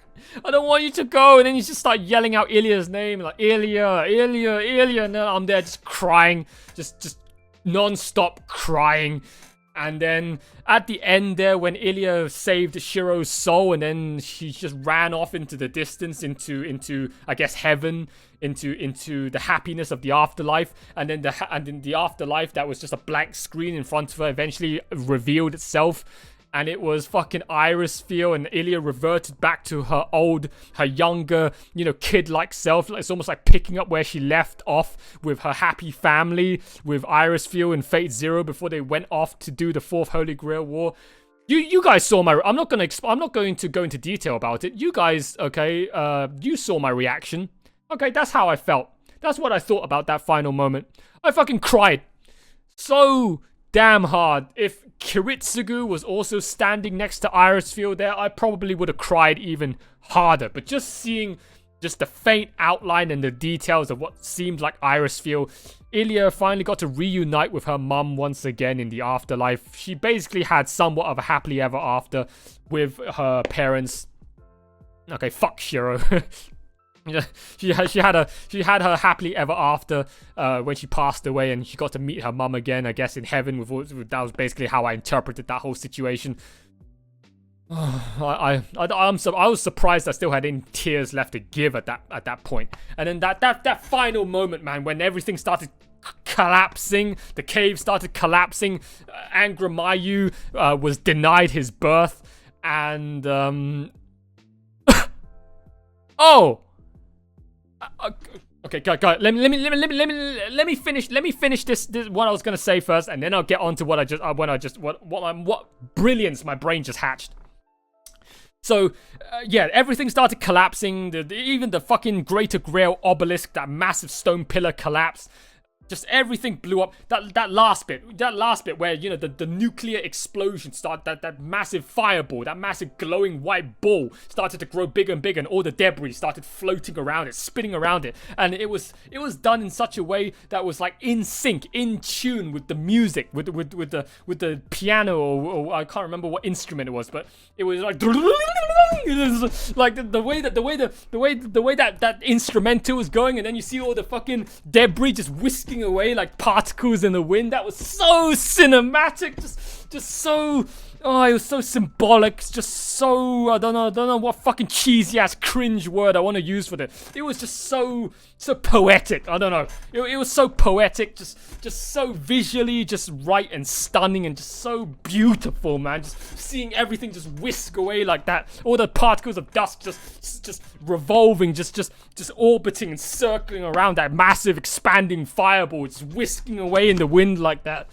Oh, and then Shiro, you know, just floating off, his body disintegrating, and then the, you know, Rin and Archer's necklace just flew up into the sky and cracked, and, you know, it's all of that typical, you know, very well old school, you know, old but good, just generic, just very traditional way of wrapping things up, and just, you know, just it's just like farewell and curtain closing and saying goodbye and all that shit. That part, man, that part was just so damn good. Just the soundtrack of just everything coming to a close. The Holy Grail War finally came to an end. Like the Greater Grail, as Rin said in the epilogue, even the Greater Grail was destroyed, as we saw that the giant obelisk was destroyed. Everything about the Holy Grail War was now over. Like there was nothing remaining, because as we saw, right, in Unlimited Blade Works, they only killed the Lesser Grail. So nobody discovered the Greater Grail sitting underneath the Ryodo Temple. So even though Unlimited Blade Works ended, technically it didn't end. Or maybe I'm missing something about the epilogue. I can't remember. I don't know if they did anything about the Greater Grail underneath the Ryodo Temple at the end of Unlimited Blade Works. But if not, then that thing's probably gonna keep working. There's probably gonna be another Holy Grail after that. A Holy Grail War after that. But yeah, if the Greater Grail underneath the temple wasn't dealt with at the end of Unlimited Blade Works, then yeah, sure, it may have been a happy ending, or how they showed it at the end of Unlimited Blade Works. But that wasn't, if such a massive loose end wasn't tied, that's not the end of the Holy Grail War and the ritual. So I actually think, funnily enough, with the way that this movie ended and this route ended, I actually think Heaven's Feel, if you were to pick a single route to have a conclusive finish of the Holy Grail War, it has to be Heaven's Feel, right? Because the destruction of the Greater Grail means the absolute termination of the Holy Grail War, and nobody ever has to go through this nightmare ever again. And since Angra Mainyu was the devil, basically, Satan was living in the Greater Grail. By destroying the Greater Grail, you stop all ability of Satan being able to be born into the physical world anymore. And yeah, that's it. That the world is saved. Satan can never be released again. So if you ask me, Heaven's Feel is probably the true ending to the true successor to Fate Zero. And yeah, I think that's that, right? Heaven's Feel is it, all right? Heaven's Feel is the true end to Fate Zero. The true route succeeding from Fate Zero that would make the most sense as to the complete end of the Holy Grail War and the end of the story of Fate Stay Night. I mean, obviously, because of the way the route system works, not everyone gets saved, not everyone's character gets developed in a single route. So in terms of flushing out all the characters and all their stories and understandings, yeah, you require the other routes of Fate Stay Night. But in terms of just putting an end to the Holy Grail War once and for all, I think Heaven's Feel is the one to have done that. Alright guys, and that joke right, that I was gonna make. I just thought of something when I was talking about fucking Angra Mainyu being born and denied, and Kirei versus Shiro. And so, hear me out. Angra Mainyu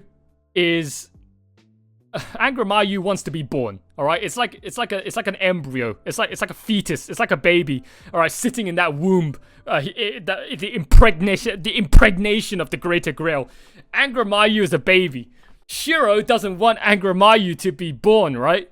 So Shiro's basically asking for an abortion. So Shiro's asking for an abortion of the devil. And Kirei is the one that says, no, you will not have an abortion. This joke is funny because Kirei is a Catholic priest. You guys, oh my god, I don't know if I delivered that joke. I don't know if I delivered that well enough for you guys, but that just came up in my head. A ginger kid came in to ask for an abortion, but Catholic priest says no, and then they start having a fight. That was the joke. Anyways, moving on, alright, moving on. So the next point we're going to talk about is Shiro's development in Heaven's Feel versus Unlimited Blade Works. I don't know whether it was cut from the movie compared to the source material, or whether this was really the case, but even the main character himself, Shiro, got shafted in Heaven's Feel, in the very root, in the very route that he's fucking supposed to be the main character of. Because Unlimited Blade Works was the one where we flushed out Shiro's character the most, right? Shiro was most understood, and we felt like he fully understood. Not only did we fully understand him, but he also went on a life-changing journey himself and understood himself more than he ever could have in, let's say, Heaven's Feel, from him talking with Archer for so much. But Heaven's Feel Shiro, I feel like the guy hasn't learned anything. Right? He didn't learn what it truly means to be a champion of justice. He didn't learn about Archer. He didn't learn about himself and his ideals and whether following on Kiritsugu's dream was a false ideal, a fake lie, a fake life, whether it was right or wrong. All that stuff that we covered in Unlimited Blade Works. I don't think Shiro learned any of that unless it was all cut from the movie. All Shiro did this fucking route was he got caught up in the Holy Grail War, instantly got thrown into the deep end by going through Heaven's Feel, and he got messed up. All right, Shiro went full hardcore Dark Souls mode in Heaven's Feel. He got messed up so badly, and in the end, he just dropped Kiritsugu's dream so easily, like it was nothing, just to save Sakura. And then in the end, I feel like. Well, I mean, I guess if Shiro just dumps Kiritsugu's dream of wanting to be a champion of justice, he doesn't have to delve into his mind and his ideologies and Archer's ideologies and have to, philosophically argue with himself anymore like he did in Unlimited Blade Works anymore, right? The moment he dumps Kiritsugu's dream, I guess there's no need to expand upon Shiro's character anymore like we did in Unlimited Blade Works, but it felt so sad. It felt like Shiro got like hardly any development like he did in Unlimited Blade Works. He just got thrown into just so much shit, so much action, just non-stop chaos, and in the end he went as far as having his actual physical body destroyed. That's how much length's end he went to try to save Sakura and stop Angramayu from being born. And it just cost Shiro everything. Just, oh my god, it was yeah, so that's quite the stark contrast between Unlimited Blade Works Shiro compared to this Heaven's Feel Shiro. Alright guys, we're coming up to the last few bullet points we're now going to talk about towards the end of the film. So Shiro's body, you guys need to explain what happened with Shiro's body. So from what I understood, Ilya captured Shiro's soul via Heaven's Feel. I'm guessing that's what she did. She cast the magic in order to reclaim Shiro's soul.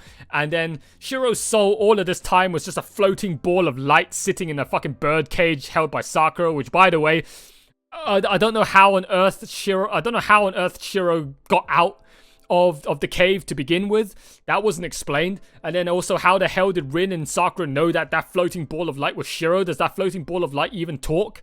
And they've been just casually holding on to that ball of light this entire time, and then they only revealed it when they were in that shop looking at that fucking mannequin. Like, that part was just so confusing. If you ask me, that was a little bit rushed. But I guess that we were running out of time, so they had to just put in what they could. And what we got given was, I guess, satisfactory enough. And Shiro's body.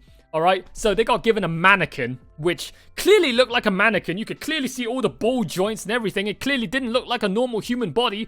But somehow when Shiro stood next to Sakura in the kitchen, he looked like his normal self again. I don't know whether when Shiro's soul goes into that body, suddenly it takes the form of Shiro's image, and then he suddenly grows skin.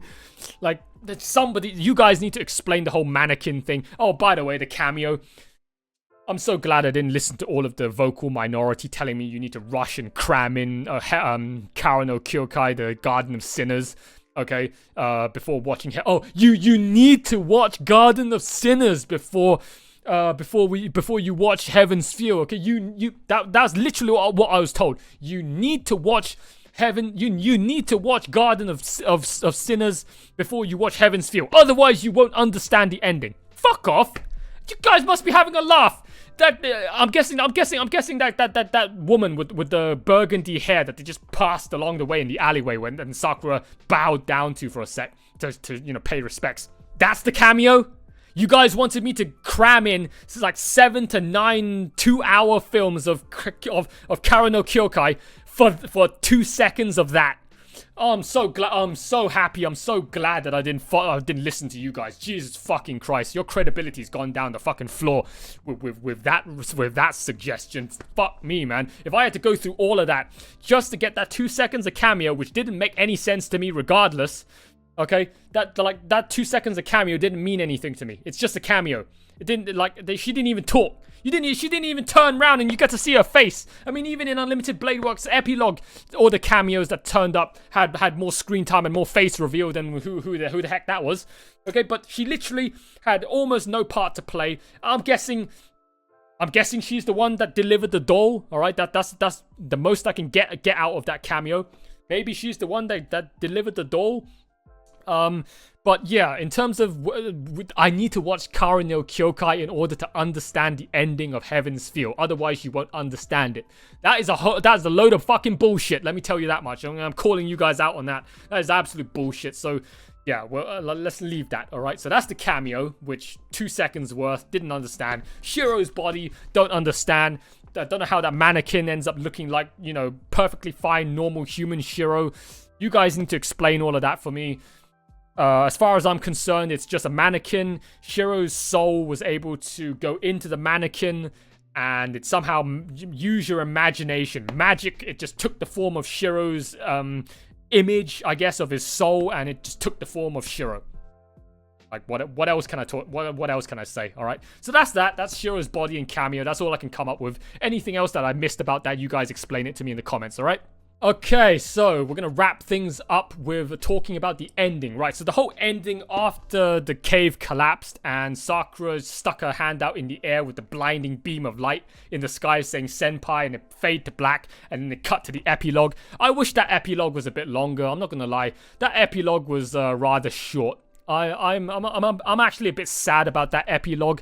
Like the 6-month long journey that I've gone through from Fate Zero to Unlimited Blade Works to now Heaven's Feel. Just the long journey of my whole Fate experience with the mainline Fate Stay Night series.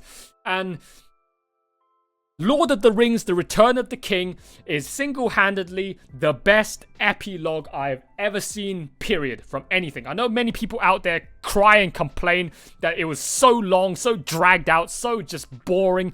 Okay, fuck you guys, okay, for thinking that, and especially the ones that then complain about the extended edition ending. If you've been invested in such a long-ass journey, invested all your emotion, all your attention, all your care and love in the story and all these characters, and you're about to say farewell for the last time because this is the last chapter of the last route of Fate Stay Night, and that's it. That's the end of Fate Stay Night. It's like the end of Lord of the Rings, The Return of the King, the end of the journey of the One Ring and all that shit. You're literally at the final farewell and goodbye. I don't want to say goodbye. I want that goodbye to be as long as possible. I want that goodbye to be so long. I don't want to say goodbye. I want to drag it out and milk it for all it's worth. That's the reason why Lord of the Rings, The Return of the King did their ending segment brilliantly, because you saw these characters, you've been with these characters for so long, for half a year, for whatever,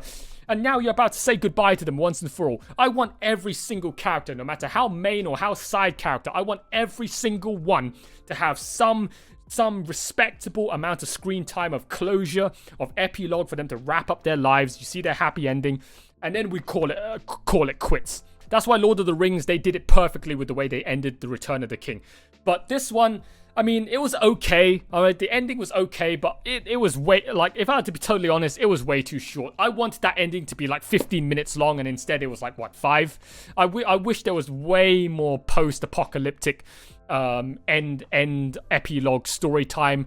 I mean, just look at the epilogue for Unlimited Blade Works. That epilogue was amazing. All right, if only they could have even half that for the Heaven's Feel epilogue, I would have been satisfied. But the 5 minutes that we got given, it wasn't satisfying enough for me. I mean, yeah, sure, in the end, we got to see Sakura standing amongst all of those cherry blossoms, and, you know, like I said, the whole overused, overdone thing now in Japan with when it comes to shows and animes and whatever, with the whole standing amongst a field of cherry blossom trees and the wind blowing, and it's spring, and it represents change. It represents a new chapter, a new journey, a new dawn, a new life, a new step forward, and a new bright horizons await for the main character or whatever, for them to take those few first steps forward, moving forward, never looking back, moving on to a new chapter, a new time, a new phase of their life, and no regrets, and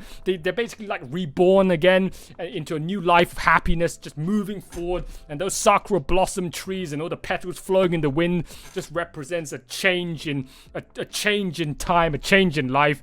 All that corny ass shit that I'm literally about to verbally gag and vomit as I'm spewing it out of my mouth. Just all of that stuff, all right? So Sakura there, standing there with those cherry blossoms and the song playing in the background, and then you're gonna add extra cheese to that cheese, and then you see Shiro standing next to her, and then the two of them, you know, the shots on their feet, on their legs, they both take that step forward over that line. I think there was a line as well. Even more let's add more detail to this cringe fest circle jerk. So there was that line, that entrance to entering the fucking cherry blossom park. They both step over that line together, and then it cuts to black, it fades to black, roll end credits, roll end credits. So when it cut to black right there after those two took that after those two took that step forward, it represents those two now moving forward together in life, moving forward in a new chapter of their lives, taking those few first steps forward into a new dawn, okay, of happily ever after. And then it cuts to black.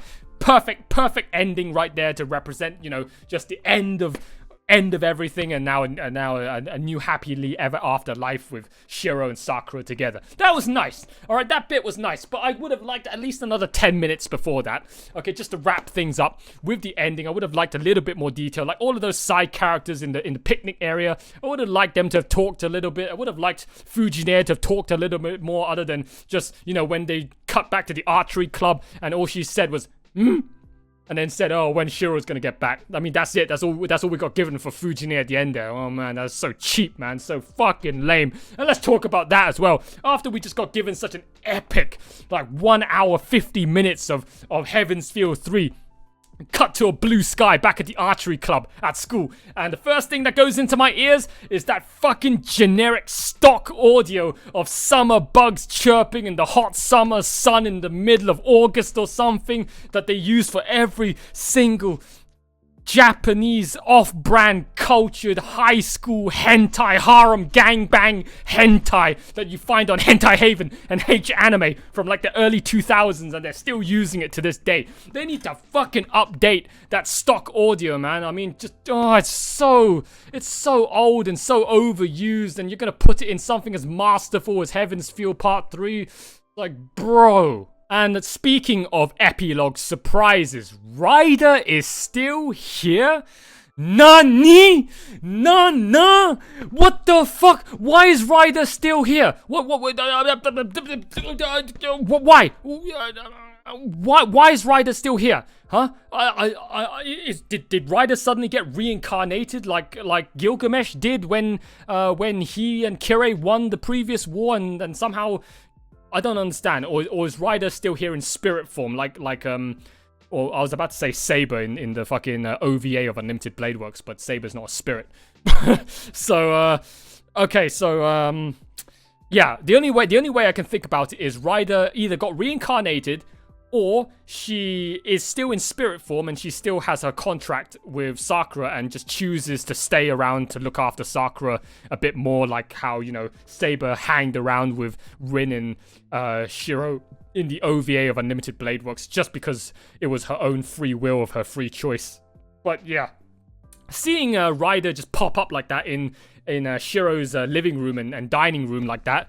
And by the way, what was she wearing, man? Oh my god, Ryder in casual clothes with those fucking large fucking reading glasses. Oh my! I'm gonna have to go and look that scene up again later and just thoroughly take it all in and embrace it. That part, man, just caught me by surprise. Seeing Ryder in those casual clothes and jeans and wearing those glasses and not wearing her eye guard anymore, and just her looking like a normal human being Sakura's like best gal pal now. Oh my god, that was cool. I wasn't expecting that. That was cool. So, cut to black. cut to end credits. The song starts playing. Aimer once again. Oh my god, she sang all 3 songs to Heaven's Feel. Oh my god, Aimer, man. Fucking all 3 movies, all 3 songs. What an honor. It's like Lisa singing the fucking opening and ending to every episode of Kimetsu no Yaiba. What an honor to sing every single song of an entire series, or an entire trilogy of movies. Is like the most massive flex you can give in the anime industry as a singer. Like they don't want anyone else. The producers don't want anyone else to sing the songs to advertise and help sell the fucking show. That one single artist is enough. That one single artist embodies the entire scope, the entire span of the show that they're trying to represent. Aimer represented the entire Heaven's Feel route, and also the second half of Unlimited Blade Works. If you ask me, Aimer represents Fate. She is the voice of Fate when it comes to singing. Her songs are just the voice of fucking Fate. And yeah, that song was amazing, alright? Especially the second chorus when it kicked in while the end credits were rolling. That song's fucking hype. I'm gonna have to get that song and listen to it like crazy.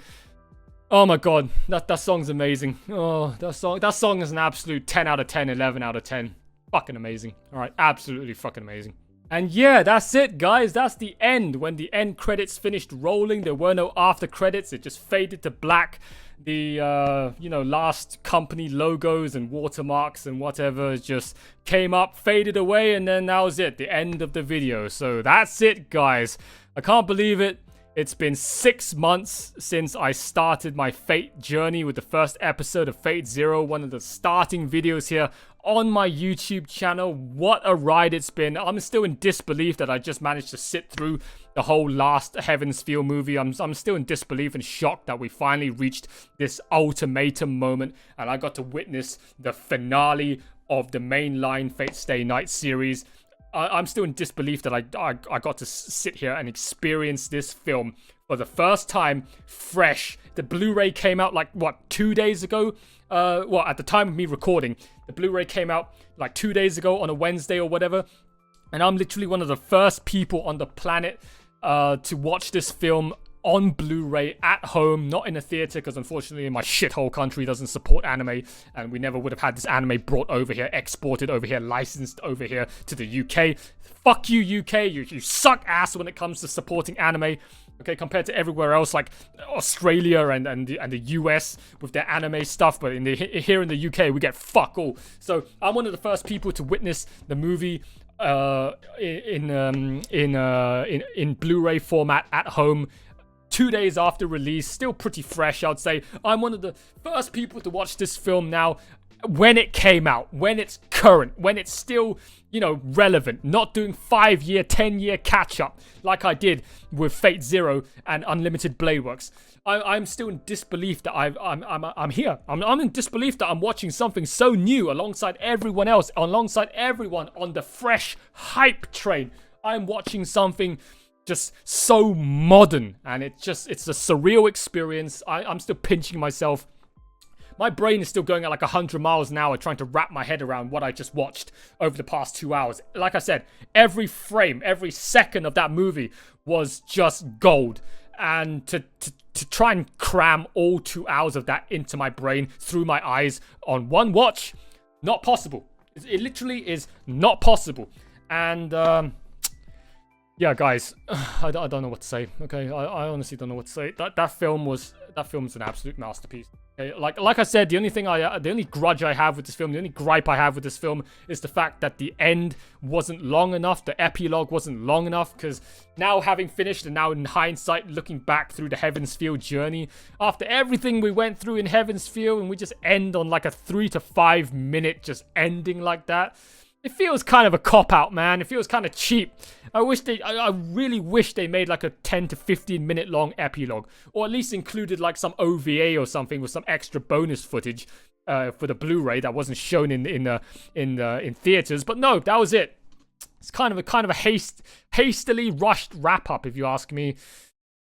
Whatever. I guess it is what it is. But I'm not complaining. Like, this film, okay, before we get onto the final scores of this film, I've got 3 points left. The next point, wrapping up Fate Stay Night, okay, the Fate Zero, Fate Stay Night journey and thoughts. So, guys, my final thoughts on the entire scope of Fate Zero, Unlimited Blade Works, Fate Stay Night Heaven's Feel. I am so thankful to all my friends and family that recommended this to me, for being one of the starting series on my channel to start off my YouTube stuff with, my reaction stuff with.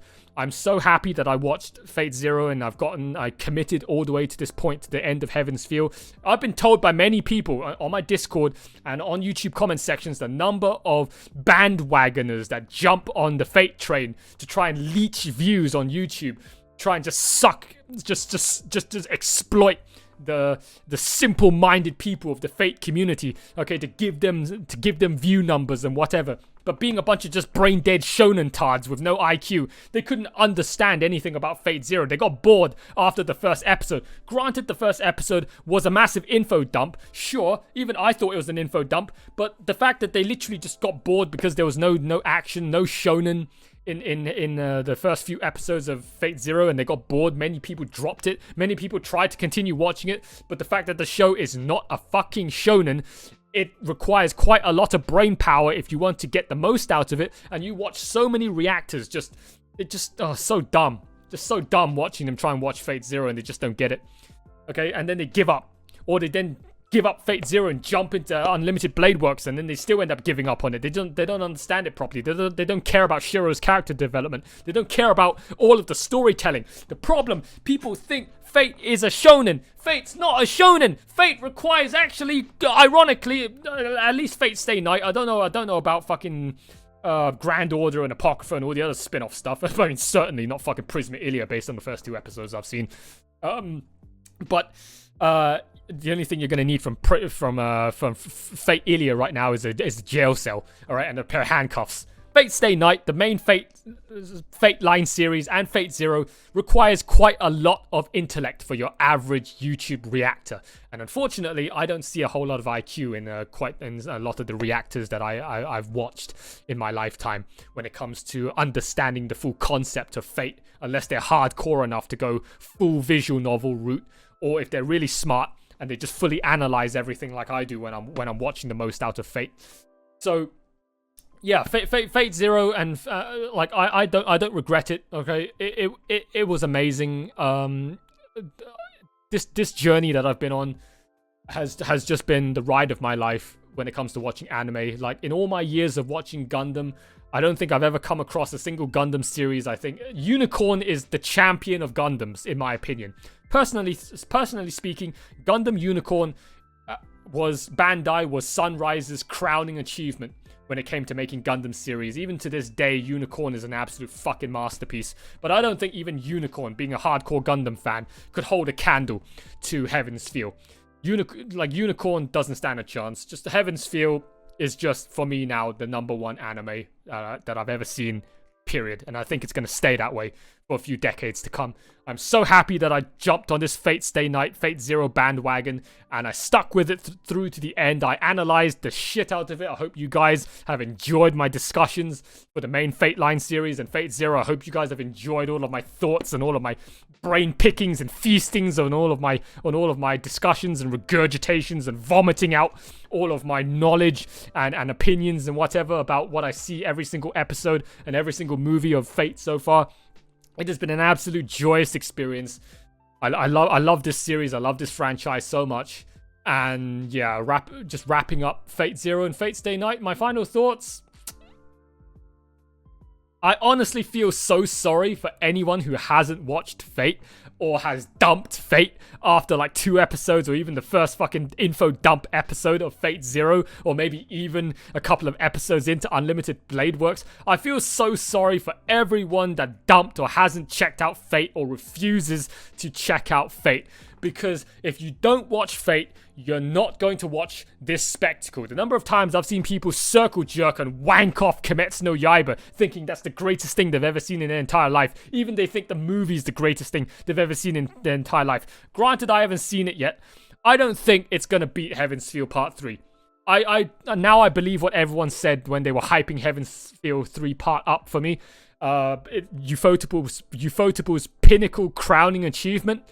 I totally understand where you guys are coming from. Heaven's Feel Part 3, without a doubt, is single-handedly the greatest thing I've ever seen in my entire life, and unfortunately, I can't recommend it to everyone.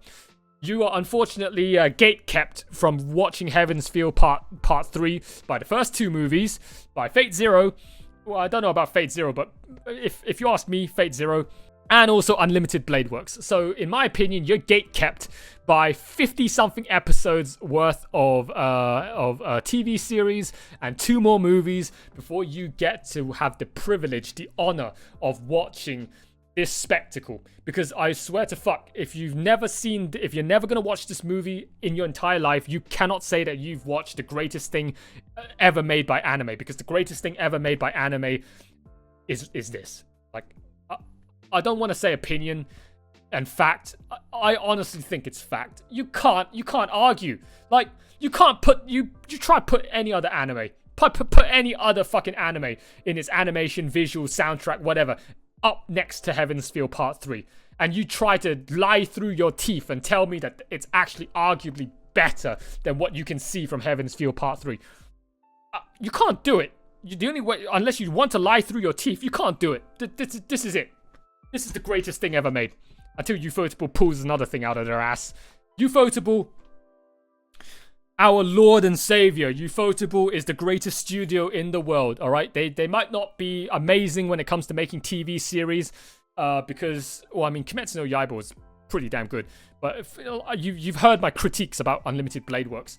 But when it came to making this film, Ufotable is the reigning champion. And by the way, Ufotable also made Kimetsu no Yaiba's movie, which is the #1 selling movie in all of Japan's history. So Ufotable is the crowning champion, in my opinion, in the fucking anime industry.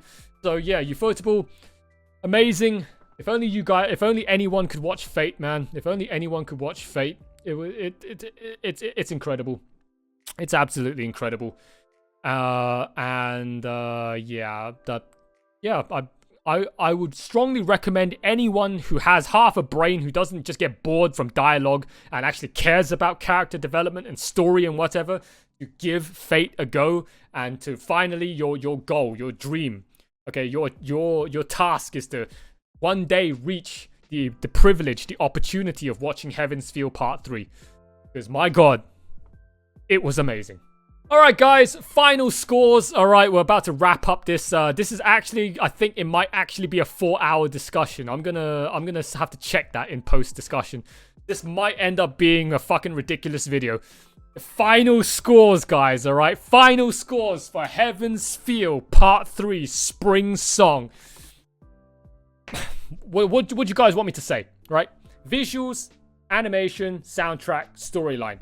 I'm not gonna do them separately, all right? I'm just gonna say them all in one go because they all share the same score. They have infinity out of 10. 9,900, 9,000, 9,000 out of 10. 10 out of 10, 11 out of 10. Maximal score. This whole, I mean, obviously the only critique, like I said, was the ending being a bit short, but that's just me nitpicking. It was good enough, all right? I'm still content enough with the way it ended, but ultimately this film was maximal score all across the board, flawless. Of Fate Zero, of Unlimited Blade Works, of Part 1 of Heaven's Feel, Part 2 of Heaven's Feel, of any anime that I've seen, period, this is #1 in my 28 years of existence. This is #1, the greatest fucking thing I've ever seen in my entire life. Heaven's Feel Part 3, perfect score, 10 out of 10. All across the board in its visuals, animation, soundtrack, storyline. The visuals were essentially like when Crisis 1 came out in its time, Crisis 2 came out in its time, and Crisis 3 came out in its time. 1 or 2 generations ahead of its time. Absolutely perfect. Absolutely brilliant. The greatest thing ever. The visuals are just on a league of its own. It's in another universe. It's literally made with alien technology. Like I said, Ufotable has a jump drive, an alien warp drive hidden in the basement that they're using to help with their animation and their artwork when it comes to making anime, especially for this film. So overall, maximal scores, guys. All right, so that's all I have to say for my final scores. I think we've talked, guys. It's like a 3-4 hour discussion now. I think we need to start wrapping it up. All right, so my final scores is perfect. All right, guys, so I hope you've enjoyed one hell of a 2 to 3 hour long podcast, all right, because I'm very tired now. I can't believe I've been sitting here. I started my discussion at, what, 12? It's now 3:30, all right, p.m.? Like, oh my god, I can't believe, like, imagine if I didn't have my fucking notepad of bullet points to talk about. We would be here for 6 hours. I can't believe I managed to get this done in 3.5. I'm pretty proud of that. I'm pretty happy with that. And, yeah, that's it, guys. That is the end of the discussion part of this video. That is the end of this video in general.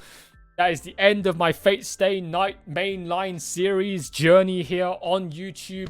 I hope you guys have enjoyed the ride for the past 6 months. All of you guys that have stuck with me since the beginning and have wanted to wait for me to watch Heaven's Feel all of this time. I hope you guys have enjoyed it. This was honestly the best experience I've ever had, and I honestly wish I could just erase my memory and watch it again from scratch. It was absolutely glorious. Oh my god. It was fucking amazing. All right, guys, it was fucking amazing. And yeah, that's it. So before I wrap things up, where are we gonna go from here, guys? All right, where are we gonna go from here in terms of my journey with Fate on YouTube? Well, as you may have seen, okay, by the time this video comes out, I've already done 2 episodes of Prisma Ilia to replace the Over and the Snow movie that was supposed to come out in its stead. Whether I'm going to do Prisma Ilia next for Cycle 4, I don't know. You guys are going to have to show those 2 videos your love and support. So far, it's doing pretty well. Surprisingly, so far, it's doing pretty damn well, those first 2 episodes. I'm surprised so many of you degenerates out there want to watch Prisma Ilia or want to watch me watch Prisma Ilia. So I'm still on the fence about that, but I might watch Prisma Ilia. I don't know. Still indecisive about that. I might continue on with Prisma Ilia, or most likely we're going to watch Apocrypha or Grand Order next. So it's going to be one of those 3 next. So yeah, that's what I can come up with from the top of my head in terms of an answer for you guys as to what we're going to do next for Fate on this channel. There are also a couple of apparently Hollow Ataraxia and other visual novel openings that have also been done by Ufotable that I can check out for my react to anime and opening, rate my anime and opening mini series. So I'll go check those out as well when I have time. But yeah, that's it. That's all of my plans for the near and distant future with Fate. In terms of just the main Fate line series, that's it. We have reached the end, guys. It's such a sad, bittersweet feeling. The void in my heart right now is just unimaginable gaping hole of just gravitational pool of dark matter, of just black hole, of just the void of emptiness. I feel like I've lost meaning. I've lost all purpose and direction in life now that Heaven's Feel is over, now that my Fate journey is over, that I've spent literally 6 consecutive months watching, and now it's over. And all of the other new Fate stuff that I'm going to have to watch is not made by Ufotable. It's going to be a completely different experience, man. I don't think I'm ever going to be able to watch anime the same way ever again. Ufotable has just spoiled me rotten. Imagine watching this. How could you ever watch any other anime and take it seriously ever again in terms of visuals and whatever? I'm gonna find it a very hard time to try and watch any other anime after Heaven's Feel Part 3 and be impressed. It's most likely, I guess. Most likely it's gonna be that way. So that's it, guys, for this video. I hope you've enjoyed my reaction to Heaven's Feel Part 3 Spring Song. All of you newcomers here to this video, if you've liked this video and you want to see more from me in the future, you want to show me your support, show your boy Too Lazy for Life your support, then hit all of those buttons and links down below. Like, comment, subscribe. Like, comment, subscribe. Like, comment, subscribe. Hit that subscribe button, hit the notification bell icon so that you always be kept up to date with all the latest posts and uploads from me here on YouTube. Do the same thing for my other 2 YouTube channels. Links are given in the video description down below. Follow me on all of my social media network links, guys. All of the links you need are given in the video description down below. You can also check out 2 of my most important links. My Discord link, which is also given in the pinned comment down below. Join my server, join the community, hang out with me and all of the other guys in there right now. Become one big happy family and just chat about anything you want. Anime, video games, you name it. I'm in there all week, all month, all year, all the time long. As long as I'm not asleep, I can get back to you in real time and just have a jolly old good time together. And if you want to show me that next extra level of love and support, guys, consider signing up to my Patreon. Link is also given in the video description down below. You can sign up for as little as $1.99, where you can unlock my full uncut, unedited reactions that you will not find anywhere else. Okay, you're just gonna have to settle for the heavily censored and filtered highlight reels on YouTube. If that's not your thing and you want to watch the full experience with the anime included, by the way, also for Heaven's Feel, okay, all of the people that watched this on Patreon, you didn't have to have the movie alongside you. The movie's already included, okay, in my reaction video itself. So if you want the full experience, then consider signing up to my Patreon. Go check out my Patreon page. Have a browse of all of the subscription tiers I have on offer for you guys and pick one that best suits you. You'll be directly supporting me in my pursuit to becoming a full-time content creator here on YouTube. Every little helps, every contribution, every single bit of support from you guys will be very much dearly appreciated and loved by me. All right, big massive shout out to all of my existing patrons right now supporting me on the platform. You're all freaking awesome, guys. Continue being awesome, continue showing me all that love. You guys are just amazing. All right, you guys are just absolutely amazing. And finally, one big massive shout out to Steel, the one true supreme sloth of my sloth army, Eden's Musketeer. You're still signed up to the $100 per month supreme subscription tier of my Too Lazy for Life patron. You're an absolute freaking insane mad lad, mate. All right, just thank you once again. I've said a thank you to you like a million times now. You're probably getting sick and tired of it. But yeah, thank you, mate. You're awesome. Okay, I cannot give you all the praise and thanks and gratitude in the world enough for your level of one-man army, single-handedly hard-carrying support of mine in my pursuit to becoming a full-time content creator here on YouTube. So that's it, guys. For the final time, for the main Fate Stay Night mainline series, it's been a pleasure. It's been from your boy, Too Lazy for Life. I hope you've enjoyed this video. I hope you've enjoyed this ride with me over the past 6 months. But that is it. That is the end of Heaven's Feel Part 3. That is the end of my Fate Stay Night journey. The Holy Grail War has come to an end.